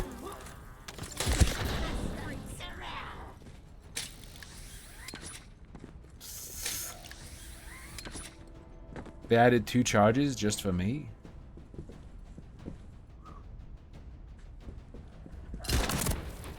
Nice, needed. What are you doing here? Hello? Hello. Would have been a huge disaster if the investigative corps had moved in first. There is a significant number of enemy troops lying in ambush. Those fucking noises people make is so brilliant. I think it gets -5 to soul when I listen to the enemies making those weird noises, and I just think, bro, they just listened to the Grenier and then copied that. They're like, what do people like? They like Warframe. What noise do you hear a lot in Warframe? Oh, go, drink to the Grenier.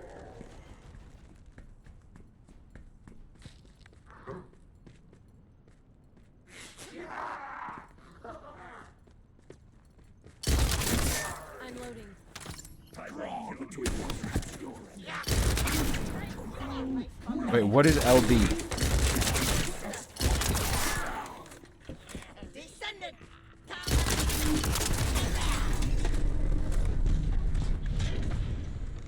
Halo? It does sound Halo-y. That's true. I thought you were talking about Le Division.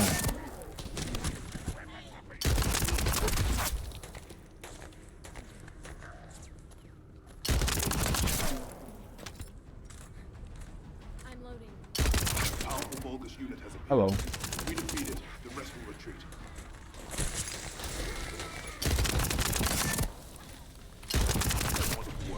As I expected, Don't know. you're doing an incredible job. You should know, it's not due to the Magisters. They haven't done anything. It's all you. It's all me, baby. Even orders have deeper messages. I hope you can recognize them. Purple meat, blue meat. And what, you just... Excess weapons you just sell. The Yeah. Magisters had a research lab in this cave. That's likely the reason why there's been a lot of God, I just got a weird fucking flashback. believe that a store of additional data has accumulated during the You know, the guy who appears in a random map once a week or whatever in Destiny 2 to sell exotic gear.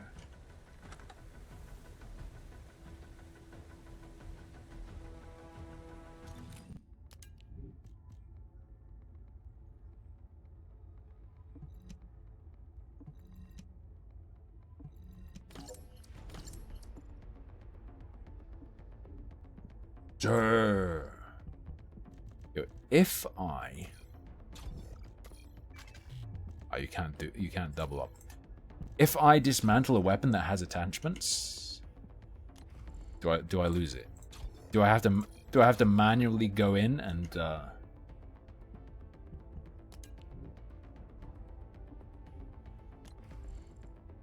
pull the attachments off? Fuck me.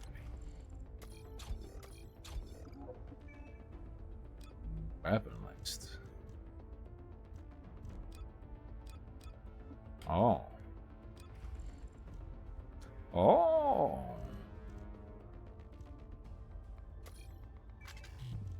Oops. Wait, what kind of fucking module are you? Cerulean? Color's this? What?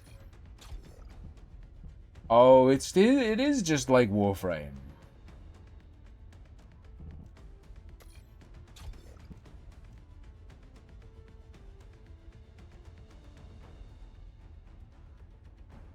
Modifies maximum power to deal nearby. The hell are you talking about, boy?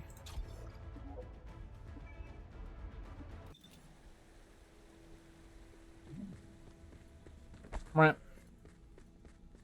Will this also have mods that make a huge amount of like mold appear that can crash other people's computers, like Warframe has?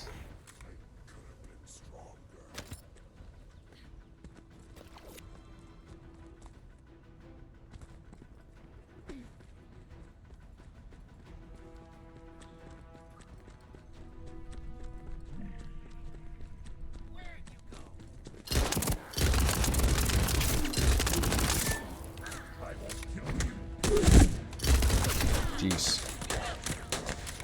That didn't look so good.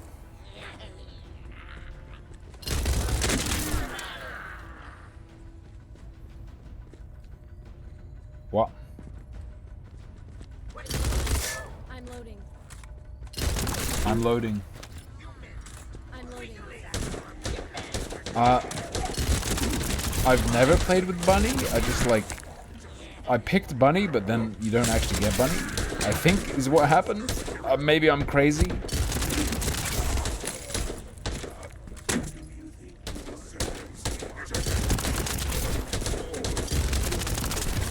Voluptuous bouncing bunny.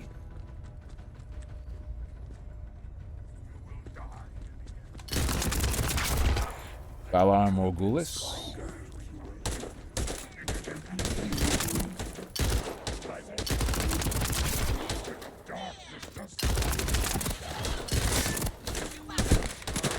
I am not Bunny's escort, okay?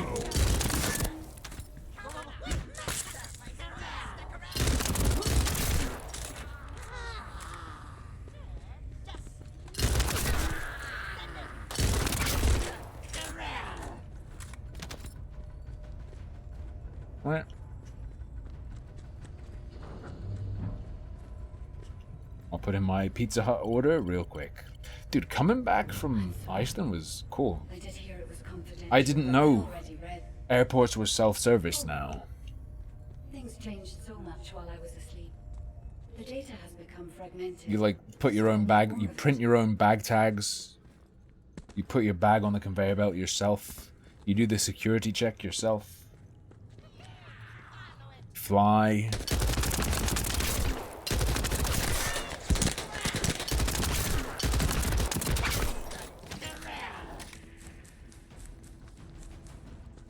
Yeah, I left from Manchester and returned to Manchester. Went to Keflavik in Iceland. Although apparently you can also land in Reykjavik. There's like a smaller one. But I think that's like if you're a bajillionaire. What the fuck?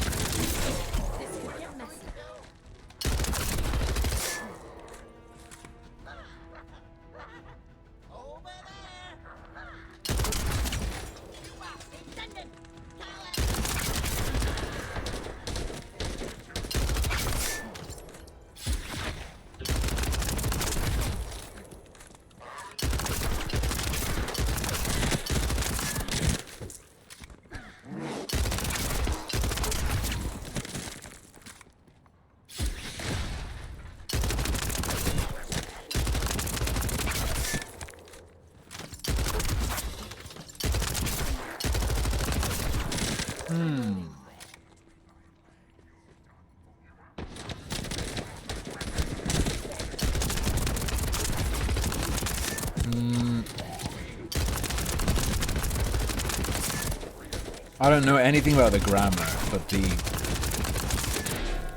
the pronunciation's weird because it's not quite like anything I'm familiar with. And the sheer density of letters that have weird accents on them.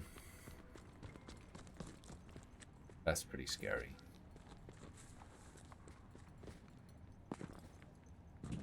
H-A-K-A-R-L being Haukat is demented and shouldn't be allowed.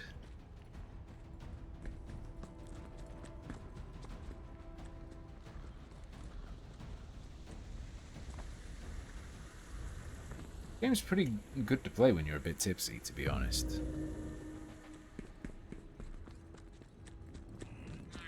Is that the console player?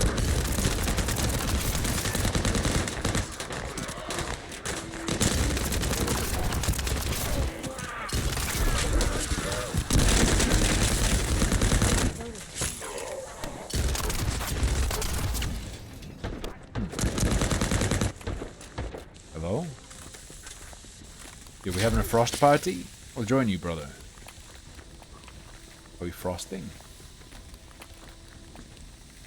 Little guys here. Little guys here, please. Little guys here.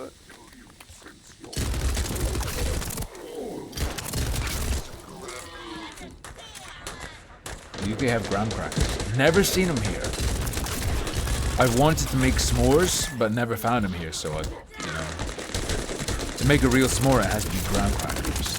Also, if we had them here, people would call them graham crackers.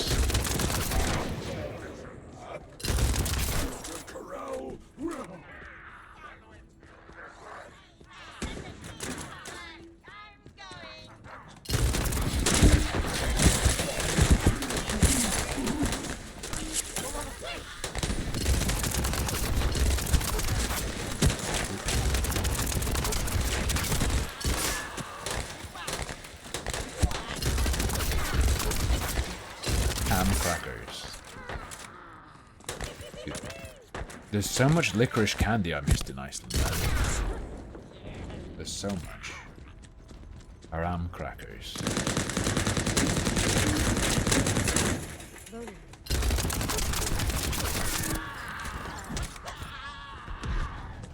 Why are they cooming? You know what this is? You know what my #1 desire for mods is? Massively increased magazine and massively sped up reload.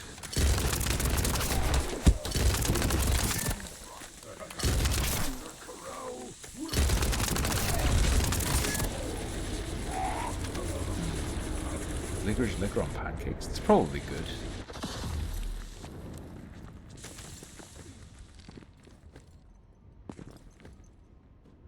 Cheat mods? What you mean, brother? Hold E to hack. Hold E to hack. Second data acquisition confirmed. That is such a that is a cabal. What are they called? The cabal guys with the shield? Does shooting the middle of the shield make it break faster?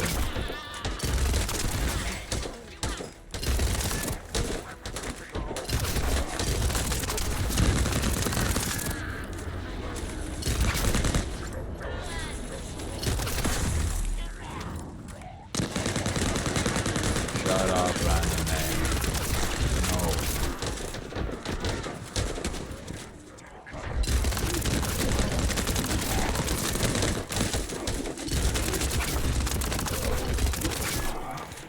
Bro, this much technology and the magazines are this small.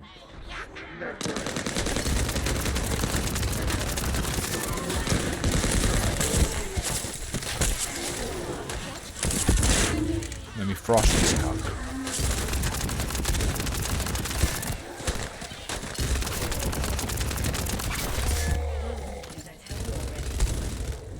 Oh, he's already evaporated. Yeah. As well as your potential. Right.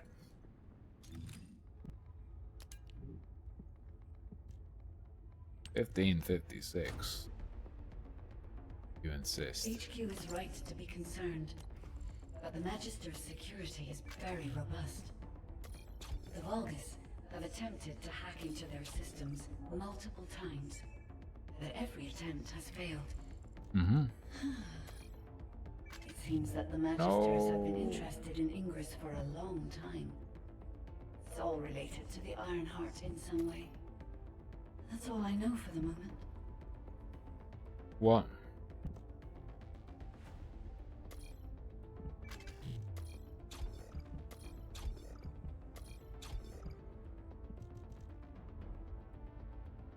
Am I retarded? Of the same group. Module class descendant. Module class descendant. Almandine. Malachite. What is group? That it says tech? Am I having fun playing this? Yeah. Goon fuel?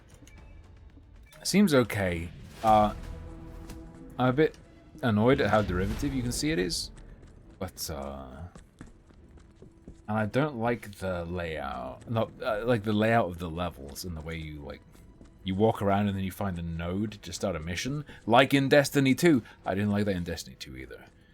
Can I tell you why? No, I just don't dig it. Seems fine. And I need to see, like, what happens. When does the grind hit? Like, am I just... Is that not going to become a doorway? I thought it was waiting for the countdown. Okay.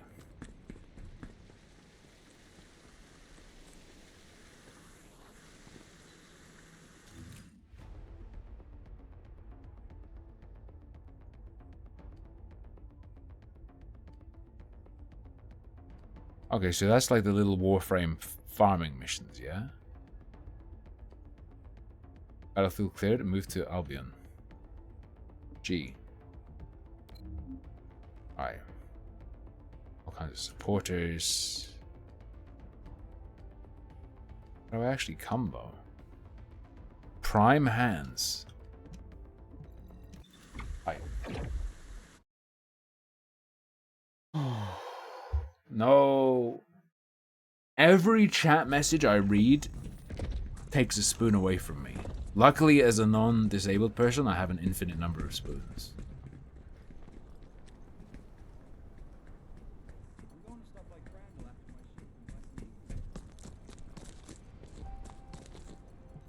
Got a question about the operation?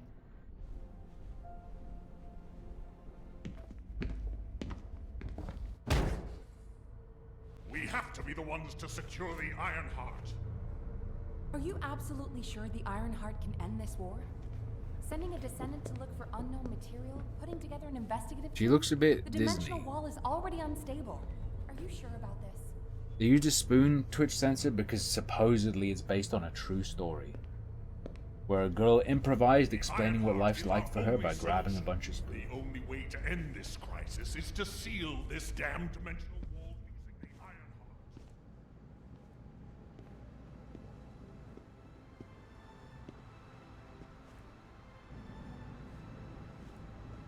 This way, descendant. Is this incest?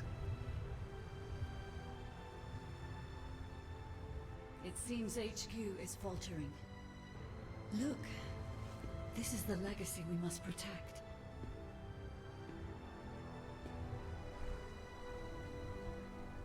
The Ironheart cannot be controlled. Will you bind the fate of humanity to a mere object? Humanity endures. We still have another option. The Ironheart must be destroyed.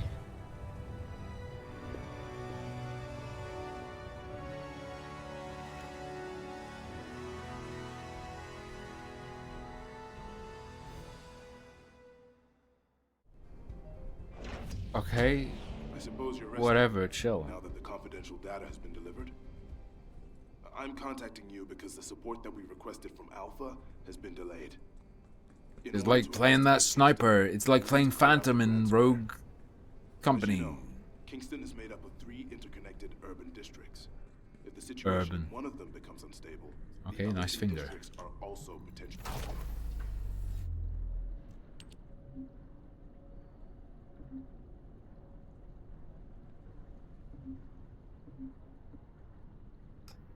Okay. No challenge, it just happens. Okay.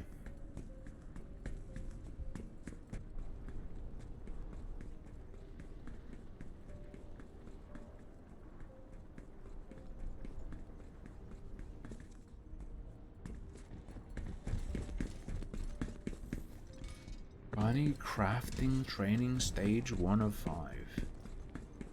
What the hell are you talking about? Why is there a fidget spinner above this chick? If it's new research, I'm listening. Oh. You can get a new descendant or weapon through research. There's various research items. Check the rook. Fine. Research cost 100,000. Damn. DPS 137? Why the fuck would I make this? Does this like unlock a weapon type that can then drop? What's going on? Why does everyone suddenly have autism? Bunny Spiral Catalyst. Ah, it can maximize a glaze arch response. What I needed.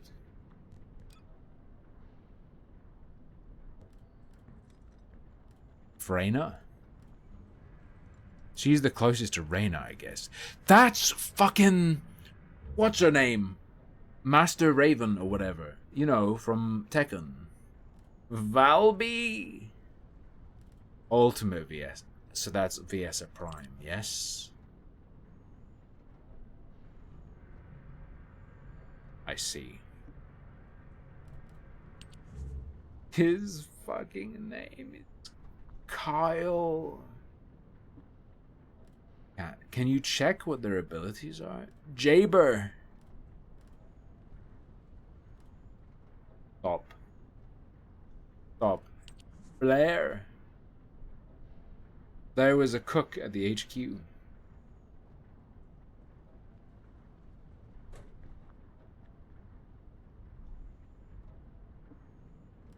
No, it's Glay.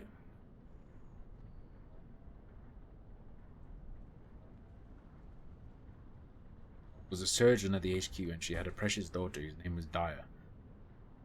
She heard that her daughter was injured during an operation in Kingston. She volunteered as a field medic and managed to save her daughter's life. What? Her daughter was injured, so she volunteered as a medic to save her daughter.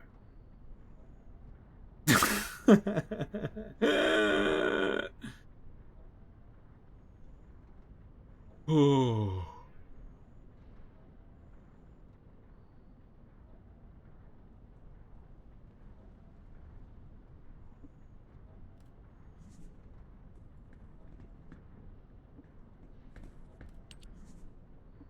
Bunny?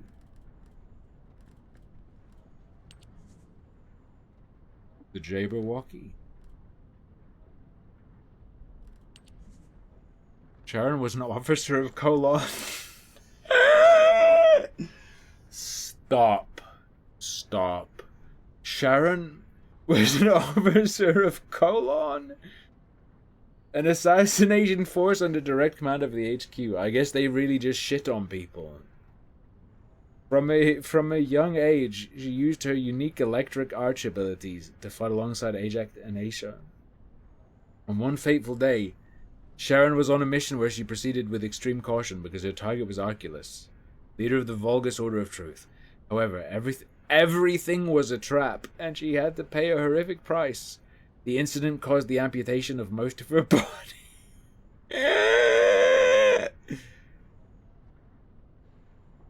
But she was able to rehabilitate, thanks to an emergency prototype cyborg body, provided by the Magisters. With the advances in the biomechanical technology Magisters, Sharon's cyborg body also underwent changes to achieve even higher precision. Elimination of threat is no longer a choice for Sharon. It is her duty. To her, there can be no mistakes. Bro.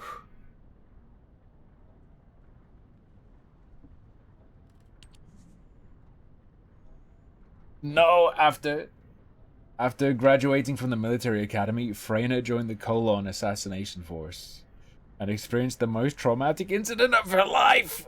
Why is this written like a 12-year-old posting a MySpace note? She had to kill her lover, who transformed into a venomous monster because of a Vulgus experiment. Please. She could no longer feel her sperm ducts. No, it's a in a highly classified document. It was recorded as the Room Zero incident, named after its location. This was the first time the Vulgus colon assassination. This was the first time the Vulgus had ever attacked the Albion headquarters, and Freyna was the sole survivor. During her hospitalization from exposure to deadly poison, there was a panic when it was discovered that her body was secreting a poisonous substance, but an examination by magistrates showed that it was her Archie factor? Afterwards, she became able to manipulate the poison with the aid of customized equipment. Even now, Freyna is doing all she can to overcome her trauma. Jaber suffered a mysterious disease as soon as he was born. Like, not in the womb, just like the second he popped out of the vag, the disease hit him. Regardless of the rumors that the infection was spread by the Vulgus, it caused brain complications that forced him to be separated from his family to receive specialized treatment. He was 5 years old when his ability manifested. Magisters found it odd when equipment would break down or malfunction whenever they would try to examine him, prompting them to investigate. Subsequent arch test led to the discovery of Jaber's deviously genius mind and his ability to control machinery remotely. He is known for his lack of social skills. But an evaluation in his latest personnel record indicates that after surviving a crisis with the help of his teammates in a recent operation, Jaber is slowly showing a change in behavior.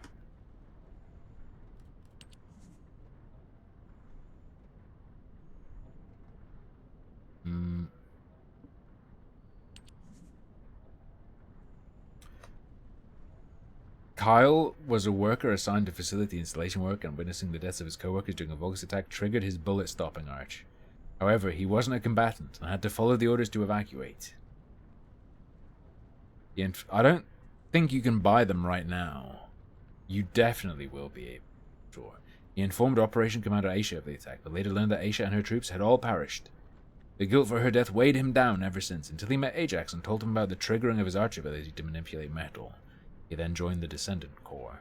With plasma thrusters in his custom-made suit, he has become a walking shield capable of absorbing metal and special energies. So he's a hard counter to the robot retard. He has vowed to fight in Aisha's name, in addition to his own.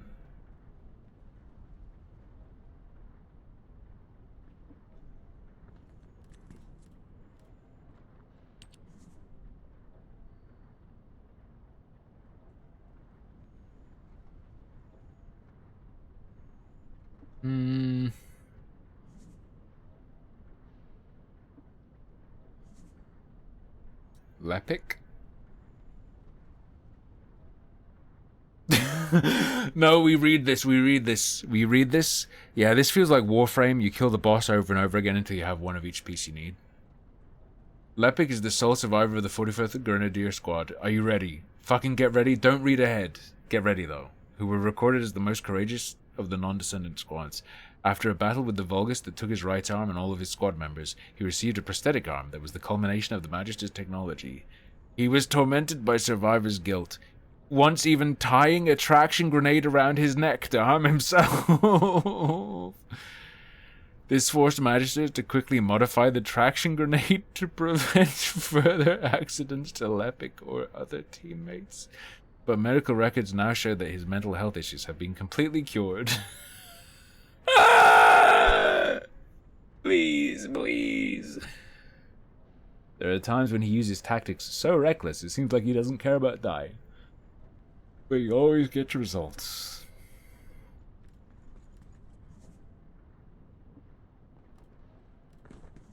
Fucking surreal.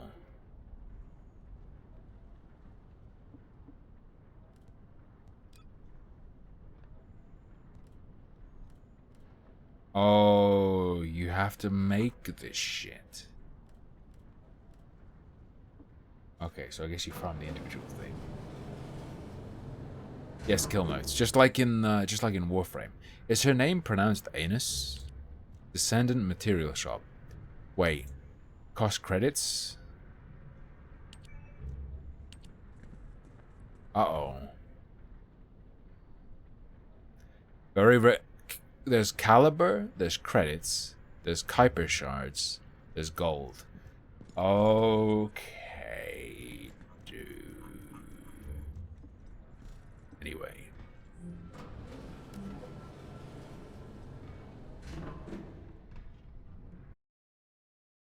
I gotta tell you, that is all for today. I will 100% be back on Friday like normal schedule. Maybe because I just got back from holiday, got back from vacation, doing one day and then weekend. Maybe I'll throw in like a little mini weekend stream. Who knows? I'll let you know on Discord and Twitter if I do. But otherwise, we're back to regular schedule, which means Wednesday and Thursday are days off, and then the rest of the week I'm on. Thanks so much for joining me. I hope you had a good time. I hope you enjoyed the recount of what went down in Iceland. And I'll probably, I will probably have all sorts of little tidbits I slowly remember about Iceland to share with you over the coming days and weeks. So until Friday, thank you so much for your viewership, your companionship, and your incredible generosity. Good night. Sleep tight. Don't let the skinwalker that replaced me fight. See you, Bunny. See you, Peroxen. See you, Frag. See you, Trey. See you, Random. See you, Ivan. See you, Giveth. See you, Neon. See you, Gankabus. See you, Zeno. See you, Kill Notes. See you, Hex. See you, Mr. Lagzalo. Bye, bye, bye, bye, bye. See you, Telos. Bye, Scappy. Bye, bye, bye, bye, bye, bye, bye, bye, bye, bye, bye, bye. Bye, Ben Shapiro.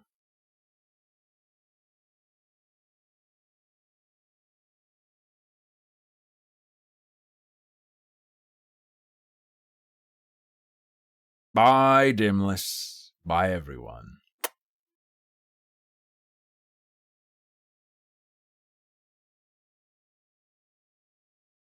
Bye, Wildfang.